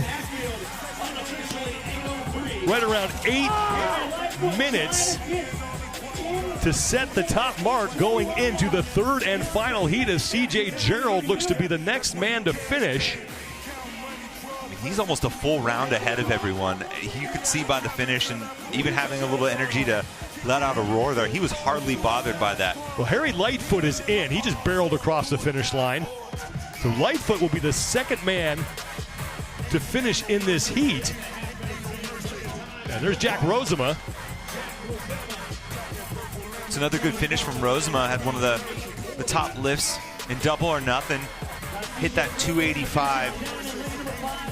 And now Gerald coming across. Now, we were told that they did not need to race to the finish to end their time, but these guys are moving like they do.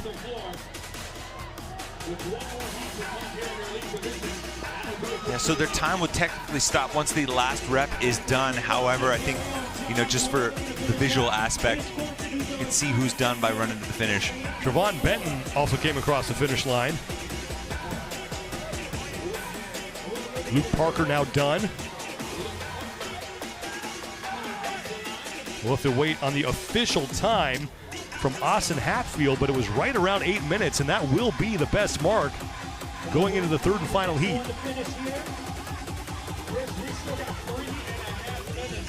Now, Guimajeros, who already has 100 points under his belt after winning event number 1 with that 310-pound lift, is getting set to finish up.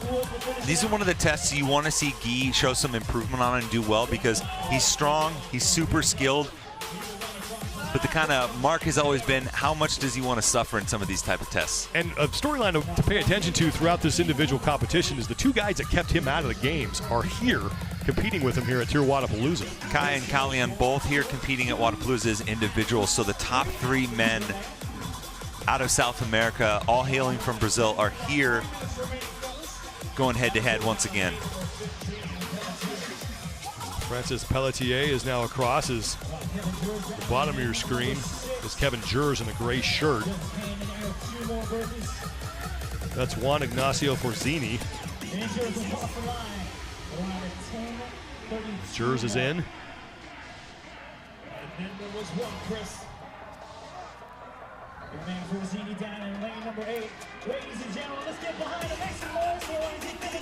Forzini was his first individual appearance here at TYR Wodapalooza.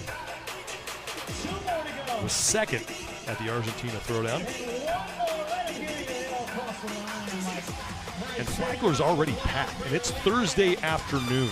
Yeah, usually you see the crowd start to fill in as we get closer to the weekend, but we've got a good group of people showing up early, maybe make a full vacation week out of it. Come show some support for these top athletes throwing down here at TYR Wodapalooza. Austin Hatfield right now, who has your top time right around 8 minutes, as he was able to track down CJ Gerald and then left everybody in his dust. Yeah, he didn't just track him down. He finished a full round ahead of him, and Hatfield looked super smooth throughout the front squats and really turned on the jets with a strong cadence on the bar-facing burpees. And I mean, he even had a little bit of energy left over for a celebration there at the finish line, and a tremendous performance from Hatfield. We bring out the best in the people who serve. So you can be all. 2 heats down. Final heat for the elite men in Cortadito here at the 2024 TYR Wodapalooza is up next.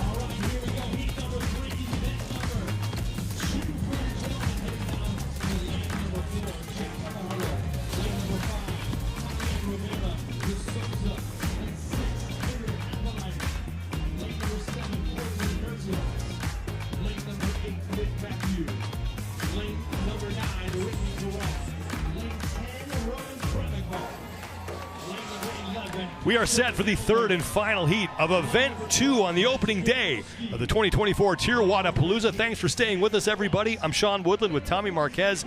Brian Friend is out there on the competition floor at Flagler. Event number 2, Cortadito, and this one has changed from the way it was originally constructed. Yeah, originally we were going to have some of these parallel bar dips with some traverses added in, some hang cleans, and on the backside we were going to do some bar muscle-ups and shoulder to overhead. We've swapped those movements out because of the rain and to increase athlete safety.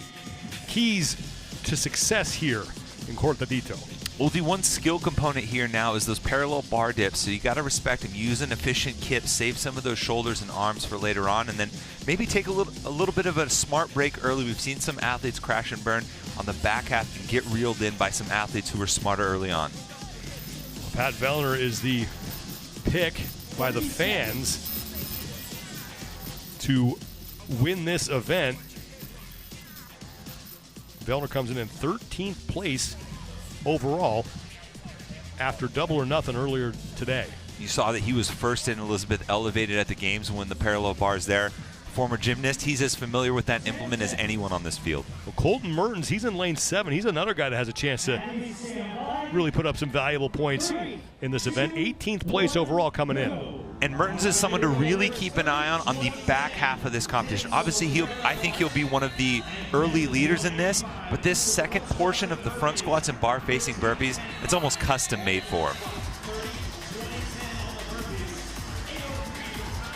30 reps to begin here, then it's on to the 30 deadlifts. Mertens with his second individual appearance here at TYR Wodapalooza. There is Ricky Garrard, your defending TYR Wodapalooza champion, through his 30 dips, and now on to the barbell ahead of the rest of the field. Nick Matthew is there as well. Here comes Heinrich Happelainen. Roman Krennikov is right beside him.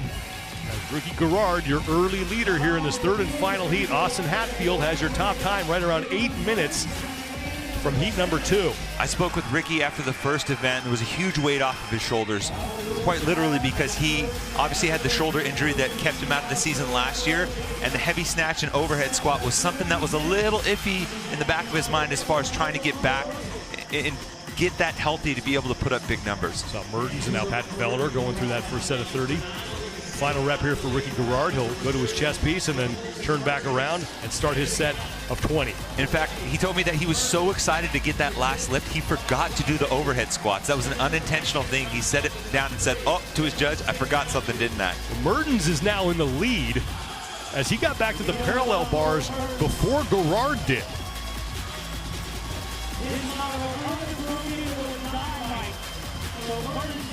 Jack Farlow left side getting back to the parallel bars as now Garrard and Mertens get to the barbell at the same time. Nick Matthew in the middle of your screen has 5 reps remaining. Heinrich Happelainen on his final rep on the left side. And those two will join Garrard and Mertens on the set of 20 deadlifts. Oh, this Garrard and Mertens matchup is shaping up to be a good finish because obviously I mentioned that I think this back portion is good for Colton. Ricky, one of those athletes that can really just shut it off and suffer things like bar facing burpees at a very high level. Colton Mertens is looking very composed as he is into his final set of 10, starting to put some distance between himself and Garrard.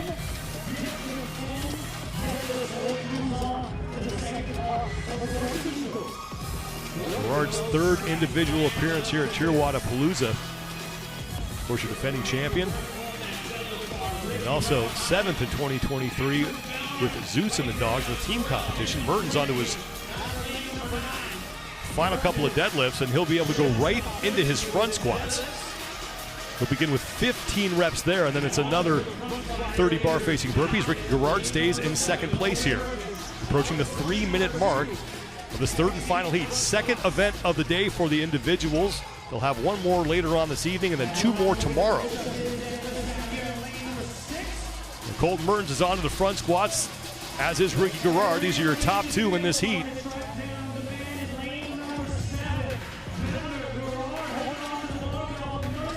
Now Patrick Vellner, meanwhile, is creeping up.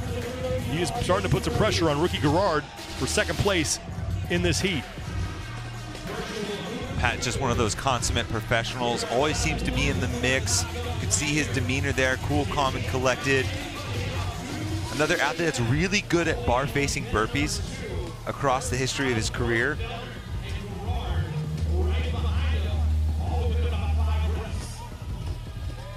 Vellner on to his first set of bar-facing burpees in this couplet. 30 reps here, then back to the barbell for 10 front squats.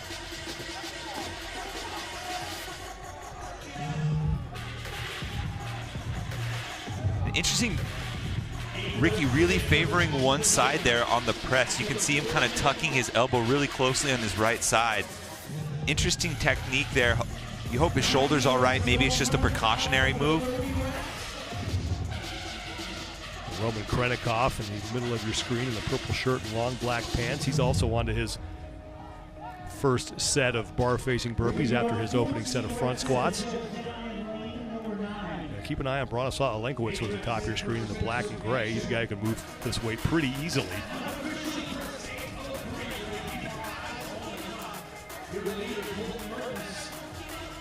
Mertens moving really well. He's just off to the left of your screen, getting back to the front squat. I think the bar-facing burpees is really the determiner here. Just the total time it takes for each one of these sets is so much longer than the front squats.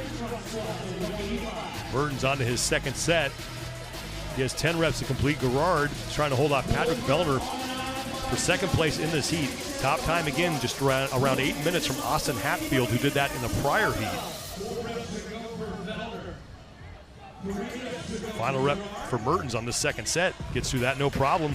And now 20 bar facing burpees for Colton.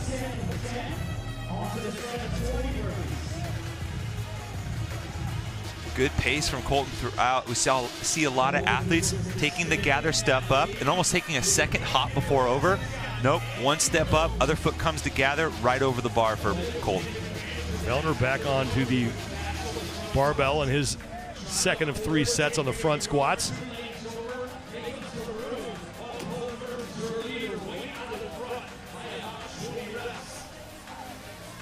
Vellner 13th place overall coming into this event.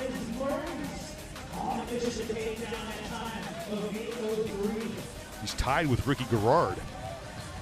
And he just passed Ricky for second in this heat overall. Gerard really starting to slow a little bit. I mentioned he has the ability to turn it off, but sometimes if he does it too soon, he can burn out quick. That's one of the things the Underdogs guys have really tried to train on him.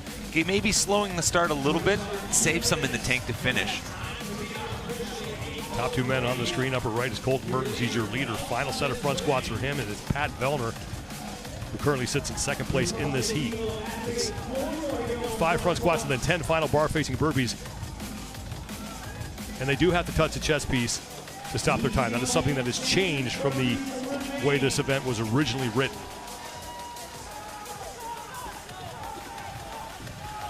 Pat's cruising right now. Starting to gain a little bit of ground.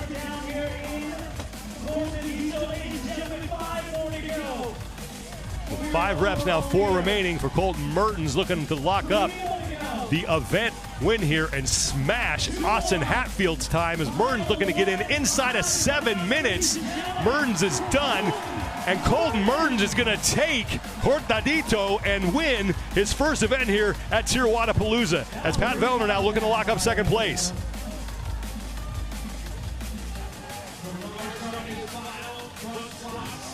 Ricky Gerard has also moved on to his final set. Now final 5 reps here for Pat Vellner.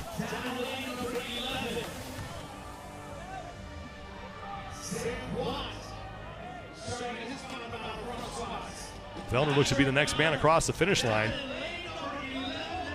And here comes Pat Vellner, and that will be good enough for second in the heat and second in the event as he looks to move into the top 10 going into the 3rd and final event of the day later on this evening. Ricky Gerard on his final reps.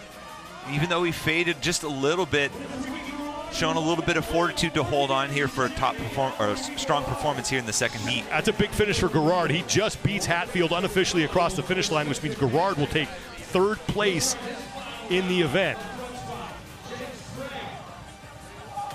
That's Sam Quant, who was across.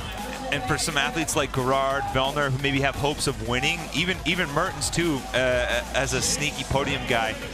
In the earlier heat, Guy Mayeros was in the middle of the pack there, so the early leader off of the first event already slipping a little bit. Well, Brent Fikowski thought he was done, and now he dives to the finish line. Still kind of some impressive awareness there to be able to tune into your judge and turn around. All he had to do was roll over to get his chest on the deck. Well, Fikowski came into the event tied for second with Jack Rozema with 97 total points. And only 5 events. Every point matters early to put yourself in good position heading into the final day, as Roman Krenikov is now in. No doubt, and that point about Fikowski is huge, right? He's always so aware of everything going on the floor. You know, he came in with that strong performance because of those overhead squats that he was tuned into as the tiebreaker. And even in this scenario where maybe something doesn't go quite right at the end, he makes a quick adjustment, rectifies it, gets to the finish line.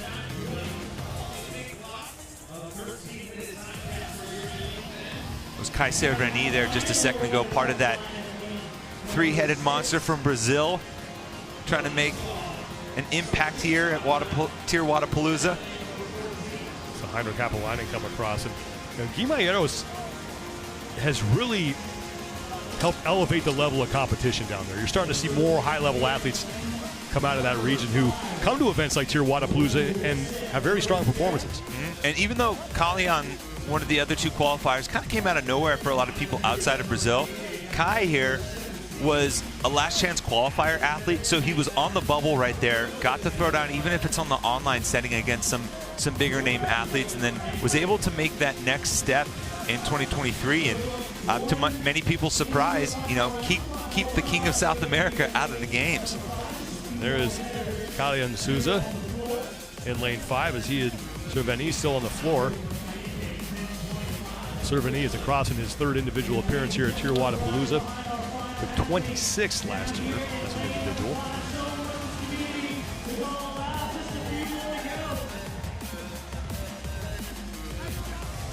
One more, just hand high in the sky. Count it down. Souza 3. Final rest for Souza. 2-1. And he will make his way across the finish line, and that will do it for the 2nd of 5 events for the elite individual men. And it's Colton Mertens who locks up 100 points with a blistering time just over 7 minutes.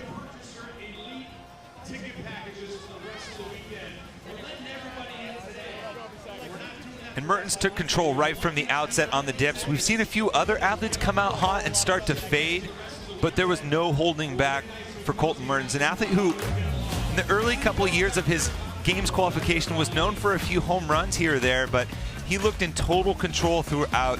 Got an early challenge from Ricky Gerard, a late challenge from Pat Vellner, but his pacing was steady throughout, never really slowing on the bar facing burpees, made quick work of those front squats as well, and a strong performance and 100 points to his name to show for it. We got him here.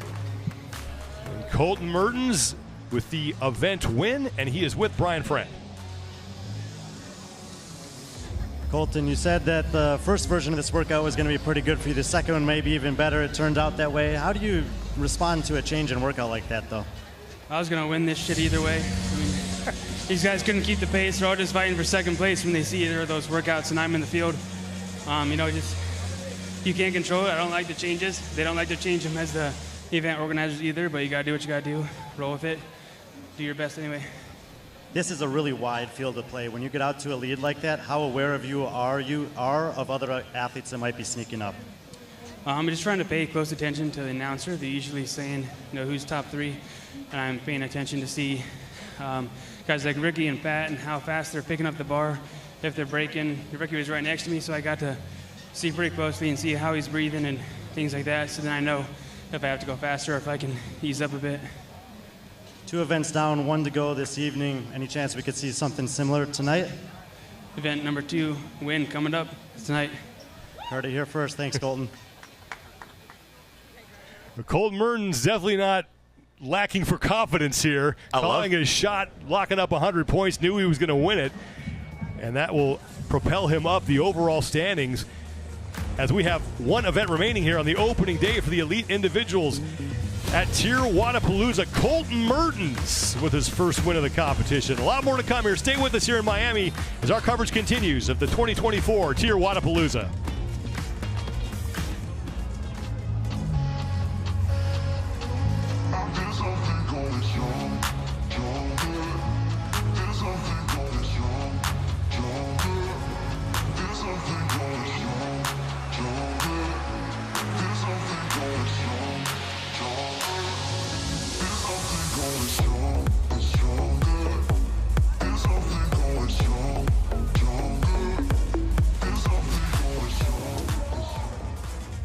What does it mean when people say America is a land of opportunity? It means the power to discover, to redefine yourself, to improve yourself, to challenge yourself, to realize there's more in you than you ever knew that you could do. It means giving people an open field to explore what they do best. With the best tools, the best training, the best technology in the world. We bring out the best in the people who serve. So you can be all you can be. It's okay to want to be strong. It's okay to want to have it all. Recover faster, go further. Dymatize ISO 100. Because settling is unsettling.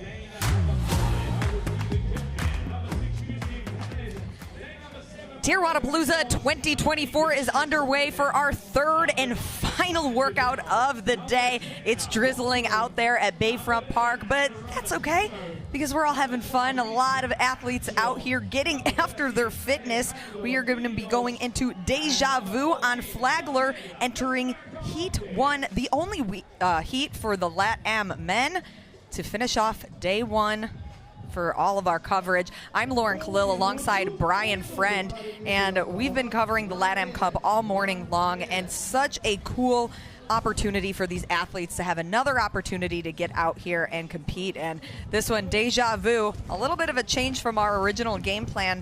Nonetheless, intervals, they're going to get nasty. Yeah, the main change is going to be to the chest to bar pull-ups, taking away the dynamic component of that. They've put in some strict chin over bar pull-ups, less reps, 20. Everything else should be the same other than the box jump height, which will be a little bit lower to be a little bit safer.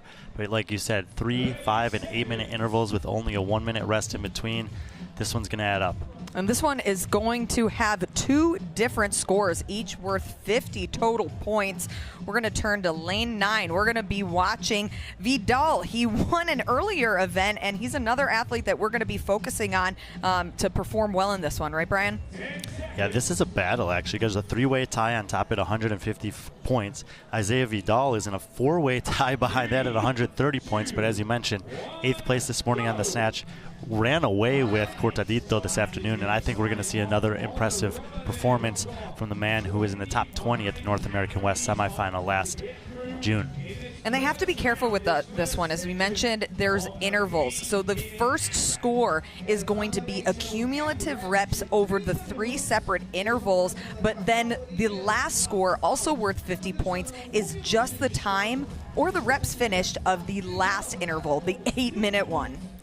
Correct. So total reps, 50 points available there across all the working time, and the individual, the final 8-minute interval is an individual score in and of itself. There is Isaiah Vidal, as we mentioned, representing. He lives in the U.S., Mexican heritage, and was at the semifinals last year, coming off an event win and getting after the row here to start the first of 3 intervals. And his first time competing at Wodapalooza as an individual, so not a bad way to start Thursday. They also have 2 events tomorrow, but not until they get through this one. Deja Vu. Yeah, and they've had two events already. You know, the lifting event is a lifting event. Kind of do what you can do there. But that workout this afternoon, the Cortadito, left a lot of athletes across the LatAm and Elite divisions coming off the floor looking pretty depleted. Said some of the harder burpees that they've done in a while. So these guys had a pretty short turnaround to get ready for a tough workout to close things out on Thursday. And just on your screen, that was Manuel Gallegos in lane 7 shown on the screen. And several of these athletes are making through their set of wall balls on the floor. Yeah, and it'll be, I think that with the change from the chest to bar to the strict pull-up, it's pretty much get to that pull-up bar as quickly as you can, because unlikely that you're going to rip off too many and big sets there in all 3 rounds. And here they're making it through 30 total wall balls before they will advance to the strict chin over the bar. And I'm really, this was a change that happened this morning in the interest of safety, so the athletes have had a few hours to kind of prepare. Lane 9, Isaiah Vidal, our leader right now. Well, he was leading, but he's supposed to be doing pull-ups, as you see Vinicius Solban doing that on the left. Vidal forgetting the order of operations, and now I believe his judge is telling him he needs to face the other direction. So miscommunication here for Vidal that's going to cost him against the rest of the field. Yep, especially in a workout like this where every rep is going to count, and those 2 separate scores we'll see how it plays out with the rest of the field. Strict pull-ups in any capacity is one of those things that we don't see too often in competition. A lot of concern usually when they pop up in terms of the standards. You'll see a variety of different grips there on the bar. So the athletes have been told that they can use any grip they want, supinated, pronated, or a mixed 10 grip. seconds of this 3-minute interval, and then they will rest 1 minute before they then tackle a 5-minute interval. And that is time. They will now rest, reset. They will start on the rower at the beginning of each of these intervals. And with that error by Vidal in terms of doing the work in the incorrect order, it did open the door for Gallegos, who looked like he got 1 or 2 box jump overs depending on the time there. But it looked like he did have the time to beat in the first round. And I can imagine, especially when we think of the strict pull-ups, how accumulating those over the 3 intervals, if you don't break them up early for some of these athletes, it might end up costing you in the later rounds. And this is, like we said, the 1 minute turnaround here, it's not that much time. You have to reset on the rower and do it again. So I always like to look at the body language of the athletes and kind of see where they're at. It's very, very calm and collected here from Gallegos. And I think, 3 minutes and do it again. Okay, after this 5-minute interval, I think we're going to see a little bit different look on these guys' face. This might change a bit, and you can just see how heavy it is raining right now. It's Miami, Florida. You never know what the weather's going to be, but here they're kicking off a 5-minute interval. Again, they start on the rower, accumulating 25 calories before they can advance to those wall balls. Yeah, I mean, you and I were out there on the floor during the elite individual, and it was quite nice, actually. No rain in sight. Hurried over here to cover the LatAm, and the rain came out to play again. So it did, but that's okay. Everybody's still smiling out there. We got a packed floor on Flagler. You can't see all of the spectators because they're actually on the opposite end of where the camera is right now, but a good showing, especially for a Thursday leading into the competition. Yeah, most of them will want to be on the other side facing the athletes, but the rain is coming down a little bit harder, as you can see it there, so some of them may be also opting. There are some viewing areas around the park, as always, so maybe some more covered areas to spectate from during this one. In the yellow shirt, that is Vinicius Stolben. It looks like he's about to get off his rower, finishing his 25 calories, and now advancing to 30 wall ball shots. One of 3 men that I mentioned that tied for the overall lead on 150 points. Stolben was the winner of the double or nothing snatch and hang snatch combination this morning at 275 pounds. Struggled a little bit taking 6th on the cortadito, so looking for a little bit of a bounce back here. And Andrew Primo looked like he advanced to his wall balls just shortly after Stolben. We'll see who advances first to the strict pull-ups will be their next movement there. On your right of your screen in lane number 9 in the black shirt, that is Isaiah Vidal. And then to the left in the blue shirt, that is going to be Vinicius Stolben. Vinicius Stolben in the yellow. Oh, I'm sorry, Vinicius Stolben in the yellow. In the yellow, with the name on the back of his shirt. Gallegos in the blue, he was the leader, we think, in round number 1, getting 1 or 2 of those box jump overs, but he was the last man off the rower and has fallen off the pace relative to the rest of the field in the second interval. Lane 11, new leader, Roland Goldbaum. He is making his way, Primo is making his way. Andrew Primo, he's making his way to his 20 strict chin over bar pull-ups. Andrew Primo. And right next to him is an experienced athlete out of Brazil. And, I spoke with Pat Vellner, actually, after the briefing this morning when this was changed, and he said don't be surprised to see quick singles from some athletes. That volume of pulling will add up across the 3 rounds of strict pulling. And you'll notice right now all of them do have that hand-over-hand grip, but right in the middle of your screen in the black shirt, Vidal, he has the supinated grip strategy there. Yeah, briefing this morning that could be any way, and Vinicius Stolben actually switching a little bit between the two.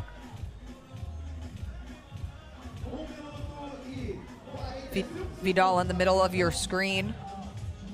Goldbaum to the right in the black shirt. As far as the lower body goes, the expectation from the judges here is no movement. We're not trying to get any assistance from the lower body, but because of the height of the pull-up bar being fixed at 92 inches, if you are too tall to have the legs in front, you do have the option to have them bent behind. You're just not supposed to move them. And these athletes have less than 90 seconds for this second of 3 intervals. Again, this one was a 5-minute before they will then take a minute rest and advance to a 8-minute time cap.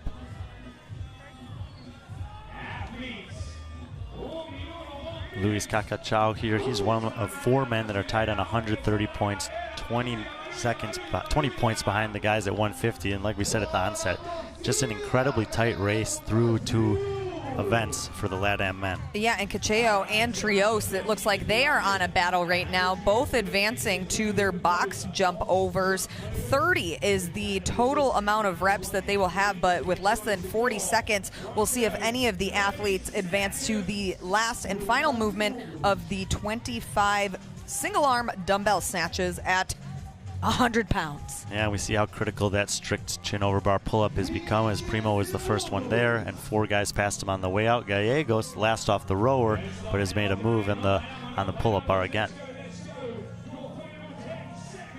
And those boxes are starting to look a little bit damp, so the athletes are going to have to be extra careful as they jump on and step over.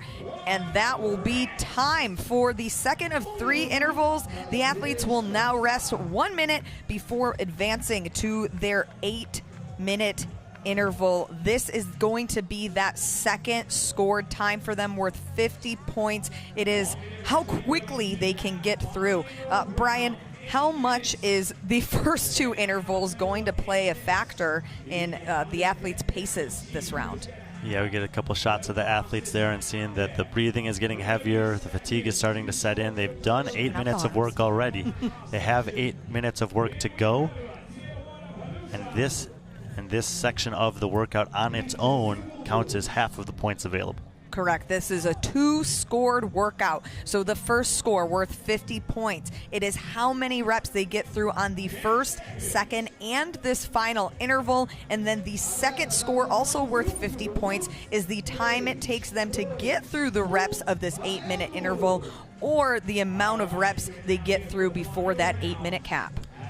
Yeah, and one thing that we'll end up seeing in this interval that we haven't seen yet is the final implement of the chipper, which is alternating dumbbell snatch. And, you know, at the end of this 16 minutes of total work that they're going to have before them, how are those going to feel by the heavy time dumbbell we get there? sitting out there, and you see it waiting for you. Right.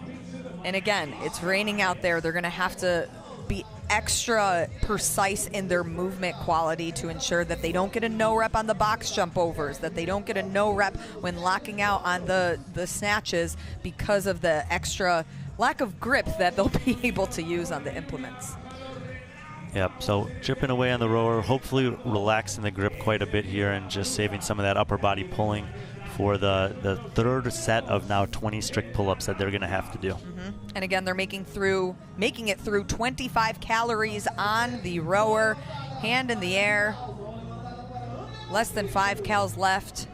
Also for Primo in our green shirt on the screen right now. And if we learned anything in that 5-minute interval, it's that you can afford to be a little bit relaxed on that rower.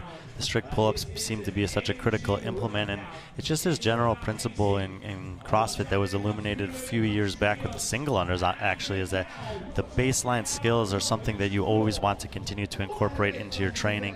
And some of these guys have shown good capacity with strict pull-ups, while others have been slowed down by them. And there's Trios all the way to the right in the gray shirt, advancing to the wall balls. He is in lane number 13.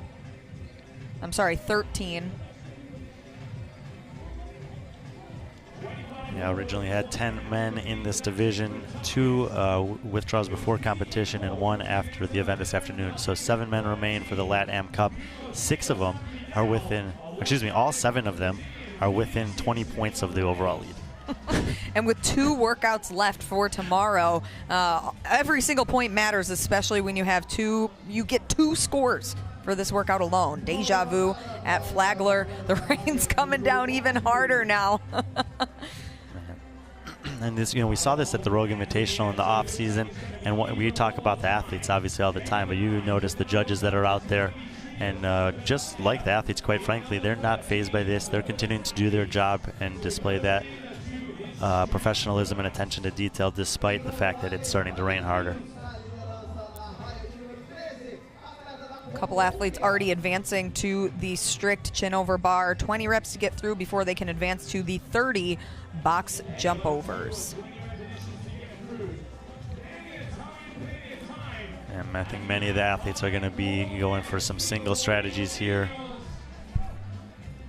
and just kind of find the rhythm if that's where you're at. So you see Trios dropping down, 1 step back, 1 step up, find his grip, get to the hang, and go again. And again, this one does have a score for time. So even though they're doing singles, they're still trying to ensure that they are quick singles. We only have just under 3.5 minutes before that 8-minute.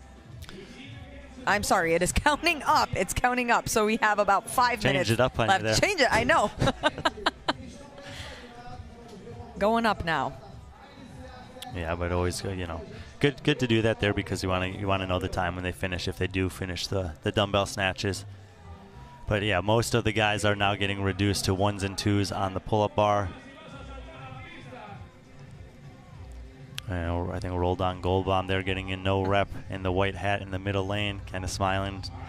This judge, Yep. he is one of the 3 guys, Stolben, Goldbaum, and Trios, who are on 150 points. The other 4 guys on 130.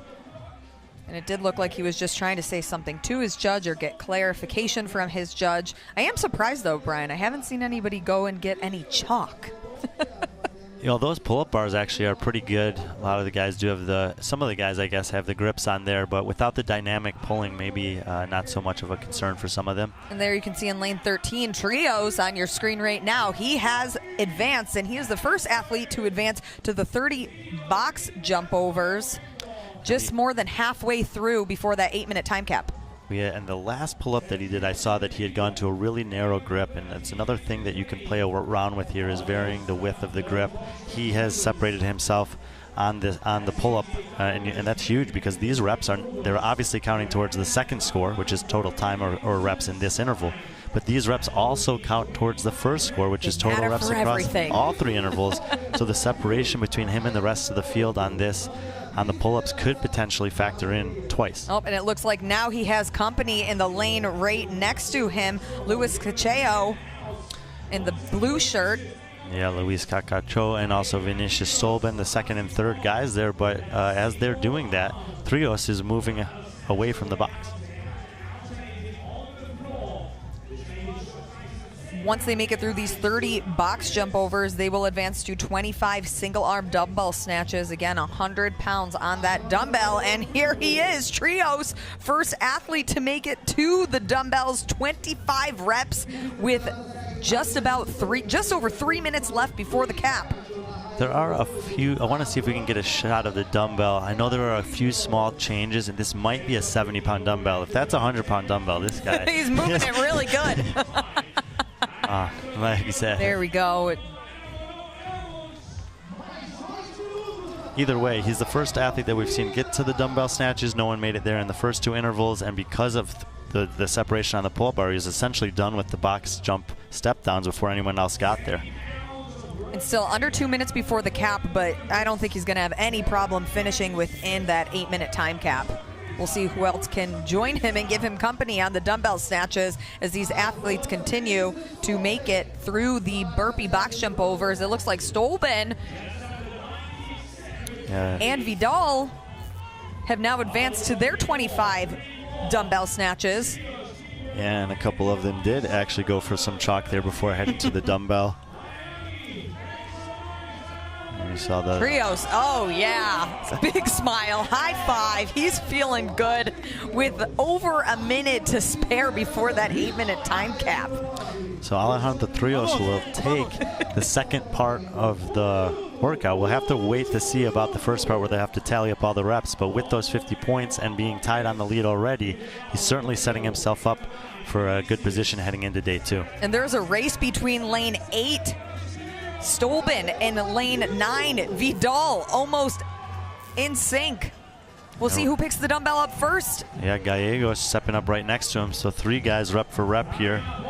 And actually off camera, Kakachao as well. 4 guys are in that second set of dumbbell snatches at the same time. These reps are going to count, but also, again, that time to finish is going to count, and we have 20 seconds before that 8-minute time cap. We'll see if we can get another athlete in the LatAm Cup to advance and cross the finish line. Oh, and we just had... Nope, nobody quite yet. 5 seconds. I think Luis Kakachao off close. camera moved up into the last round of 5 before these 3 guys did. So at least for the second part of this 2-scored event, it's going to go Trios and then Kakachao, and these 3 guys are all within 1 rep of each other. And that's it, the time cap, the 1 heat for the LatAm men, and it was Alejandro Trios who was our event winner to close out day 1 of competition for the Men LatAm Cup. Consistency from this athlete. Yeah, Trios really made the move on the last interval, at least on those strict pull-ups, where he showed just the capacity over the total volume better compared to the rest of the heat, and he basically maintained that 20-rep lead the rest of the way in. And again, we'll have to tally up how many reps all of these athletes got through on the first part of the workout, but he will take the win for the time under the 8-minute cap, the only athlete to cross that finish line. And yeah. the big smile, I mean, he was happy. Youngest athlete in the field, probably the biggest stage he's ever been on. Awesome to get an event win. Couldn't care less about the rain. He'll take the win either way. Doesn't much matter. He doesn't need the poncho. He doesn't need the chalk. He's just happy to be here. He's FaceTiming someone. Oh my gosh. You can't make this up. The excitement. It's like, yeah, let's go. Oh, amazing. Just like the pure joy. It's so genuine and great to see. This is why we love sports. Well, we get to see glimpses of this at the South American semifinal. Yeah. You know, we know the crowd down there is so energetic, and it's a great atmosphere if you talk to anyone who's been there. And this is something that Loud and Live and Wodapalooza have been able to do over the last 2 years, incorporating these qualifiers from the big South American competitions. Amazing to see. Again, Trios is our winner for the last event of the day. Women for the LatAm Cup are up next. 1 heat. We'll see them soon.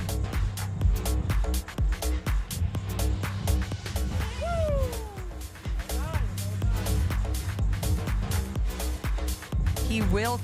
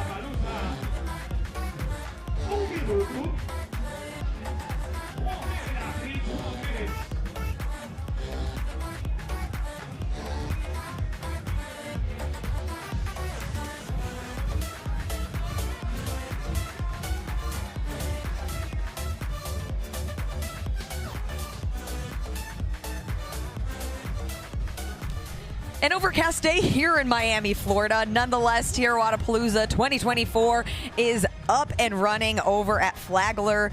Deja Vu, the final event of the day. I am Lauren Khalil alongside Brian Friend, and we have the first and final heat for the LatAm women that will take the stage. Deja Vu. We got some intervals, Brian. Yeah, 3 minutes of work, 1 minute rest. 5 minutes of work, 1 minute rest. 8 minutes of rest. You see with the work they have to chip through there. 2-part score, though. Total reps across all 3 intervals. Total time on the last one. And Sasha Nievas is going to be an athlete we're going to keep our eye on in lane 11, so she will be in the middle of the floor.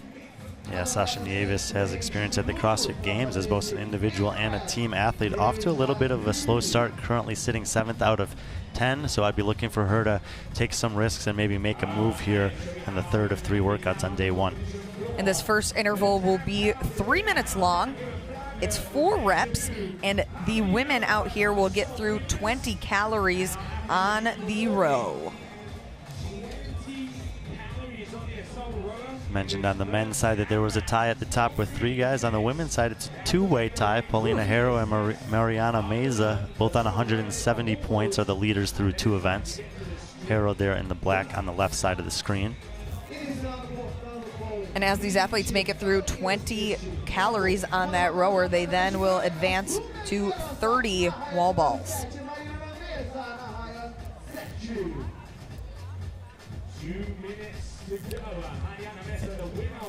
And in lane number 9, Paulina Mariana Meza is the first athlete to advance to the wall balls.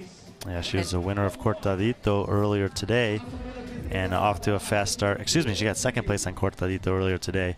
And, well, actually, if you look at the leaderboard, it says 2nd, but that the top time is inaccurate. She was the 1st place on that one earlier. Ooh. And off to a fast start here as well. Almost slipped. It is a little bit wet out there, so these athletes are going to have to be extra careful in their transitions and in their movement quality. We are halfway, a little more than halfway through our first of 3 intervals.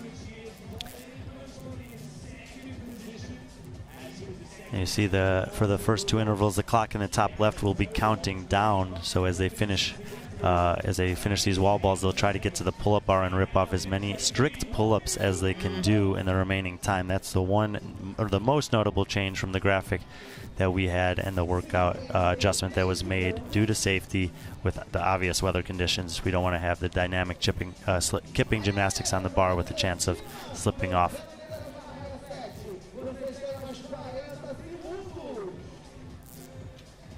And keep in mind that this workout is a 2-scored event, both worth 50 points. The first score is the accumulative reps over 3 intervals, and then the second score is going to be the time that they get through the reps, or however many reps they get through in that last 8-minute interval. There is Mariana Meza, current leader of the heat, and as we mentioned, the winner of Cortadito earlier today. Can't quite see how many reps are on the judge's hand there, but the hand up in the air, and then she's advancing. And just like on the men's LatAm, 2 box jump overs from the leader in the first interval. And there's the time. They now have 1 minute rest. As you were mentioning before, Brian, not a lot of time to cool down, get your heart rate back to normal, make sure that all of your equipment, you can see that Meza is washing her or trying to dry off her wall ball. Not a bad idea out in the rain. Reset their rowers and start again. This next one will be a 5-minute interval. Yeah, it's a great move there by Meza to do that and just give herself a little bit better grip on that wall ball, hopefully. But, man, she started out well on Cortadito and didn't slow down, and she is off to the early lead here as well. This will be their second of 3 intervals. Again, this one will be 5 minutes long. Just about had some athletes advancing to the box jump overs after those 14 strict chin over the bars. And the second interval is underway. 5 minutes to get through as many reps as possible. Yeah, just like the men, all of these women qualified for this competition. Oh, it's interesting here. I thought I saw her do that before, but I thought maybe it was a miscommunication with her judge, but she does this one really big pull and then relaxes. What kind of strategy is that?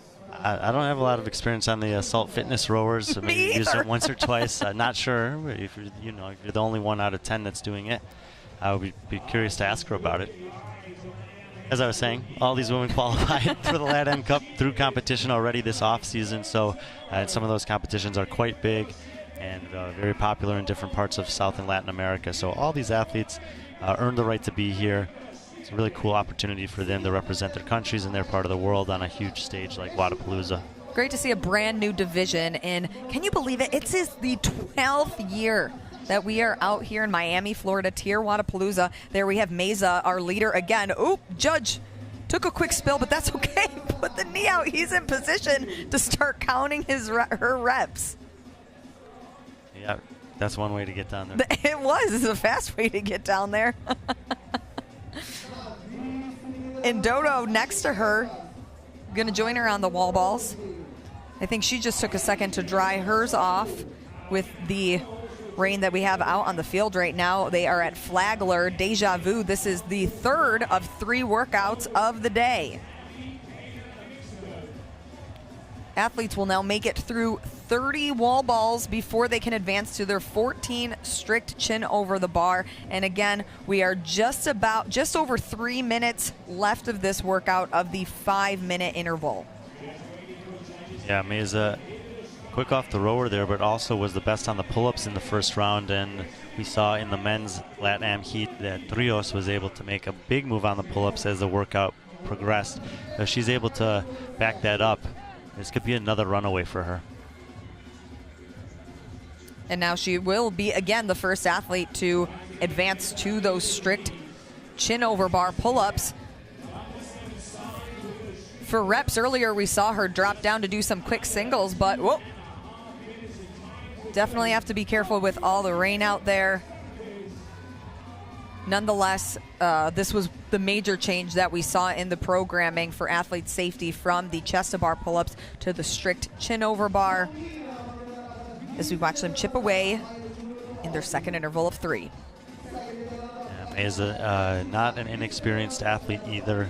She competes at a CrossFit complex. They sent the team to the semifinals this year. So she's been on some big stages before, and really doing quite well here on day number 1. And as we mentioned in the men's LatAm heat, you can have supinated, mixed grip, hand over bar grip. Whatever gets you the rep is free game here. Just over 1.5 minutes left in this interval as Meza, the first and only athlete to advance to the 30 box jump overs. 2 lanes down from her there is Paulina Harrow, and the current leaderboard has them tied on points at the top. I think that it's likely that Meza will actually get 10 more points from the previous workout once the scoring adjustments are made. But those will either way be the 1 and 2 athletes coming into this, and then the 1st and 2nd athletes to the box in the 2nd of 3 intervals here in the Deja Vu. And with just over 1 minute left, we'll see if these athletes can advance to the final movement of the workout, which will be 25 single arm dumbbell snatches. The weight for these ladies is 50 pounds. White sports bra there is Vera Valdez. Vera Valdez coming into this one in 9th place overall, so looking to climb up the leaderboard a little bit. It's basically 10 points per place in the division, so plenty of opportunity to do that if you can notch a top 2 or 3 finish in any one of these workouts. And right next to her, Andrade, she is also advanced to her box jump overs, as we now have 4 ladies that have advanced. Yeah, I'm back on the pull-up bar with the pink shoes and the all-black is Sasha Nieves, who we highlighted in the opening. And just like the previous workout, the more or less strict gymnastics is kind of stopping her in her tracks. And there is Meza in your green. She has advanced to her 25 single-arm dumbbell snatches with just 10 seconds left. We'll see how many reps she can get through, because this will be added to her accumulated score across the 3 intervals. And this is something we did not see on the men's side. It was not until the 3rd interval that any man got his hands on the dumbbells. So Meza matching that effort on the first interval, improving from what we saw from the men on the 2nd interval, and continuing to look excellent. out of 3 intervals. They have 1 minute in between. How can you maximize getting recovered and ready for the last one, especially knowing that this is going to be a second score? Yeah, I'm kind of curious. I saw Anita Martinez and also Sasha Nieves hanging back there by the pull-up bar. It's 50 points for total reps, and if you see some of the other athletes kind of pulling ahead, maybe don't do all the pull-ups in the second interval. Take a hit on that one. Let's see if any of these athletes have maybe implemented a bit of gamesmanship, and we'll save something in the tank as far as that strict upper body pulling goes, because if they can do that better than everyone else in this one, they could still earn potentially 50 points just by winning this interval. Yeah, you can't just worry about the 1 score, but 2 scores, both worth 50 points. And with a leaderboard that's so close right now, you want to maximize whatever one you think is going to go best for you. If you look up at the top of our scoring hat, the clock is now counting up. This is their 3rd and final interval. It will be an 8-minute cap for the LatAm women. I'll definitely be watching to see once they get to the pull-up bar. Obviously, they'll get through the row and the wall balls, but for some of the ladies that were lagging behind on the strict pulling in rounds 1 and 2, maybe they'll have saved something for this last round, understanding that points, the way the points are distributed, because it is certainly something that you could factor into a game plan. Should you change your rowing technique, knowing that grip fatigue could also be a factor between the pull-ups and the snatches? As we see Mariana Meza there, I don't think so for her. She's going all in. She wants to win both of these. Yeah, but for some of the others, absolutely. I mean, you hear it all the time in rowing, and hopefully coaches in affiliates around the world are talking about having that relaxed grip on the rower, especially when it's in combination with other aspects of workouts that involve a lot of grip. There she goes, Mariana Meza. She, again, is going to be, I think, our first athlete off of the rower. It doesn't look like she has any company quite yet. First athlete to advance to the wall balls. Again, 30 reps here.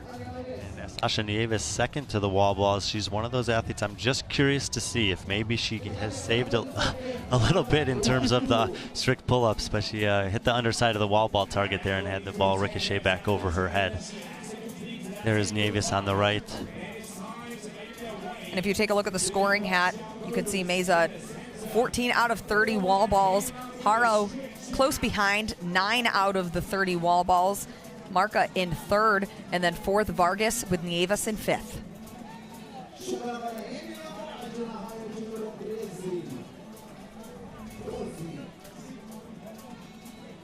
Haro now has moved ahead of Meza. They are tied in points. They're going to be flip-flopping, but we will see who eventually can move first to the strict chin over bar. That is going to be the movement that happens after these 30 wall ball shots.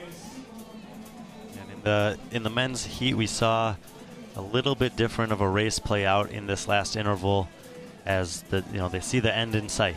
Those first intervals in the rearview mirror. Now this is for time, and I'm expecting someone to do it. I'm expecting someone who hasn't been great on the pull-ups to save a little bit of something for this interval, but we'll see if they can challenge Meza. I mean, she's clearly looked like the best upper body puller so far through two rounds. And Meza goes. She is the first athlete to advance with Haro right behind her to the 14 reps of the strict chin over bar pull-ups. And not only will their time count, but the reps that they finish in this will also add into their first score from the 2 previous intervals. Between Meza and Haro there is Fernanda Dotto in the 201 sports bra. Narrow grip, supinated grip, going for it here in the 3rd round. Meza breaking up her reps more than we've seen in previous heats, or previous intervals rather. And we know for sure that she's done all the strict pull-ups so far. Not all of the other ladies have, so the volume is starting to add up for her too. And you can see Haro has moved ahead of her by just a couple of reps, by 3 reps at this point, as Meza takes another break before she advances for another set of the strict chin over bar. And Haro, first athlete to the box jump overs. She is in the pink leggings.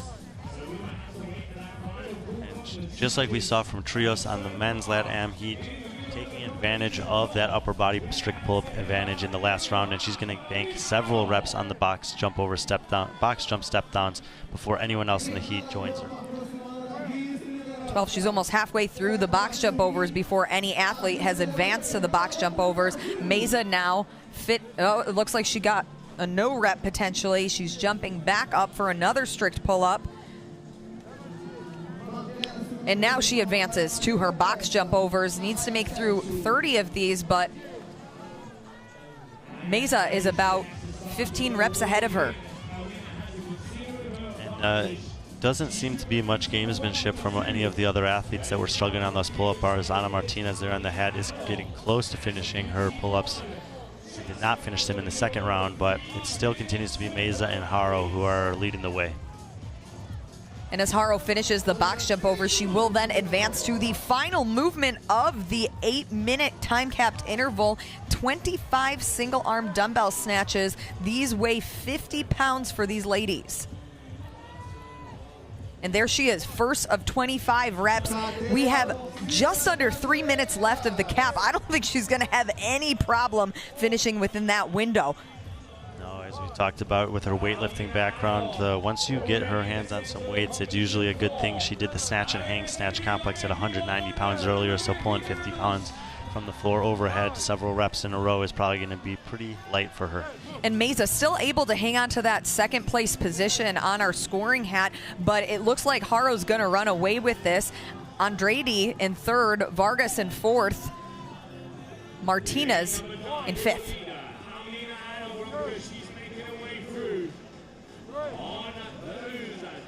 And just about 10 reps left for Haro on these dumbbell snatches. No problem for her. With just 3 minutes left in the 8-minute interval. 2 minutes, rather, left in the 8-minute interval. We're at 6 minutes, ladies and gents. It looks like part two of this workout is going to go to Haro. Mesa is likely going to finish as well, and if Mesa finishes, then she'll probably walk away with a first for the total reps and a second for the time. And she will, in that case, enter day two as the overall leader. And that very well could be her strategy right now. She could have planned for that. Yeah. And there is Haro, 6 minutes and 30 seconds, a minute and a half under that time cap. She will win the second part of the two-scored event in Deja Vu. It turns out that in the second half of this one, it pays off to be the youngest athlete in the field. Trios at 22 years old took the win for the LatAm men, and Haro at 20 years old takes it down for the women. The youngins ending the Thursday with some event wins. Not too bad. We'd love to see that too, because we talk about the strict pull-up being the baseline for all these dynamic pull-up movements that we see, and we know that there can be temptation when you enter into the sport to learn the butterfly and the fancy stuff on the pull-up bar. But here we have the youngest athletes showing proficiency at the baseline skill. And Mesa, less than 10 reps left to go. Less than a minute left before that 8-minute time cap. With 5 reps, has one thought she was finished, but has to move into that last cue as she finishes these 5 reps. About 20 seconds left. Nonetheless, she still was able to stay in the lead ahead of Andrade. I think she's in. Well, then I don't know about that. Maybe Andrade, not. She either Emily Andrade either did extra reps in the second interval, or she did not advance her dumbbell to the final round there. So you'll have to sort that one out. But we'll have to check the official leaderboard after that is all sorted. Either way, Mesa was impressive in all 3 rounds. She's been impressive on both of the Metcon style events that we've seen here to close out day number 1. Day number 1, the LatAm Cup, the ladies, they have finished. They have 2 more events tomorrow. Let's take a look at lane 9, Paulina Haro. Yeah, well, we mentioned Mesa was the class of the field in rounds 1 and 2. Paulina Haro, who won the snatch this morning, made a move in the final interval, which was for time. Saw her on the wall balls there. She really pulled ahead on the pull-ups, and when she got to the box jump overs, just like on the men's side, there was no looking back from that point. As the weightlifting background that she has, by the time she got to that dumbbell, it was easy work and cool.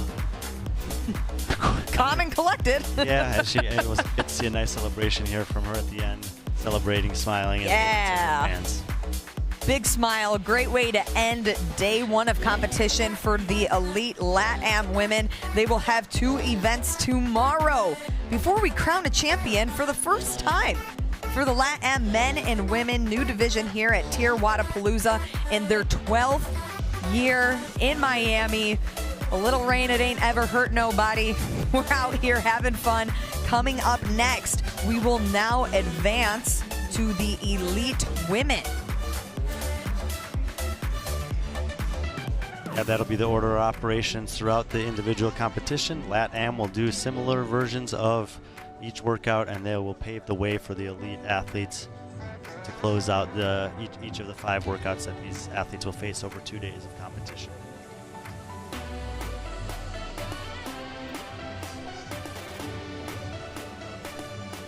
And in just a moment, we will now see the elite women take the field.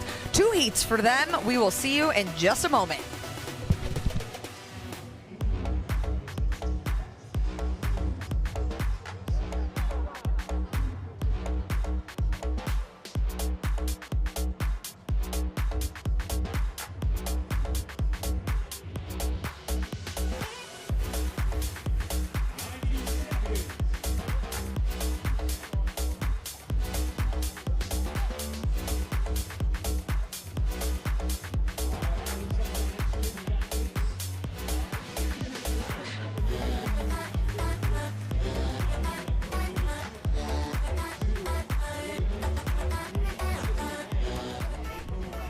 The elite women will now take on Flagler for Deja Vu. This is their 3rd and final workout of the day.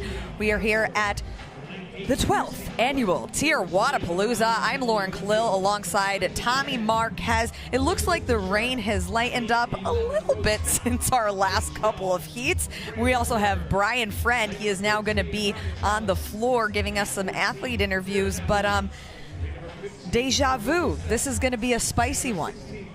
First part of this test going to look familiar to a lot of the athletes that went through the qualifier, but we did make some adjustments.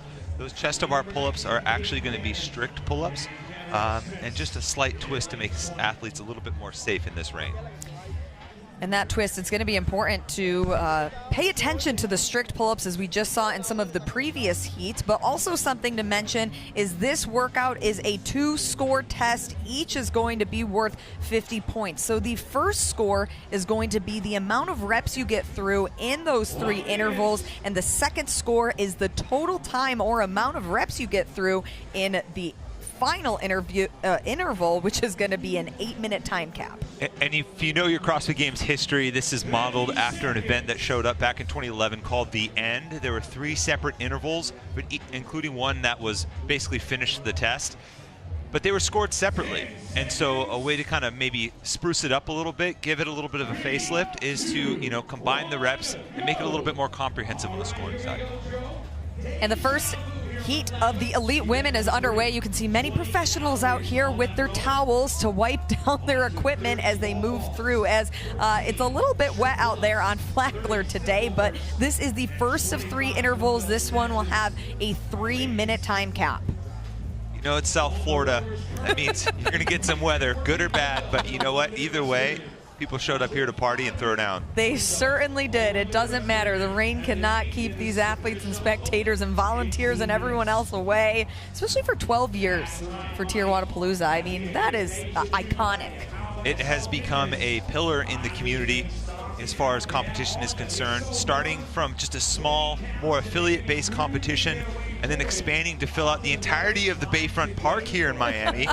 So much so that there's multiple stages, multiple competitions, athletes across the entire spectrum. And one thing that is for sure across the board is everyone's having a good time. Andrea Moistis there on the rower, getting through her 20 calories on the row before she can advance to her 30 wall balls. She was one of the athletes that performed extremely well in the qualifiers. A slight version of this, different format, but technically the same movements. She was 3rd out of all the qualifiers in that test. It was workout 3 of the qualifier. And several athletes have now advanced to their wall balls. They are halfway through the 3-minute interval. Margot Massett in the red pants on the right side of your screen. Another athlete that performed well in the qualifier, but I actually had an interesting interaction in the back with her. She was walking out to the lifting event. She goes, hey, do you know kilos? I said, yeah. She goes, what's 175 in kilos? And I just told her off the top of my head. Apparently she wasn't sure what her opening lift was going to be in kilos because she was doing the conversions as she walked out on the floor. Amazing. I'm glad that you knew on the top of your head, Tommy. She went to a good source to get the information. 2.2, that's the magic number. And it looks like we do have an athlete who has advanced to the strict pull-ups with just about 40 seconds. A couple of athletes now, they must accumulate 14 strict chin over bars. Again, that was the major change that we had from the original version of this workout. See a double overhand grip here, as you guys mentioned during the LatAm Cup. Multiple grips are allowable. I would highly expect to see athletes changing grips, mixing grips, anything to reduce the total muscle fatigue, which is going to be the big kicker here with these strict pull-ups. And then we do have one athlete, we'll check her lane assignment, that Wishart, I believe, that made it to her box jump overs before that 3-minute cap. I believe she was the only athlete to make it to the box jump overs and will lead the way with 2 intervals left. Athletes will now reset. They have 1 minute before they will go into their 5-minute interval. So same thing. They go through all of the same movements and just try to get further along than they did the previous interval. Here's the kicker. You're kind of taking stock here in this minute. How did that feel? How did those strict pull-ups feel? Where's my heart rate at? Did I come out too hot? You may be making a minor assessment and adjustment here, especially as you go into the meat of the workout now with 2 intervals each longer than the previous one. And again, there in the center of your screen, Elizabeth Wishart. She was the only elite woman in this first heat to advance to the box jump overs. There are 30 that you need to make it through before you can then make it through the final movement, which is going to be a single arm dumbbell snatch weighing in at 50 pounds.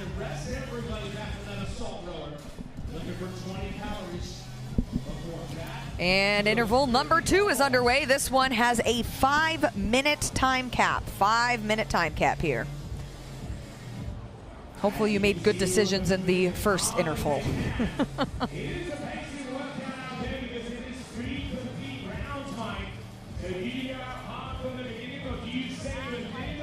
Again, 20 calories is what they will get through on the rower here.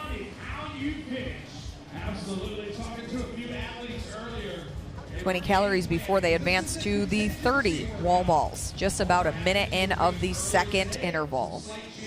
Julia Hannaford making the trip out from Australia, open things up in a big way in Double or Nothing, winning the snatch event, and then another strong performance in the second event of today. She is 3rd overall coming into the day 1 finale. I mean, at this point, after you get done with this event, you're past the halfway point with only a 2-day competition. Yeah, every single score matters in a very big way.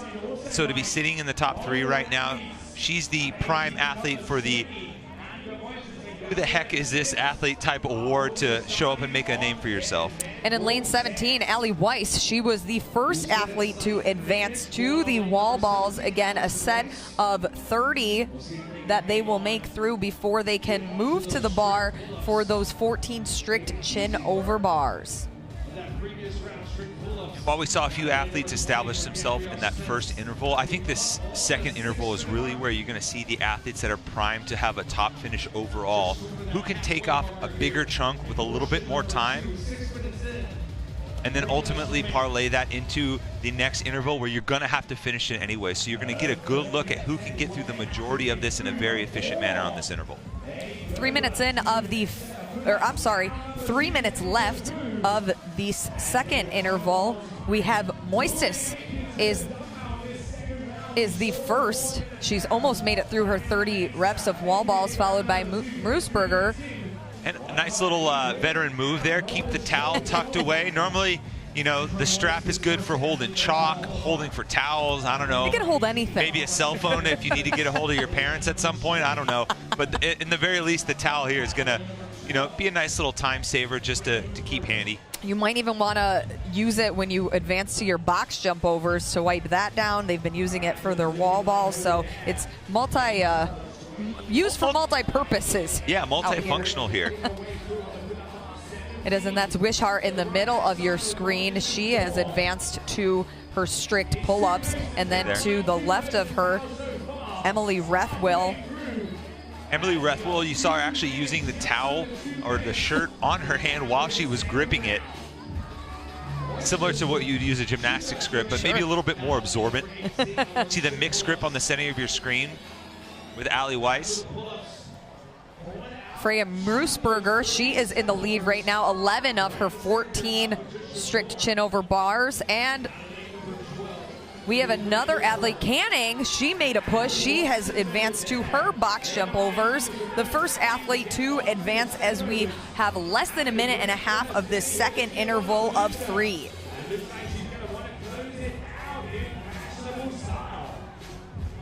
Keep in mind, there are 2 scores for this test, each worth 50 points. Canning still in the lead. Wishart close behind.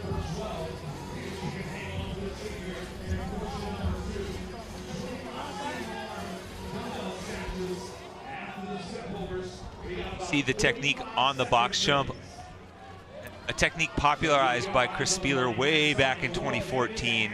Keeping the hips, body low to the box when you land, basically in the bottom of a squat, not extending at the hips, and just letting yourself carry over the box and stepping over.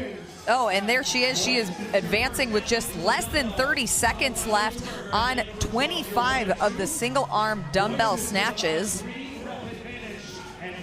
We saw this in the earlier heat for the LatAm women, the only other heat that had athletes advance, and that's Moistis that is in the lead with 8 seconds left. We will have one more interval as she finishes up 2 of 3, 1 minute rest now.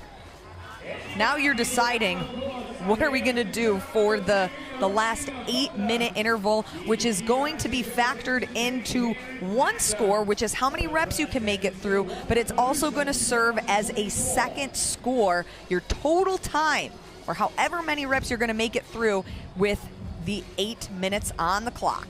Yes, and of course, just a reminder, those 35 chest to bar pull-ups are now 14 strict pull-ups in the center of that. We've adjusted the dumbbell weight as well, just to make it a little bit safer for these athletes, and it's going to be stout. The chest strict pull-up is one of those things with muscle fatigue over time. You may feel good for one big set, maybe 2, and then very quickly they go away, similar to strict handstand push-ups or anything that puts an emphasis on some of the smaller muscle groups in the upper body. It can go away quick. And here we go. The ladies, the elite women, are underway for the 3rd and final interval. This time the clock will count up for that 8-minute cap. This will be their final event of the evening before they can recover, rest before 2 more workouts on Friday.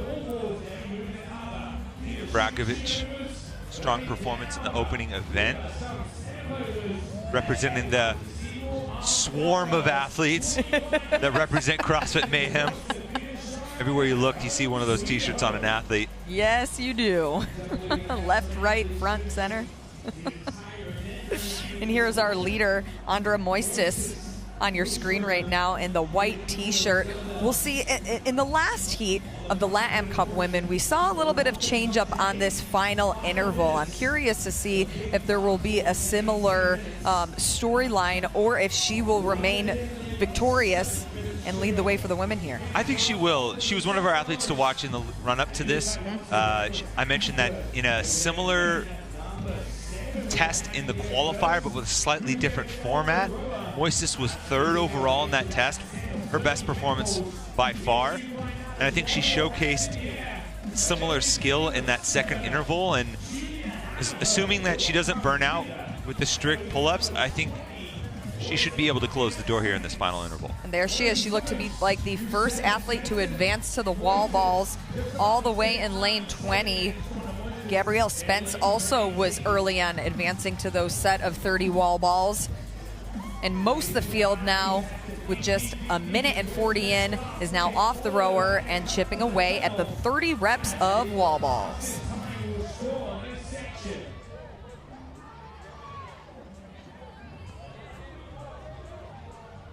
Again, final event for these ladies.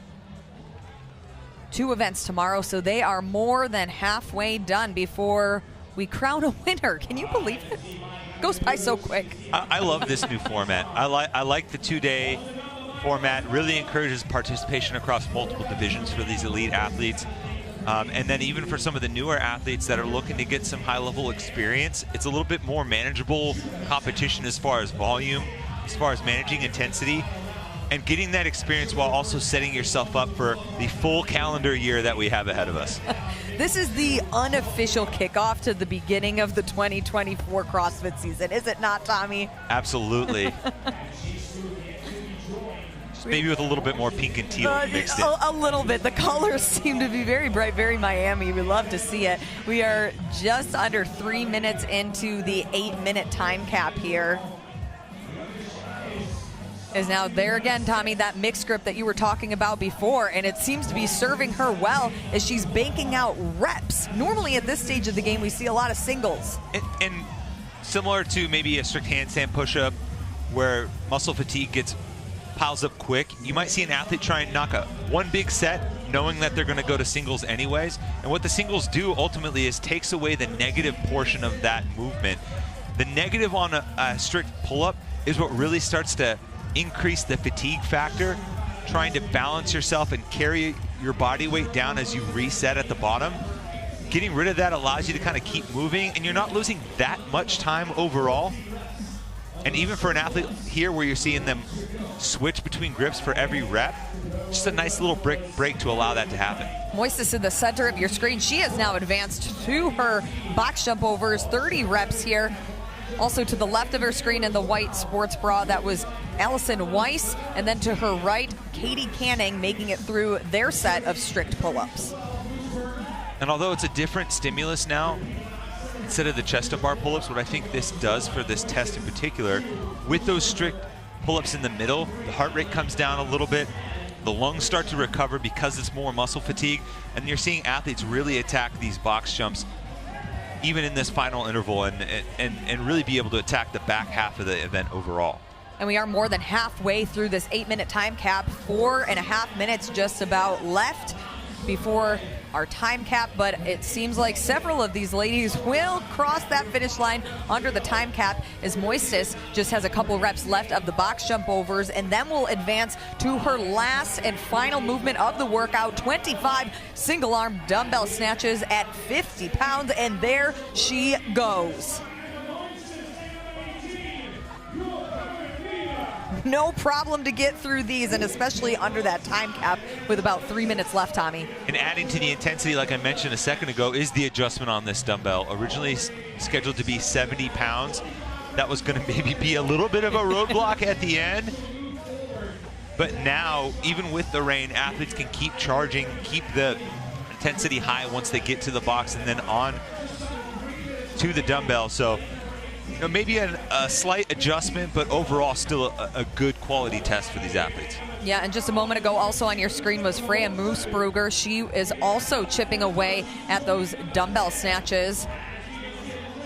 As you can see the rain pouring on down, and what to remember for the lady athletes out there with ponytails, when it gets wet and whips you in the face, that does not feel nice. I know, Tommy, you don't have that issue, but it adds another dimension of the workout. I was going to say that's not something I'm familiar with. Maybe Sean Woodland might have a little bit more experience with that. Longest hair in the game. Maybe back in his punk rock days, but not something I have to deal with. No, Mooses with the bun. She's not getting whipped in the face, and it's serving her well because she is advanced. She just has a couple reps left. I think about 5 reps before she will cross the finish line with 2 minutes left. There she is, 2 minutes left in the time cap. She is our Heat 1 of the Elite Women winner, Andra Moises, laying on the ground, letting the rain come in. and that should lock up a pretty solid performance for her overall. She was by far the furthest in that second interval. We'll have to see where the total reps come out. She knows she's going to get the maximum amount of reps by finishing the third interval, plus you get the other score, which is just the time to finish in general. So she's going to lock up a solid performance overall. We'll have to keep our eye on that time to beat as we have one heat left for the elite women, but it looks like we will have several women in this elite heat. There's Allie Weiss in the white sports bra just crossed the finish line, finishing under the cap. 1 minute remains for the elite heat 1 of the women. And there on your screen, Gabrielle Spence. She's finishing up. Right next to her, Katie Canning with just a couple reps left in the colorful shorts. And Spence crosses the finish line, finishes under the cap, about 30 seconds left to go.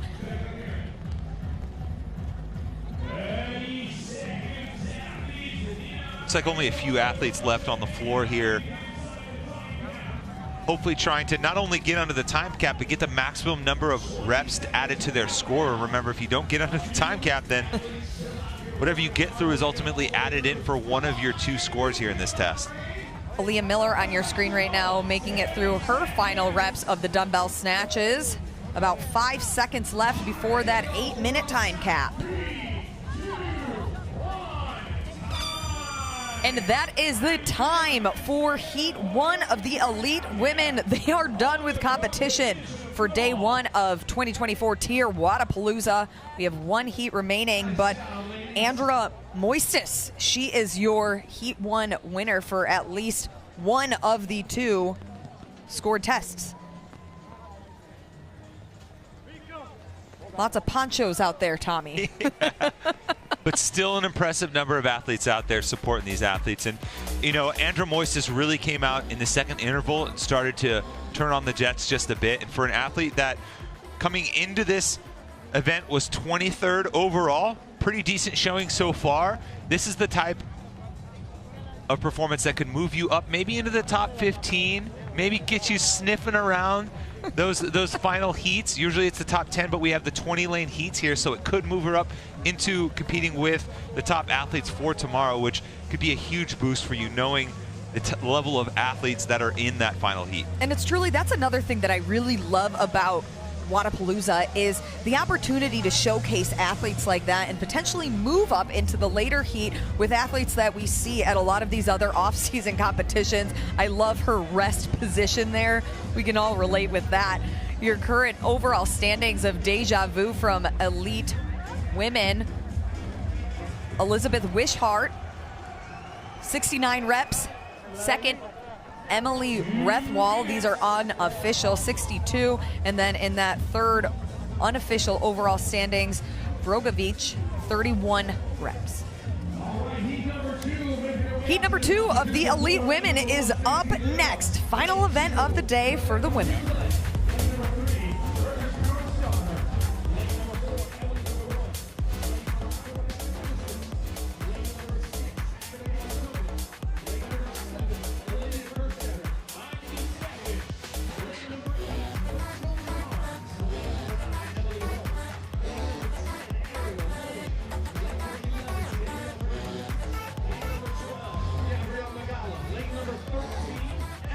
Day number 1 for the elite individuals coming to a close here on Thursday at TYR Wodapalooza at Bayfront Park in Miami, Florida. Thanks for tuning in, everybody. I'm Sean Woodland with Tommy Marquez. Brian Friend is down there on the wet competition floor at Flagler. 2 heats are down. 1 heat remains here in the final event of the day for the elite women. We're halfway through this competition, and it's Deja Vu that awaits. Yeah, clever name, because some of these athletes have seen this test in some form before, whether as a spectator way back in 2011 when this format of multiple intervals showed up, or in the qualifier when, with a slightly adjusted format, almost these exact movements in this order showed up to get them here in the first place. There'll be 19 women out on the floor here for this third and final heat, as Matilda Garnes, who was supposed to occupy lane 8, she has withdrawn. Unfortunate news, and she was supposed to compete as a team as well, so you hope she's all right. And one adjustment to this event, you swap out the chest to bar pull-ups for 14 strict pull-ups, and that dumbbell snatch weight for the women has gone down to 50, so just a couple adjustments there. First 3-minute interval, two 50-point events here. The first being the total amount of reps that you accumulate through all 3 intervals. The second is the time that it takes you to complete the final interval, or the number of reps that you complete in that 8-minute interval. And we start with that 20 calories on the assault rower as you take a look at Elena Carratala-Sanahuya. On the right side of your screen next to her is Alexi Neely. Sanahuya in 13th place overall coming into this event. And I mentioned that they had seen these movements before the qualifier. Well, the top score in the qualifier belonged to Elena Carratala-Sanahuya. One of the athletes stoked to see this again. Your top picks by the fans in the Heat 1 app, Gabby Magawa and Emma Carey. And right now, Gabby Magawa is your overall leader through 2 events. She has 91 points, a 12-point cushion on Danielle Brandon, who is currently being covered up by that graphic in lane 11. Emma Carey on the right side of your screen, she sits in 4th place with 67 points. Gabby Magawa is off the rower, and she will move to the wall balls along with the rest of the field. I think maybe the fans had some inside info because they're set up right next to each other on the lanes for this event. So a nice little race to watch to see who got the edge. Halfway through this first 3-minute interval, clock on the upper left-hand part of your screen will count down instead of up. Just a slight change. 30 wall balls here. If they get through this, then it's the 14 strict chin over the bar pull-ups.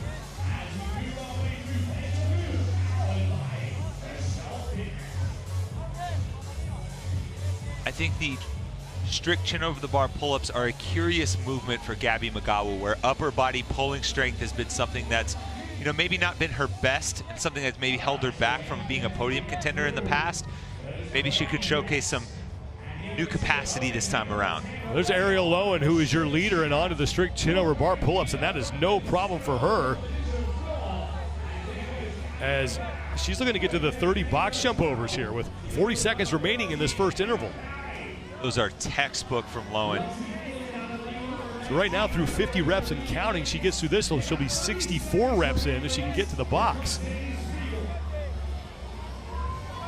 That's Stacy Laram. There's Emma Carey on the strict chin over bar pull-ups. Now 20 seconds remaining in this first interval. Emma Carey, who finished the 3rd overall last year here at TYR Wodapalooza. First competition back from that back injury. I think this event will be a good litmus test for the next evolution of Emma Carey and learning to be better about her pacing and managing her energy throughout the course of an event. This almost forces you to kind of manipulate the throttle a little bit better and not just go out there and try and blast it full speed, because you don't want to come crashing down on that 3rd interval. The time is called there. You saw Lexi Neely, she was on the box jump overs along with maybe a 1/3 of the field. We'll have to wait for the official rep counts. There's Danny Spiegel, who comes in 10th place overall, 97 total points, had that big 2nd place finish to start the day in double or nothing. We have a 1-minute reset, and now 5 minutes go on the clock. Same order of events here, as we start with the 20-calorie assault rower, then 30 wall balls, back to the chin over bar pull-ups as Emma Carey gets set to start that 2nd interval. 30 box jump overs, and then 25 single arm dumbbell snatch. And again, the weight has been reduced, so now 50 pounds for the women as opposed to 70 the way this event was originally created. Yeah, and that dumbbell would have posed a pretty stout test, especially at the end of this and with maybe less than secure footing. So I think a good call overall to reduce the weight, something that's a little bit more manageable and most of these athletes can handle fairly simply. There is Danny Spiegel, who we mentioned earlier, has always done very well when she's competed here at TYR Wodapalooza. It's her 5th individual appearance. She withdrew in 2022, but the other 3 times, 5th, and then last year finished on the podium in 2nd place. And Wodapalooza was really kind of her coming out party as an elite athlete. Way back in 2019, she technically qualified through the Dubai CrossFit Championship, but it was at Wodapalooza during the snatch handstand walk couplet. She went toe-to-toe with Tia-Claire Toomey, beat her in that event, and that was the moment that everyone was like, oh, she's got some top-tier capacity and some skills to boot, and that was kind of where she rose to that elite echelon. Stacy Laram. Next to her is Rebecca Fuselier. Fuselier with a pretty strong showing so far. 8th place overall with 30 points. And Fuselier is part of that contingent of athletes that makes the games, tries to go back for a second year, maybe didn't make it or had a little bit of a letdown that second year, and is trying to work their way back in. She's a former Teen Games athlete as well. Hope to kind of recapture some of the magic from the 2022 season. Ariel Lone in the brown shorts on the right side of your screen. Next to her is Danielle Brandon. They're among the first women to those 30 wall balls. And now LatAm and Fuselier onto the wall balls. There's Emma Carey in the long black pants. 30 reps here before they move to the strict chin over bar pull-up. So 14 reps on the pull-up bar. 5 minutes here in this second of 3 intervals. And as you mentioned, the Deja Vu, the name of the event, harkens back to the qualifier, but also that 2011 event where old Pat Barber figured out a little way to hack through that. Well, in that year, all 3 intervals were each a scored test. So each one was weighted the same. And so you could game it a little bit and think, where am I going to get the most bang for my buck?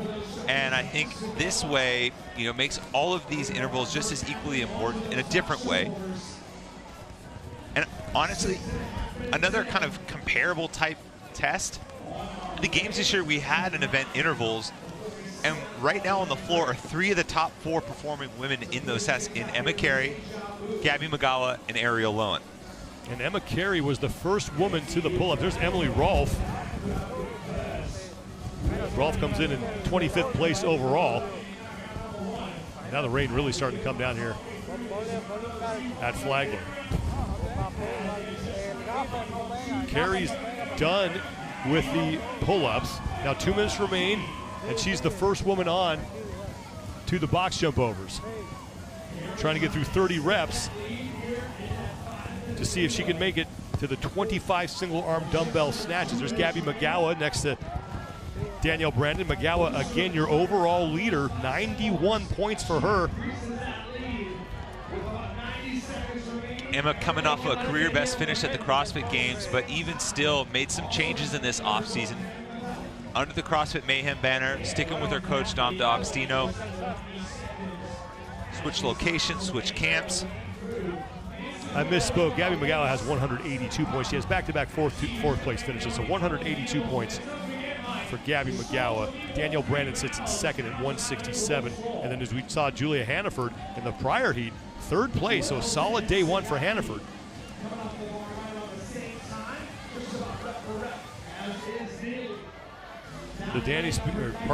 Danielle Brandon just trying to communicate with her judge to make sure that she's getting through these reps okay, getting through them cleanly. So 30 reps here, then it's on to the single arm dumbbell snatches.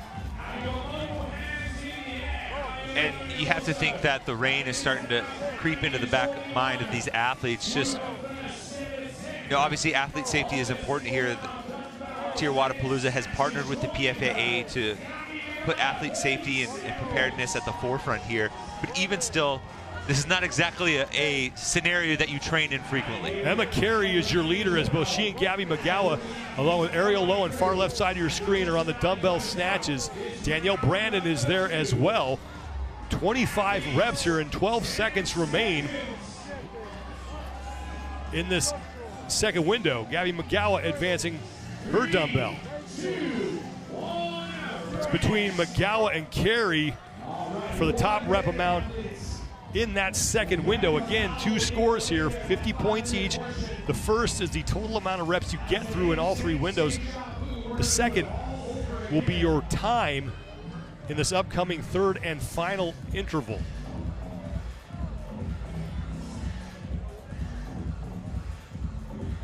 Interesting thing to note, I haven't seen as many athletes bringing a shirt with them. You see Danny Spiegel carrying a small towel. In the early heats, it seemed like a lot of athletes brought the shirt out, brought a towel out.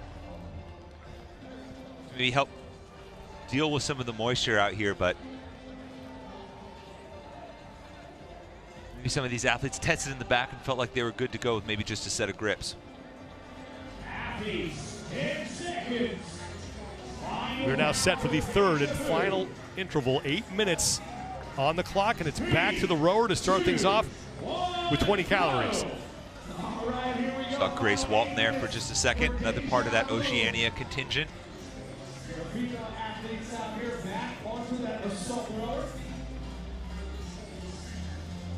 Gabby McGowan, who came in with the overall lead, working through her 20 calories, 182 points for her, and was towards the front with Emma Carey in that second 5-minute window.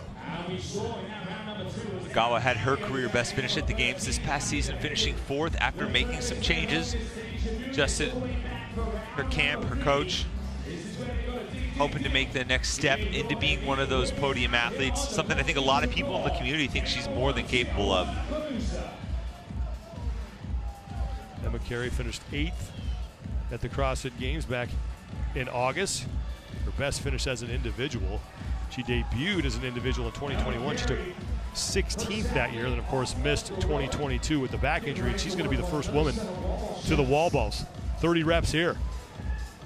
And last year, Wodapalooza was kind of her return to competition in a big way. There was still some nerves, still some uncertainty lingering, as is the case anytime you come back from a serious injury, but she's looked nothing but stellar since. Gabby McGowan also got to the wall balls. She was 2nd behind Emma Carey. Should be noted that all athletes, men and women, will shoot to a 10-foot target here.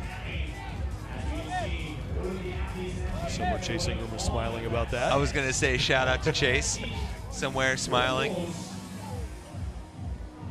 Rightfully been a proponent, I think, you know, make 10-foot standard across the board.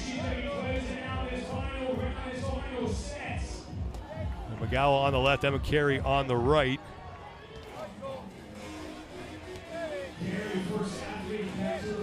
A little bit of a slip there from Emma, but nothing too serious. Carey now onto the 14 strict chin over bar pull-ups, and this is one of the 2 things that have changed in this event, the other being the weight on the dumbbell. These were originally supposed to be chest to bar pull-ups, but because of all the rain, it's just safer to do strict. The previous heat, this 3rd interval, we saw a lot of athletes reduced to singles. Emma still knocking out multiple reps, even if it's just doubles. Now Gabby McGowan left side going with that commando grip. Big fan of the commando grip, Sean. You can turn it. I've seen you do it on toes to bar. Oh, absolutely. Anything you can do to change up the dominant muscle group while you're hanging from the pull-up bar can save the grip just a little bit. You actually can get some counter pressure. One hand pushing in, one hand pulling in. You have the shoulder mobility. Give it a try. Chase Ingram has confirmed the smile on his face. Thank you, Chase. Here's Stacy Larum. Next to her, Rebecca Fuselier in the green. And now Emma Carey is onto the box jump overs. So the rain has subsided, but obviously still plenty of moisture out there on the field.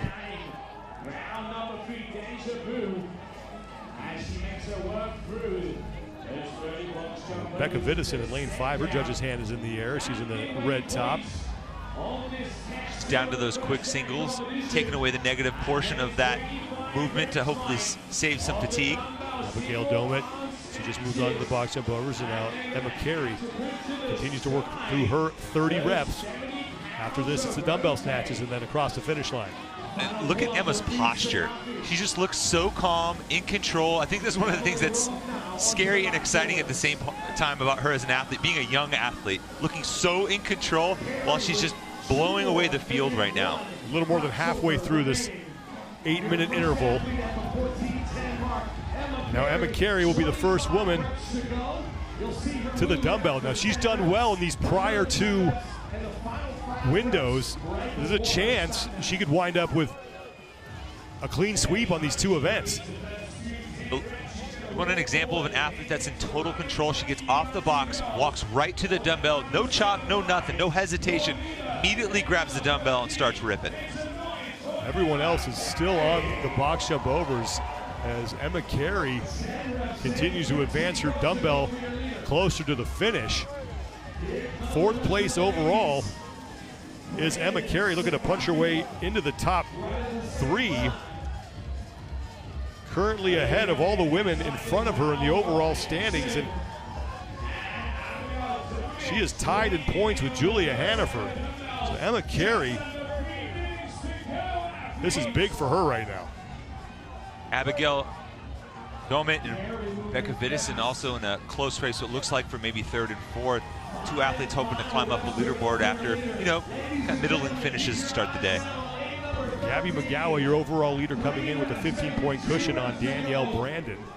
There's Elena Karatala Sanahuya, who sits in 13th place overall with 110 points. And Emma Carey is done. And Emma Carey looking to put at least 50 points in her pocket because of that effort. May earn another 50 because of her effort in the first two intervals. And she was only 18 points out of the overall lead. Now we have to wait and see where Gabby McGowan will finish as Danielle Brandon is in. Lane 7 is Olivia Kerstetter. She's still working on the dumbbell snatches. I think Abigail Domet got across as well. She did. She's on the right side of the screen, and now Vidison is in, and I don't know, as McGowan now has just come in. So Emma Carey could find herself in the overall lead heading into the final day, but we still have to get all these scores sorted out.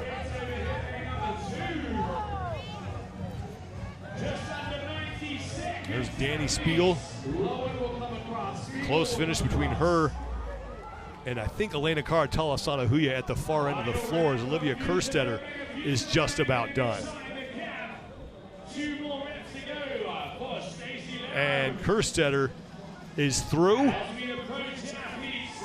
And that should do it for the third and final heat of Deja Vu, the final event for the elite women here on day one of TYR Wodapalooza. We still have two athletes now still on the floor. But Emma Carey, who is first across the finish line, as Burgers Bjornsdottir and Emily DeRoy, the two athletes on the floor. Bjornsdottir is on the left side of your screen, just 17 years old at a CrossFit Reykjavik, finished third at the CrossFit Games in the 16 to 17-year-old division. That was despite having to be carried off the field after the first test due to heat stroke. Amazing resiliency. Kind of triggers a memory of maybe another Icelandic woman who had a similar bounce back from heat stroke, maybe from CrossFit Reykjavik. Can't think of her name, though. I think she has done pretty well in this sport, and Bjornsdottir is certainly somebody that we will be keeping an eye on as she fails to get all the work done inside the cap. Emma Carey eyeing the overall lead after that effort. Looking like she's going to pick up at least 50 points for that effort in the 8-minute interval. Now we'll have to see how many reps she was able to amass in the 3- and 5-minute intervals. And we mentioned that Emma Carey, strong athlete coming into this, has shown some high-level capacity in interval-type workouts, even at the games, finishing second at this year's games in the interval test. During that second interval is when she really started to pull through the front. A few athletes to get off of the bar with relative ease, and by the time we got to that last interval, you can see no signs of wear and tear on the rower, steady through the pull-ups, even still doing doubles on that final set. By the time she got to the dumbbell, she was by herself. She was almost a 10-rep lead over second. And at the very least, she'll get a win for the fastest time through the final interval and could move her into first overall. Let's send it down to Brian Friend with Emma Carey. Thanks, Sean. Emma Carey, we saw some rainy conditions at Rogue Invitational. You had some good performances here. Rain again in Miami, and in at least an event win on the second half. You just thrive under the wet conditions? Yeah, I like adversity. I like feeling like we're kind of at a disadvantage out here. I mean, the wall balls were crazy. I was slipping on the box. A couple times I fell off the riser, and I've just practiced in training not letting those things affect me. So maybe it's all in my head, but I feel like I kind of have an advantage when I get out here and can put all that together. And at the games, interval style workout, second place there, interval style workout. What can you say about your ability to recover under high intensity efforts? I like to suffer, and even when I don't feel recovered, I can still push myself and hurt a lot. 3 events down, 2 to go. Can we expect more of the same tomorrow from you? I hope so. I feel like I'm just taking it one event at a time, and I trust my training, so I think it'll be good. Looking good so far. Great job, Emma. Thank you. Emma Carey, 3rd place at 2023 TYR Wodapalooza, and right now a very good chance of being your overall leader heading into the 2nd and final day of competition for the women. Men coming up next as action continues at Bayfront Park in Miami, Florida. Stay with us as our coverage of the 2024 TYR Wodapalooza continues.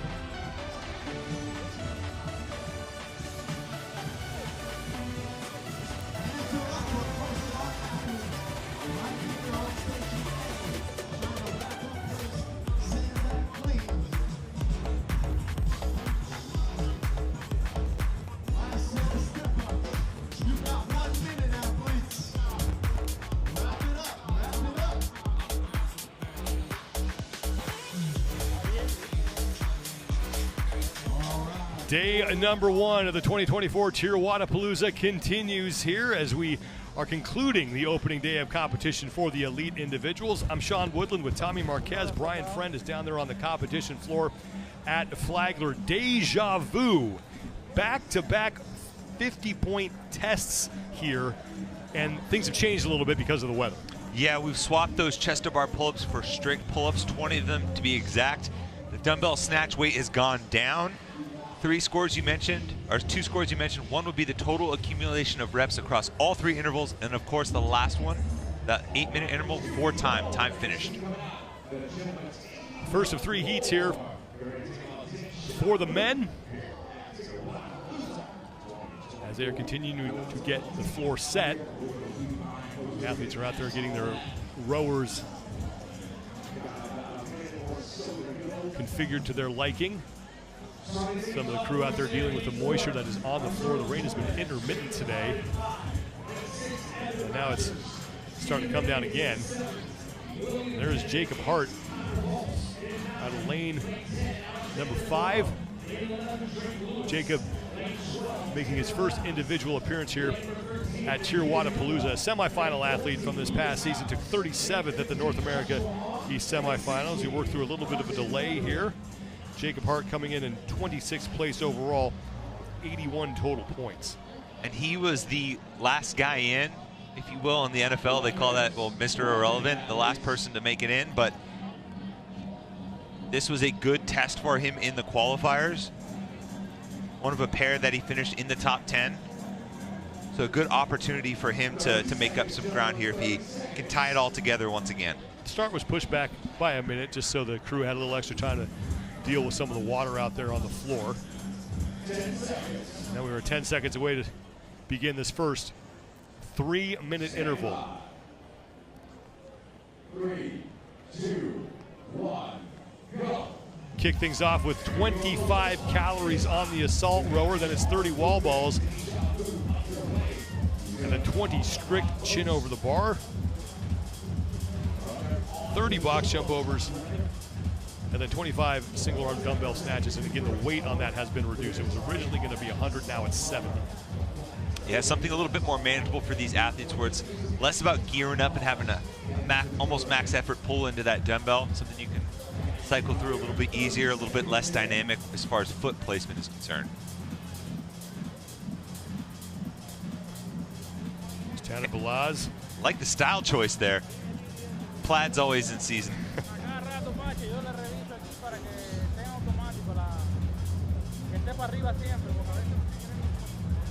Nearly a minute in here, and Judge's hands starting to go in the air. So take a look at Arturo Torres. He's down in lane 4. Jacob Hart is off the rower onto the wall balls. One of the first men there. Arturo Torres right next to him. Onto the wall balls. 30 reps here before they move on to the box jump overs. Clock counting down in the upper left-hand part of your screen. So we now have 1:40 remaining approximately in this first 3-minute interval. There's Tanner Balaz.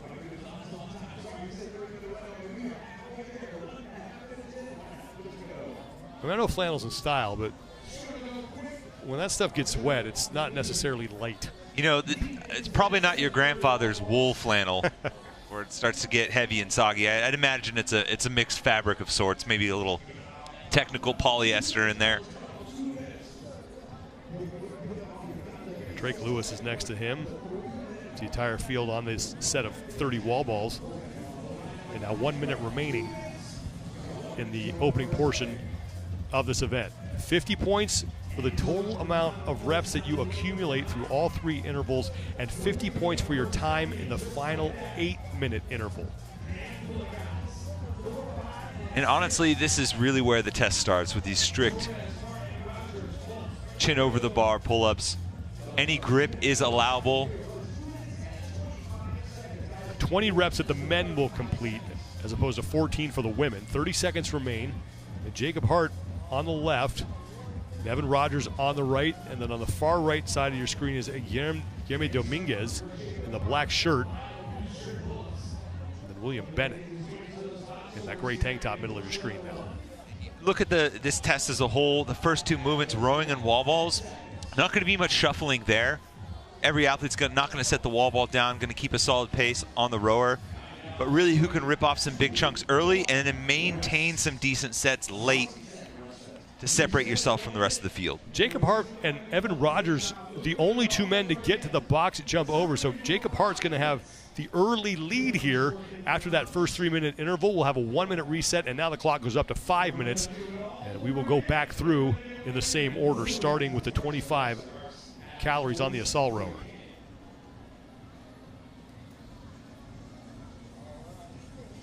One-minute reset.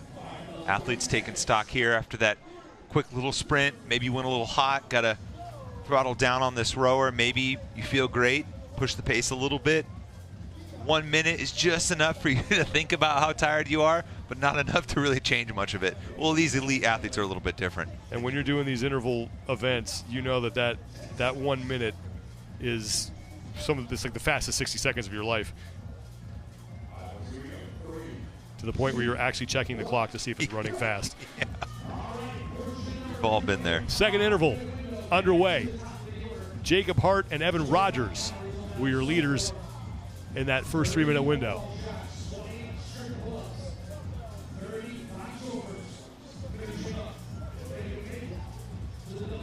There's Martin Fieferlich. There's Evan Rogers in the gray top. Guillermo Dominguez next to him.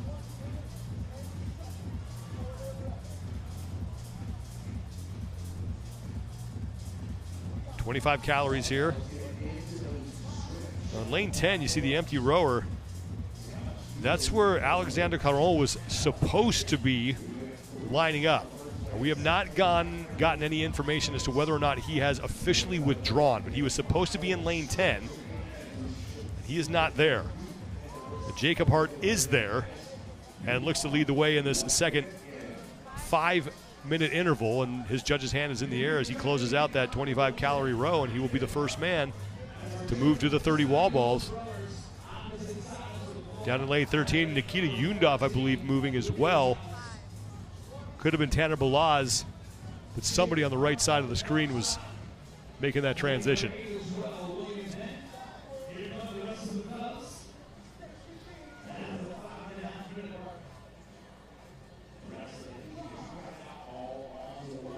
Lane 14 is Lucas Uze. He's in the white shirt. He is towards the front. He was right, that was the man that was right there with Jacob Hart. So keep an eye on those two.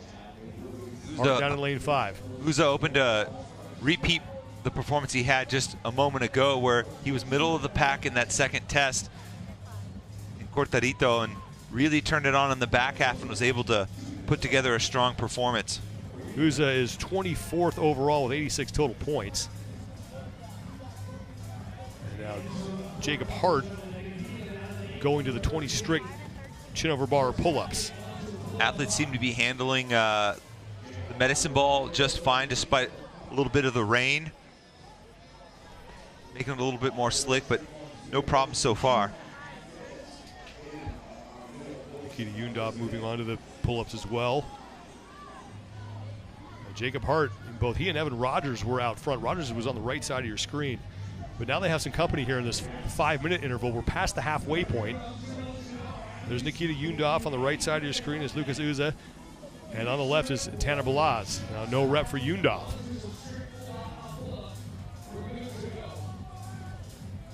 There's Arturo Torres trying to get through his 20 reps. 2 minutes to go. Martin Fieferlich, far right side of your screen. Next to him is Joshua Hong.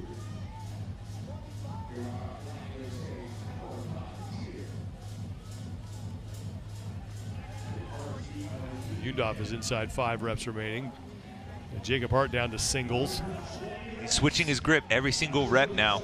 And now he again is the first man to the box jump overs. 90 seconds left here. Nice part at this point for Jacob is he can see pretty much the entire line of athletes and face that direction, so he can see where he is relative to the rest of the field. Far side of the floor, right side, that's Joshua Hong.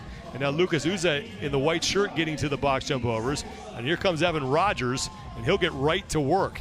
The 30 reps here before they move on to the single arm dumbbell snatches. 25 reps with a 70-pound dumbbell. Now inside a minute to go in this second of 3 intervals. First of 3 heats here for the elite men as they close out the opening day of competition. First of 2 days, 5 total events here at TYR Wodapalooza. There's Joshua Hong, who is right behind Jacob Hart.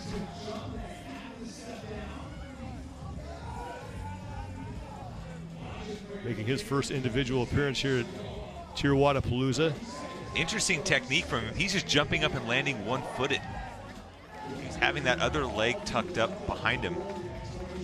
20 seconds to go is Jacob Hart looking to hang on to the lead here and hold off Joshua Hong, and Hart is going to move to the dumbbell with 13 seconds left. And here's Lucas Uza, who is now past Joshua Hong. So Uza and Hong in the upper right-hand part of your screen, Jacob Hart in the bottom left, and Jacob Hart looks to continue to lead the way here in this opening heat. So far, he has the most reps out of any of the athletes as we move into the third and final interval. Now 8 minutes on the clock. 2 separate scores here, 50 points each. First is for the total amount of reps that you accumulate over the 3 intervals. The second is the time it takes you or your score in the third and final interval. So far, Jacob Hart 2 for 2 in the first 2 intervals. Got 2 good shots on the board. He can pretty much replicate that and make sure he's one of the first athletes to the dumbbell, set himself up nicely with 2 more heats remaining after this. Martin Fieferlich and Joshua Hong. Fieferlich on the right.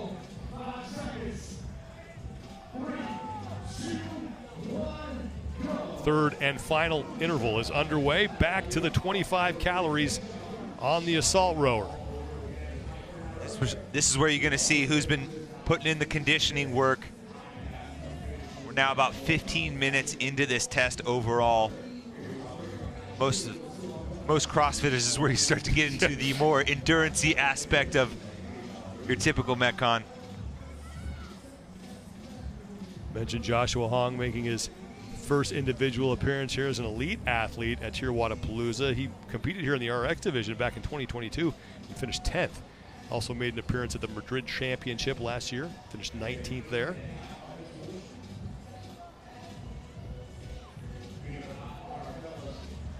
So far, the man on the left of your screen, Jacob Hart, has had the best score through the first 2 intervals.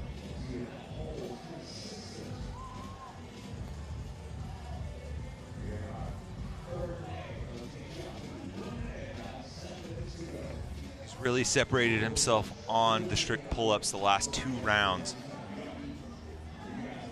One thing to keep an eye on is what sort of sets and adjustments he makes in this 3rd round, as you've now done you've done 40 strict pull-ups so far. What Connor sort of strength? Sorry, Tom, we just saw him get off the rower along with Jacob Hart. And Jacob actually had a little bit of a mishap there on that first wall ball. Looked like it maybe slipped a little bit, got a no rep, let it hit the ground. Most of these athletes, you're not putting the ball down, so really it's just, you're not going to win it on this movement, but you can lose it if you set it down, have a mishap, and take longer than everyone else. Now 30 wall balls that need to be completed. 10-foot target, 20-pound ball. Before moving on to those box jump overs. Clock now counting up on the left side of your screen. 8-minute time cap. First of 3 heats here for the elite individual men. They have 2 more events tomorrow. And then the team competition kicks off on Saturday. Some of these athletes will double dip and do both. So a nice competition opportunity in multiple divisions for these elite athletes. And Jacob Hart and Evan Rogers to the strict pull-ups at the same time. Nikita Yundov is also on those. He's on the far end of the floor. So battle for first place in this heat between 3 men. Hart, Rogers, and Yundov out front as we approach the 3-minute mark of this 8-minute test. Now Lucas Uze is onto the pull-up bar as well. He's in the white shirt. Evan Rogers on the right looking a little bit better on these strict pull-ups. Jacob Hart hopped up, looked like he was going for multiple, but came down after 1, had to adjust his grip, went a little bit wider. Evan Rogers, on the other hand, just ripped off 3 to 4. These are your top 4 men here. Upper right-hand part of your screen, Jacob Hart and Evan Rogers. Bottom left are Nikita Yundov and Lucas Uze. And we also have Connor Volz, William Bennett, and Guillermo Dominguez, who got to the strict pull-ups. And now I believe the entire field is onto that portion of the event. Evan Rogers on the right side of your screen hadn't changed his grip yet. Everything was done with palms facing in. More of a traditional chin-up grip, putting a lot more emphasis on the bicep. There's Arturo Torres. Closest to the camera is Jacob Hart is going to be the first man done with his strict pull-ups. And he's on to the 30 box jump overs and wasting no time getting to work, trying to put some distance between himself and Evan Rogers and Lucas Uze. Now here comes Evan Rogers to join Jacob Hart. They are the only 2 men on the box jump overs right now. So and here comes Uze. Hart got 5 reps in before Rogers was able to get to the box as the next athlete. Connor Volz is also on to his box jump overs. But as he has done through the first 2 intervals in this event, is Jacob Hart leading the way. There is Connor Volz, who's now moved into 3rd place. We'll keep an eye on him. Past the halfway point, 4.5 minutes down, 8-minute time cap here.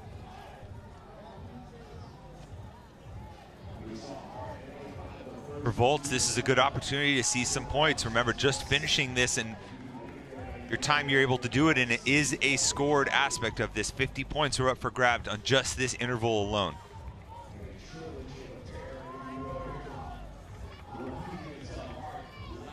Jacob Hart, 26th place overall.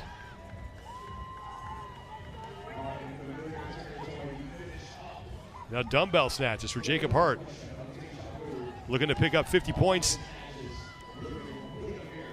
and come across the finish line first in this 3rd and final interval. 70 pounds on that dumbbell. And now Lucas Uze has moved into 2nd place. And now in lane 6, Evan Rogers is there as well. Good fight for 2nd place between Rogers and Uze as Jacob Hart continues to lead as he has done throughout this event.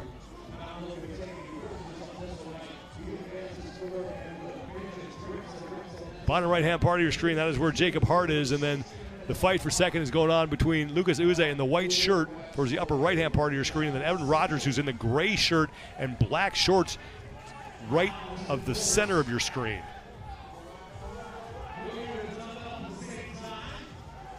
The Jacob Hart into his final set.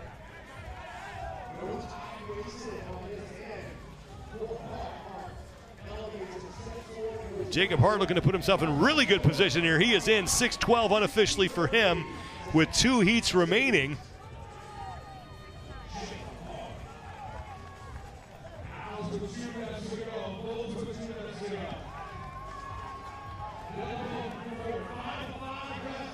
Now in lane 9, Connor Volts looking to close out. That's Drake Lewis in lane 11. See, Drake just there was at the bottom, was almost rolling the dumbbell into his other hand, speeding up that turnover time. And Drake is across. There's Joshua Hong trying to close things out here. Arturo Torres and Tanner Balaz are still on the box jump overs, along with Martin Fieferlich.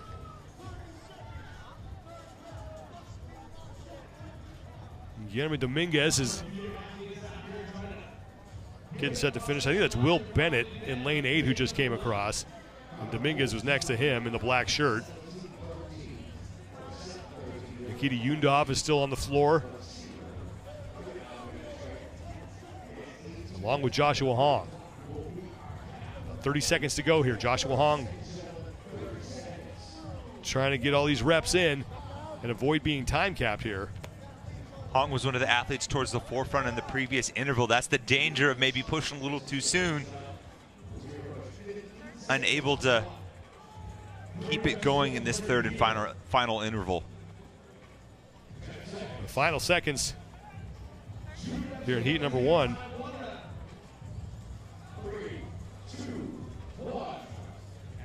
And that will do it. Jacob Hart, though, a solid effort here in heat number 1. Looks to have the top score in both portions of this event. The total reps accumulated and the top time in the third interval came across the finish line unofficially in 6 minutes, 12 seconds. And we will get the floor reset for heat number 2. And there is Jacob Hart.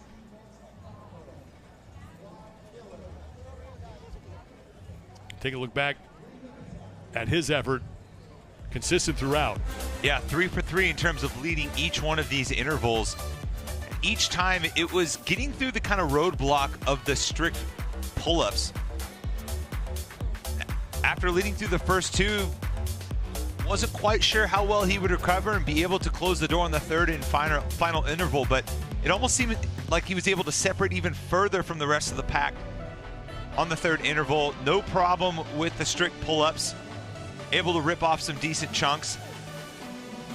And then getting off of that box, you know, with only 25 dumbbell snatches ahead of you, you are able to empty the tank. And a strong performance from Jacob Hart. Now we'll have to see if that can hold up over 2 more heats. 1 heat down, 2 remain here as the men close out the opening day of competition at 2024 TYR Wodapalooza.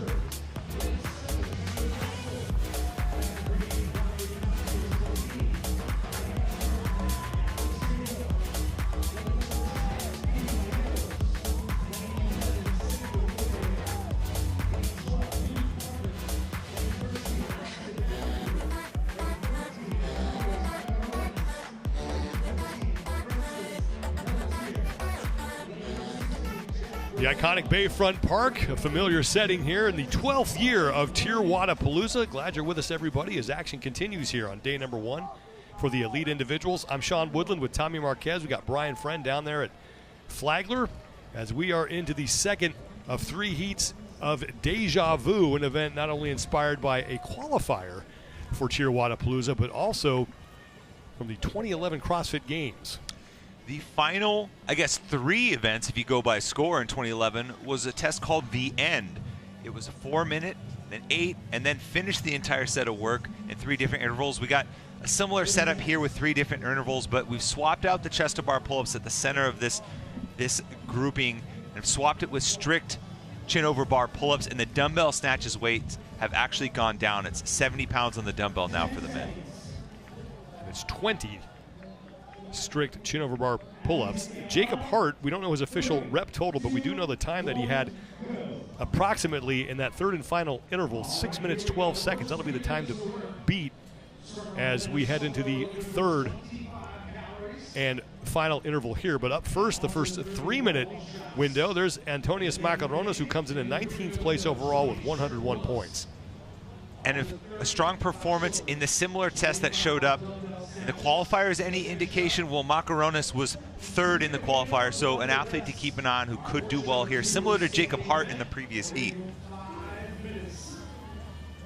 There is Luke Parker. He is in lane number 12, currently 27th place. And with only 5 events, Luke's got some work to do if he wants to get himself into a spot inside the top 15. Luke was kind of one of the surprise qualifying athletes out of Mayhem last year. He was trying to get some experience at semifinals. Maybe not necessarily expecting to go to the games, but had a great weekend and now trying to back it up this season. Lane 11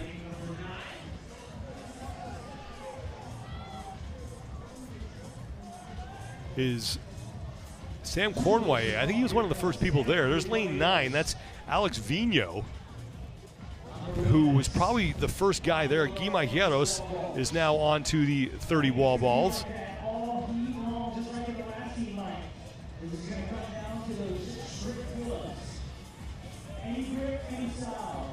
Alex Vigno making his second individual appearance here at TYR Wodapalooza. Last time he was here was in 2022 when he took 16th place. And currently sits in 30th place overall, so he needs to do some work here in this event as well. That's CJ Gerald, you saw him in the black in lane number 5 working through the wall balls. 30 reps here, then it's onto the 20 strict chin over bar pull-ups, and Alex Vigno looks to be the first man there.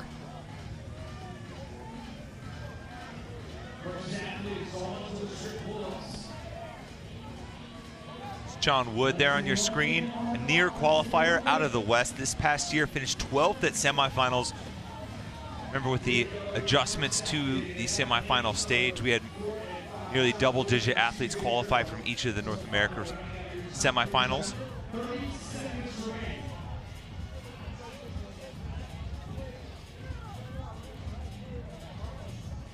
Wood and Vigno fighting for the top spot in this opening 3-minute window, and we are in the final seconds of that. We'll see if anybody can get to the box jump overs here. Both Jacob Hart and Evan Rogers were able to get there in the prior heat. And there is CJ Gerald. He's going to be the first man to get to the box jump overs, and CJ Gerald will have the early lead as we take our first 1-minute break. 5 minutes will go on the clock after this, and we're back to the rower. CJ Gerald able to get a handful of reps on that box before time was called. He was at TYR Wodapalooza last year on that 3 Wizards team that finished 9th. If you're just joining us, we actually had an athlete in the first heat go 3 for 3 on all of these intervals. If that's the case for CJ Gerald, right now he's in 7th place overall, so he is within striking distance of the podium if he's able to back up his performance so far with another strong one to close the night out. He's only 27 points out of the lead. Brent Fikowski currently the man who sits in first place overall with 170 points. We'll see him in the next heat. 3, 2, 1, go. And Gerald only 18 points back of Pat Vellner in third.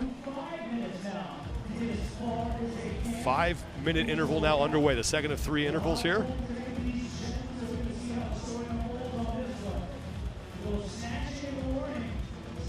Trevin Benton in lane number 17.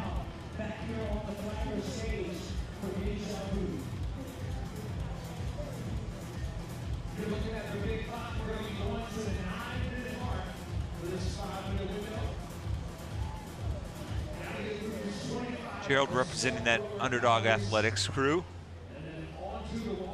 Guy Majeros in the middle of your screen. 10th place overall with 132 points, 100 of them coming in that opening event earlier today in Double or Nothing when he did the complex, that snatch and then hang snatch at 310 pounds. Oh, I spoke with him afterwards. He also said he's never fully tested his 1 rep max snatch. So I asked him, I was like, what is your top lift for that? He goes, I guess 310, but that's technically for 2 now. Alex Vigneault is again towards the front as he gets to the wall balls. And next to Guy Mayeros, CJ Gerald is also off the rower and onto the wall balls. He was your leader in that first interval. Gerald in the black shirt towards the left side of your screen. Next to him is John Wood. 30 reps here. And then we move to the pull-up bar again for the 20 strict chin over bar pull-ups, to the box for the 30 box jump overs. And the dumbbell snatch is the final thing here.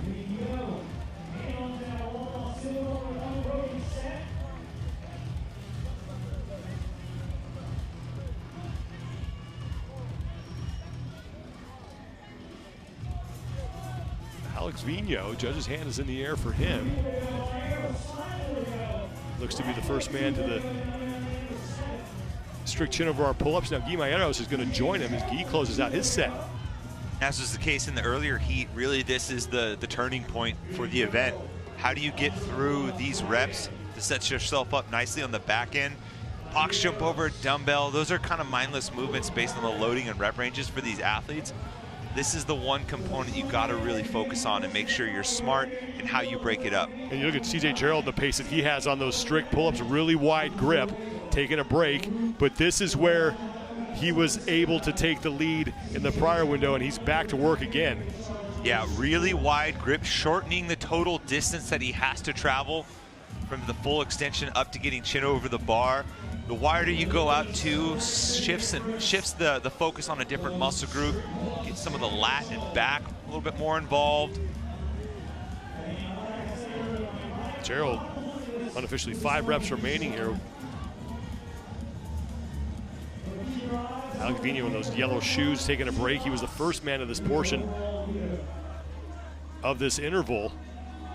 We'll see who will move through the box first. Lane 7, that's Harry Lightfoot, who's creeping up as well. Sam Cornwallier is onto the box jump overs. The CJ Gerald bottom of your screen is there as well. I'm not sure who got there first between the two of them. Macaronis there in the middle with the red and black shorts on, no shirt. He's towards the front. John Wood now left side of your screen onto the box jump overs. About a minute remaining in this second of 3 intervals. And CJ Gerald looks to add to the lead that he built in the first interval, but I'm not sure if Cornwallier got there ahead of him. But Gerald is about now 5 reps up on Macaronis and Cornwallier. So Gerald was there first. Interesting that Gerald is choosing to face away from the rest of the field. One of the advantages of being on the end, in this instance at least, for a longer movement, if you want, you can face the rest of the field and actually have a visual line of sight of where everyone is and where you stack up in the heat. When Gerald's done, he'll move to the dumbbell first. So as we saw in the prior heat, same leader through the first 2 intervals. It was Jacob Hart in heat number 1, and now it's CJ Gerald here in heat 2. I think Sam Cornwallier is also onto the dumbbell as well. Cornwallier is on the upper right-hand part of your screen, no shirt on. He's now on the right of center. He was the second man to the dumbbell, and he is creeping up on Gerald here. Gerald able to hold him off, it looks like unofficially, in that 5 minutes. And now another 1 minute rest before the final 8-minute interval here. This one's going to go to the finish. 6 minutes, 12 seconds from Jacob Hart, approximately. That's your top time in this third and final interval. And again, there are 2 parts to this event, 50 points each. The first 50 points for the total amount of reps that you accumulate over all 3 intervals. The other 50 points for the time that you put up on the board here in this third and final interval. We didn't see it in the first heat, but I wouldn't be surprised to see maybe an athlete try and take a shot here. If you didn't do as well in the first two, try and empty the tank and salvage some points here, because this interval alone, if you can get to the finish mat first, is worth just as many as all the intervals combined. Final interval is underway. CJ Gerald. Von Benton working on those 25 calories, but Gerald has been your leader, just like Jacob Hart was in the opening heat. There's Sam Cornway and Alex Vigneault, two of the Canadians here in this heat. Cornway got close to passing Gerald on the dumbbell, and if he had maybe a little more time, he may have been able to overtake him. There's Jack Rozema. Jack Rozema, second place overall coming into this event, 167 points. He's only 3 back of Fikowski for the overall lead. And he actually performed really well in the variation of this test in the qualifier. He won that event. We haven't said his name much yet. Maybe he's just been kind of lurking a couple of reps behind, maybe making a move here, but I caught up with him in the athlete warm-up area after the first 2 events and asked him how he felt about it. You know what, I feel pretty good about all of them, because that's what I've worked on, to not necessarily have events I feel good or bad about. Be well-rounded. That's what you want to hear from an athlete. 25 calories, and John Wood and CJ Gerald are about done. Guimajeros in the background, he was moving on along with a handful of other athletes. So Gerald towards the back here, but he's really been able to make his move when they get to the pull-up. So we'll keep an eye on him once they get to the pull-up bar. Vigneault and Guimajeros have consistently been 2 of the first men off of the rower. They're in the middle of your screen in lanes 11 and 12. Wait, that 9 and 10, pardon me.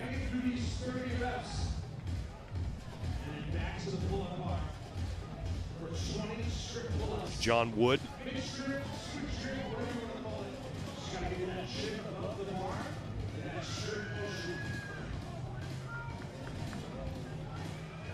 Vigneault and Majeros on the screen now.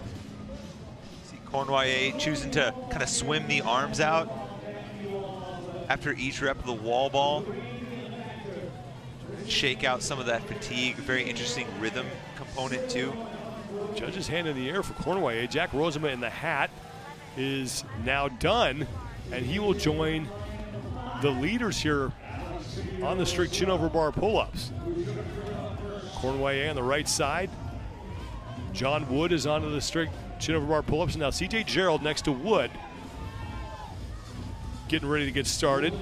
Cornway and Luke Parker, your leaders right now, along with Austin Hatfield towards the front. Haven't said Austin Hatfield's name yet here in this heat. CJ Gerald, this is where he's been able to take the lead in the prior 2 intervals.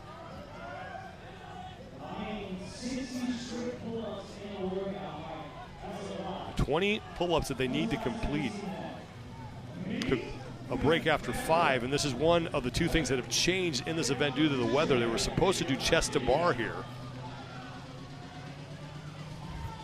Yeah, he just ripped off another 3, so 2 sets in, getting close to the halfway mark while everybody else is doing singles.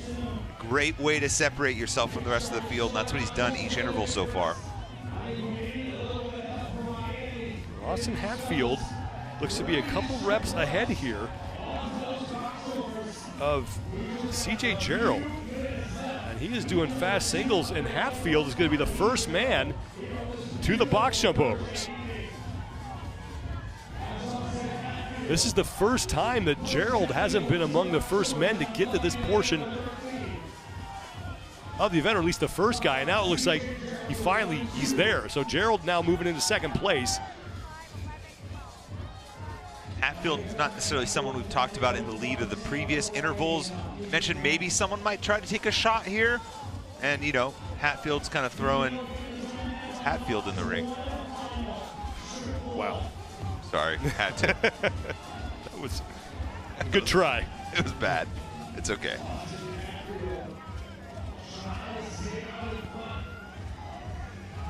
After this, it's the dumbbell snatches at 70 pounds.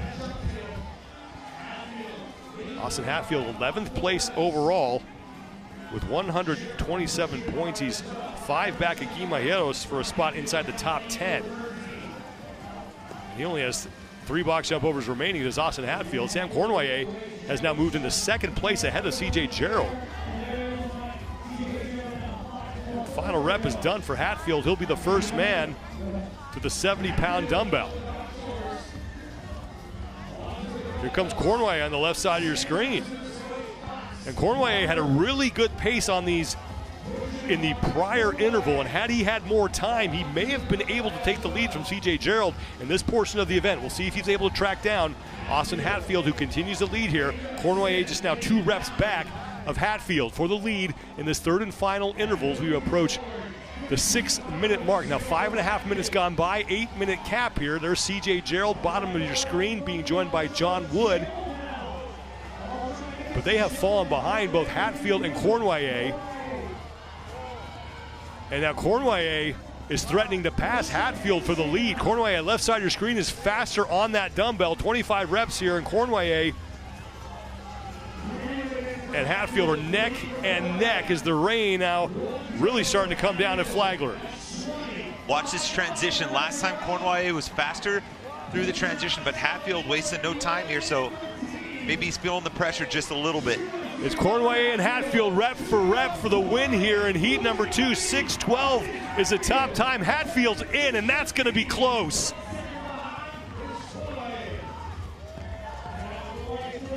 $6:15 unofficially for Austin Hatfield as Sam Cournoyer came in behind him. We'll have to wait on the official time for Jacob Hart in heat 1, but man, it was close between him and Hatfield for the win in this portion of the event. Now remember, as long as Gerald gets through, you add those reps to his scores that he put up in the first 2 intervals as he comes across, and he could wind up in contention for those 50 points in the first part of this event. And in the very least, by finishing under the cap, he guarantees himself the top rep score for this heat.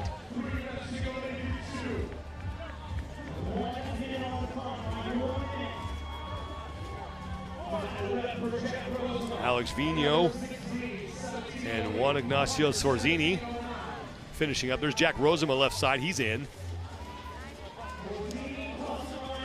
About 7:08 for him unofficially.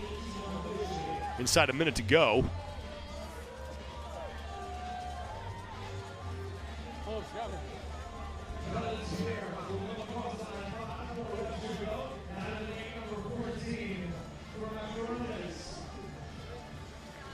Rez Macaronis still working as Austin Hatfield outduels Sam Cournoyer for a win in the heat.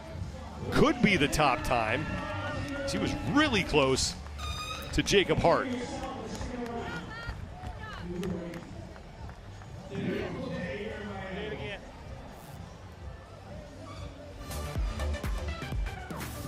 Third and final interval here, and this is where Austin Hatfield made his move on CJ Gerald, who was able to hold the lead and hold off a challenge from Sam Cournoyer. Yeah, he wasn't much of a factor in the early rounds, but first one off the pull-up bar in the final round. And despite Cournoyer actually closing a 2-rep gap between them down to pretty much a half rep, Hatfield able to keep the pace on through these final few dumbbell snatches.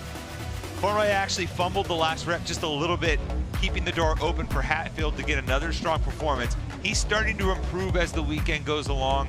23rd to start, 4th in the last event, another strong finish here in that third and final interval. Looking to move his way into the top 10 with just 2 events remaining, but the final heat for Deja Vu coming up next here at TYR Wodapalooza.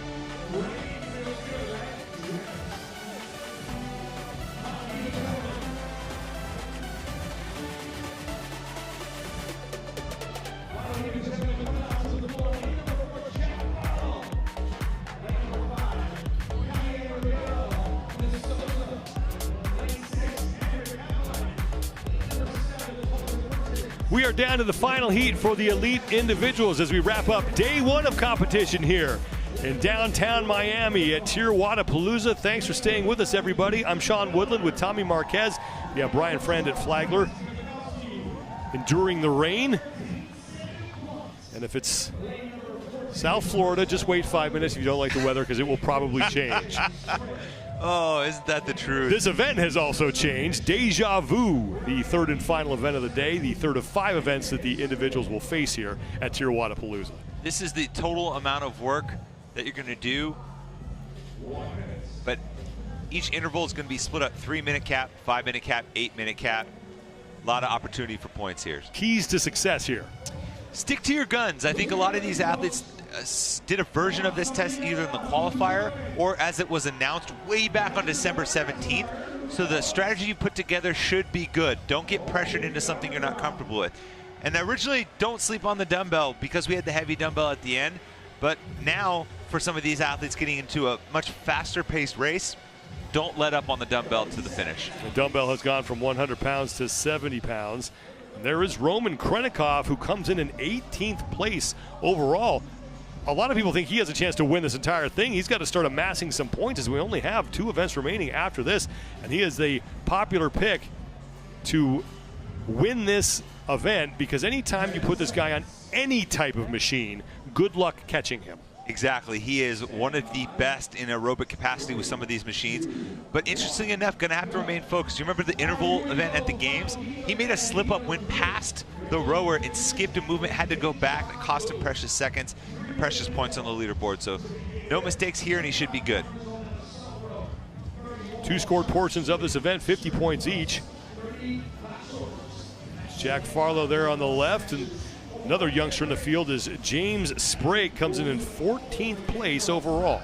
And gotta highlight him here because we spoke to him before, and much like the great Hambino in the movie Sandlot, he pointed his bat to the cheap seats and called his shot. He said he was gonna win this event. And anytime you say that with a field like this, you better back it up, big boy. 50 points to the person who amasses the most reps through the 3 intervals, and 50 points to the person who does interval number 3 the fastest. Austin Hatfield and Jacob Hart, they had the fastest times in that third and final interval, right around 6 minutes 15 seconds for each of them.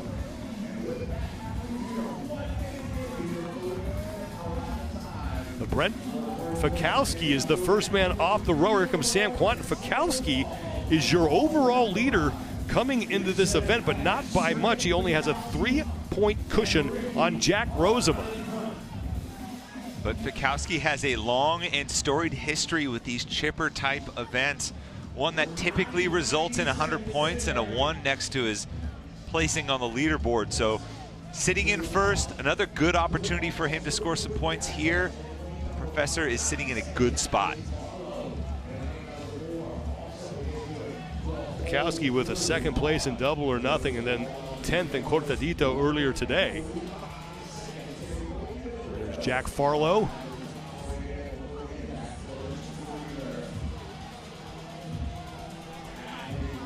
Pat Vellner, who's right next to Fikowski, sandwiched between Fikowski and Krenikov. Brent Fikowski onto the strict pull-ups. Ryan Souza is there as well, it looks like. Look at Fikowski's dismount. On the last rep, he lets go and doesn't actually allow himself to extend. For just that little bit, taking away the negative portion on the last rep. As fatigue starts to accumulate, it's those little details that matter for someone like Fikowski, who has a little bit heavier body weight. Left side of your screen, bottom left side of your screen is Kalyan Sosa. He is in lane number 5. 2nd in, Jack Farlow's on the far left. He was Sosa, one of the first men to the pull-ups. Now rookie Garrard gets through those strict pull-ups, and Garrard, first man to the box jump overs, final seconds here in this opening interval. The rookie Garrard, your defending TYR Wodapalooza champion. Garrard in 4th place overall with 158 points. He trails Fikowski by 12 for that overall lead. So it is tight at the top of the overall standings with just 2 events remaining after this. Vellner in lane number 11 comes in 3rd place overall, and he's only 9 points back of Fikowski for the lead. And I mentioned the intervals event from the games. That was actually an event that Vellner won. So another athlete that's good in these interval type structures, good upper body pulling strength, good grip. So seeing him maybe start to make a move as fatigue wears on the other athletes on the strict pull-ups later on could set him up nicely. Only 18 points separate first from fifth in the overall standings. Jack Farlow is the man who sits in fifth place overall. He's on the bottom left-hand part of your screen. And there is Ricky Garrard, who was your leader after the first 3-minute interval. Now we go to 5 minutes and back to the rower to start with the 25 calories. I think we might see Ricky pin his ears back the rest of this way. The first 2 tests had some components in it that maybe put a little bit more pressure on that surgically repaired shoulder of his, and I think once he got through those 2 checkpoints, an event like this, he can really just kind of let it fly. Vellner and Fikowski next to each other. Brent Fikowski was the first man off the rower in that first 3-minute interval. We'll see if he duplicates that performance here. As so far in the first 2 heats, the leader in the first 2 intervals has stayed relatively consistent. Fikowski has an interesting cadence approach. He's taking 3 to 4 really strong pulls, and then he was resting. So it was 1, 2, 3 rest, and then 1, 2, 3 rest instead of keeping a steady rhythm the entire time, putting high power pulls in and then recovering. Now, Fikowski and Sosa are the first 2 men to the wall balls. Here comes Vellner, Garrard, Quant, and Krennikov still on the rower. I mentioned Roman Krennikov, 18th place coming in. And that's a bit of a surprise, I think.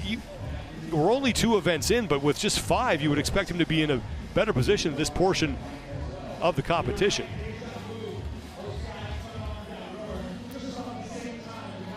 Yeah, snatch has not typically been one of the better lifts in terms of max effort for Roman across his career. Maybe in an unfamiliar place relative to what we've seen from him at high-level competitions in the past. They have to complete 30 reps here before moving to the pull-up bar for those 20 strict chin-over bar pull-ups. Fikowski's done. He's going to be the first man to the pull-up bar, followed closely by Kalian Sosa. Immediately, Fikowski was down to singles on this second round. Fellow tall, long-armed athlete, I can sympathize with that. A lot of ROM.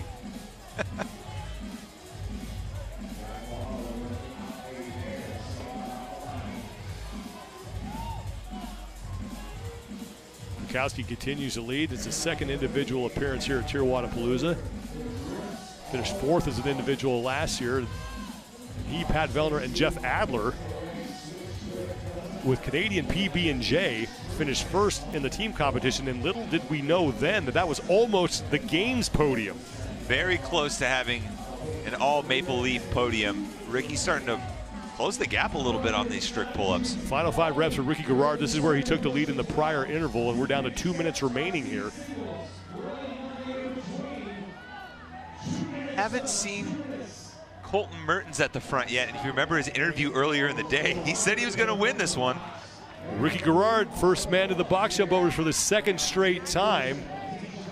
Well, Sam Quant is also there, and Jack Farlow, bottom of your screen. Here comes Pat Vellner, and now Roman Krennikov making up some ground as Fikowski's fallen off the lead pace here.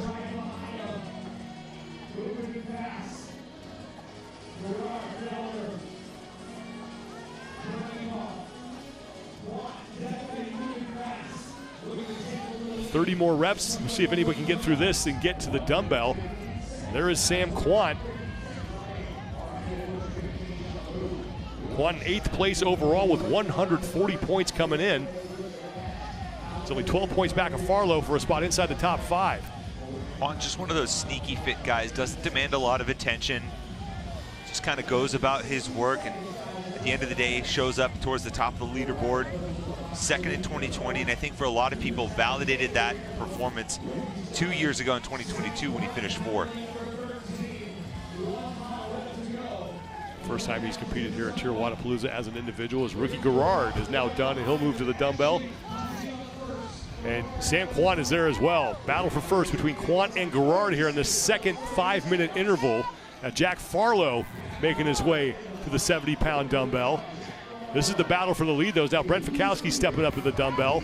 Roman Krennikov is onto the snatches next to Ricky Garrard, as is Pat Vellner. Here comes Colton Mertens there in the blue shirt, now just picking up his dumbbell, center your screen. Both Pat and Roman really made up a lot of ground on those box jumps. Garrard and Quant out front here. Garrard was your leader after the first interval. He and Quant going rep for rep here in the second interval. Now we're set for the third and final portion of this event. 8 minutes on the clock. And this is another scored event. 50 points to the man who gets across the finish line first. Fastest times we've seen, around 6 minutes 15 seconds between Jacob Hart and Austin Hatfield. So far, Fikowski and Jack Farlow are the only athletes that brought out the towel for the pull-up bar or the wall ball. Surprised to see so few athletes kind of double check, cross the T's and dot the I's there.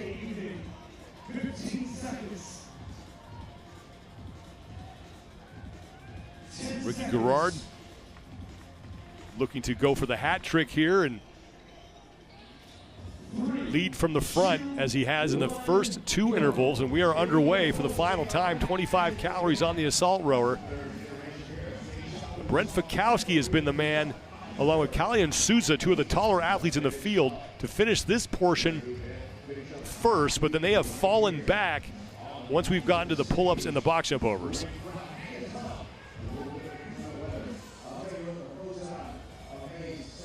So I mentioned earlier, Brent was doing, a handful of hard strokes and then resting and taking a significant break. Very different from all the other athletes who were, opting for a more traditional steady rhythm and cadence on the rower. Wonder if Brent maybe played with it, figured something out, unlocked something different for him. So Jack Farlow, once again, 5th place overall for him. Only 18 points back of Fikowski for the overall lead. Fikowski trying to hold off Jack Rozema, who's only 3 points back of him, and Pat Vellner just 9 points back, and Ricky Garrard is only 12 points back. And now Vellner and Quant moving to the wall balls at the same time. Fikowski still with about 4 calories to go. Here come Krennikov, Matthew, Farlow, Sosa, Spencer Panchin, Kaike Servani as well.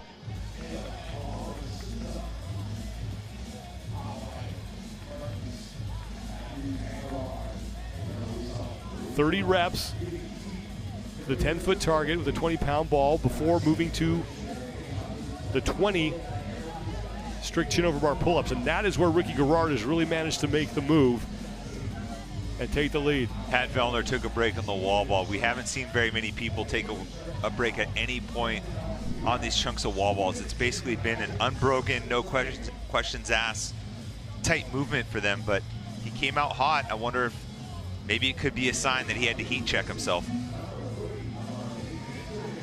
Sam Quant threw his 30 wall balls. He'll get to work on the strict pull-ups. He's the first man there. Now Roman Krennikov is finished, and Ricky Garrard. Nick Matthew also done. Here comes Pat Vellner. Quant hopped up and knocked out a set of 5. Vellner a set of 4. So both of these athletes still feeling comfortable knocking out some big sets on the pull-up bar. Bronislaw Olenkowicz on the right side of your screen onto the strict pull-ups. Around 6 minutes 15 seconds. Those are your top times from both Jacob Hart and Austin Hatfield. See the difference in grip there between Quant on your left and Braun on the right. Palms facing in, you're going to go a little bit more narrow, a little bit more emphasis on the bicep. Quant looking super comfortable with that grip. Ricky Garrard right in the middle of the floor. Keep an eye on him. This is where he's made his move in the prior 2 intervals.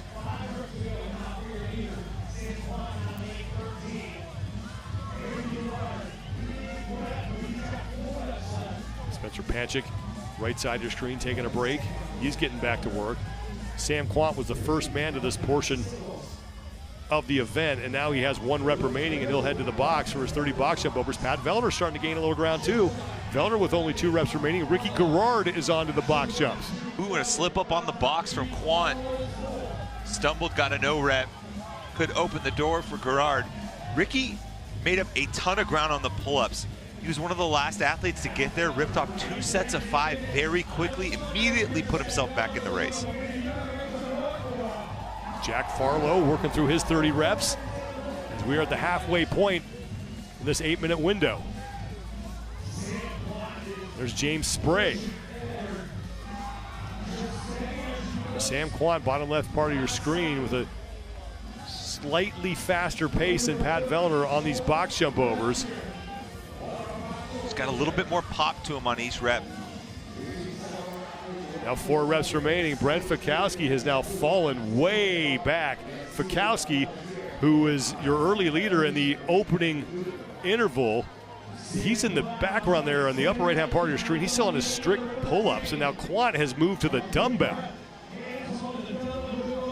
This is a huge opportunity for the rest of the field. Pat Vellner, Ricky, a lot of those guys that were within striking distance of Brent, hoping to make up some ground. It looks like he's unfortunately hit the wall a little bit here. Well, Jack Rozema was only 3 points back of Fikowski coming into this event for the overall lead, and Rozema competed in one of the prior heats. He's got a chance, depending on what happens here, of possibly leading heading into the final day of competition. But Sam Quant, 8th place overall, 140 points, are going to move up the overall standings courtesy of this effort. He's got less than a minute to go before we hit those top times from Hart and Hatfield. Quant looking like his old self again from 2020 when he was the 2nd fittest man on earth, and 2022 where he finished 4th. The ebbs and flows of fitness, but he's been a long-time competitor since 2014 and looking solid right now. Quant is ripping that 70-pound dumbbell. He doesn't get a lot of credit for being one of the early young athletes. He qualified for the games in 2014 when he was just 20 years old, back before it was kind of hip to be one of those young athletes in the sport. And Quant is done. Sam Quant, and now Ricky Garrard is through. Here comes Vellner. Sam Quant looking like he's going to pick up the 50 points for this portion as he gets in well ahead of Hatfield and Hart from the prior 2 heats. Looked like Sprague snuck in there at the finish too, so even though he didn't win, maybe a little redemption on this last one. To be fair, I think he called a shot back when it was chest-to-bar pull-ups. Roman Krennikov is now done. That's going to help Roman as he looks to move up the overall standings, coming into this event in 18th place overall, and only 2 events remain.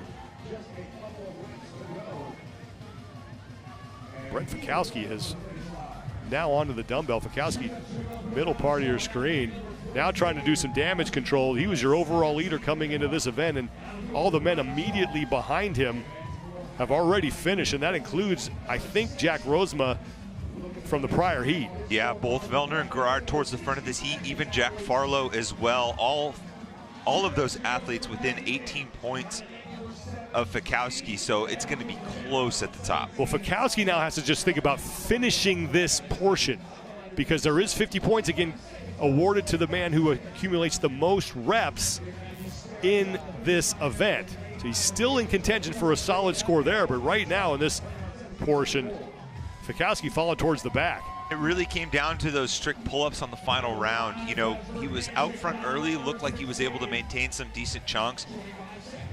But as he got off the rower, just getting to the wall, Brent Fikowski can do wall balls in his sleep. He had to set the ball down towards the end, clearly trying to conserve energy as he just bonked a little bit on those pull-ups. Fikowski does finish.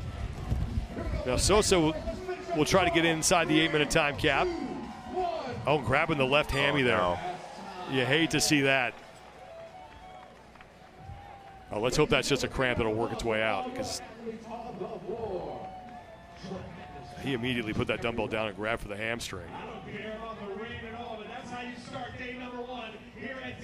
Day number one of Tier Wodapalooza is now done, and we're going to have to see who winds up on top of the overall standings going into the second and final day, because Brent Fikowski left the door wide open.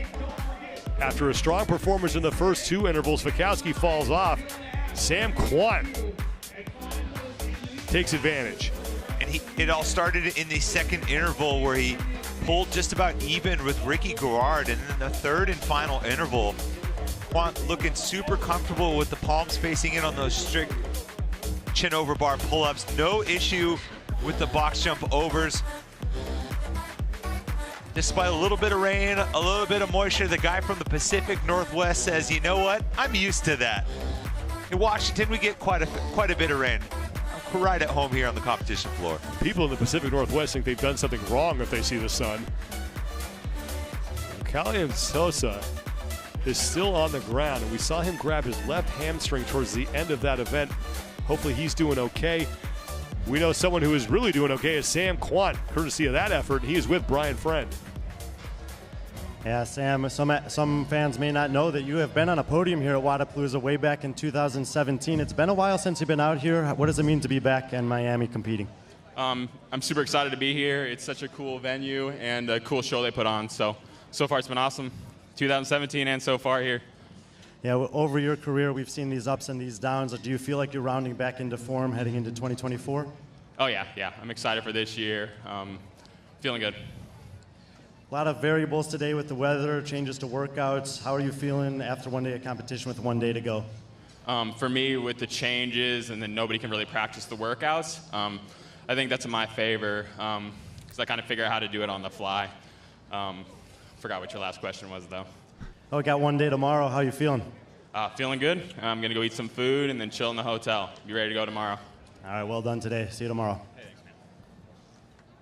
Sam Quant was ready to go tonight. He's going to pick up 50 points for the win in the third and final portion there, as we have now just 2 events remaining and a lot to be decided over those final 2 events. Yeah, and even with some changes, I like that last point from Quant, something that really benefits the veterans of the sport. When you have to make changes like this and you don't get time to practice, the guys that have been through the ringer time and time again and just have more experience under their belt tend to shine because they have more data points in training and competition to trust whatever comes their way. 3 events down, 2 remain for the individuals as Tier Wodapalooza is off to a great start despite the best efforts from Mother Nature. It's almost kind of a calling card here. You know you're going to get a little bit of inclement weather here, but it's still a great environment. We're just getting started with 3 more days total of competition, 1 more day for the individuals.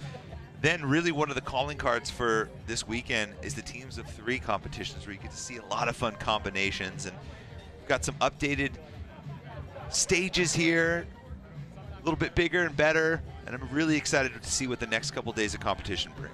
We still have yet to see Bayfront make its debut. That'll be tomorrow here at Tier Wodapalooza. It's just a great setting, you know, even with the rain. You're right here in downtown Miami, backdrop by skyscrapers. This is a great venue, not just for Wodapalooza. It hosts Ultra Miami Music Festival, one of the top electronic music festivals in the world. A great setting for fans to come out. Fans starting to clear out of Flagler. Ourselves a close points race going into tomorrow. Brent Fikowski ceding a lot of ground to Vellner, Ricky Garrard, and Jack Rosema. Every year we talk about an athlete that maybe people aren't quite familiar with, comes out and performs well at Wodapalooza, and that's the catapult to maybe break through on the games level. Right now it looks like it could be Jack Rosema and maybe CJ Gerald as well. We had some exciting moments here at Tier Wodapalooza on Thursday, but none more than this. This is your Dymatize Better Every moment of the day. 310 pounds on the barbell for Guy, and I said this before, I'll say it again, in slow motion, he's still fast. That's just insane. His speed under the bar is unprecedented in this sport. He's the best when it comes to going heavy. There's no doubt about that. He even told me, you know, it wasn't the prettiest. And I said, listen, dude, it's 310. Pretty is not a factor at this point. You're just strong and fast. Well, that is going to do it for our day one coverage here of 2024 TYR Wodapalooza. Thank you so much for joining us, everybody. Got a busy day for you tomorrow. We're going to kick things off at 11 a.m. local time. Pardon me, at 2 p.m. local time, with the elite individuals and the LatAm Cup to be concluded. And then the teams take over on Saturday and Sunday. Crown a couple of champions here. Should be exciting. A lot of close races for both the men and the women, and 2 events remain as day number 1 at TYR Wodapalooza comes to a close. Thanks so much for joining us, everybody. For Lauren Khalil, Brian Friend, Tommy Marquez, and our entire crew here in Miami, I'm Sean Woodland. We'll see you tomorrow here in Miami.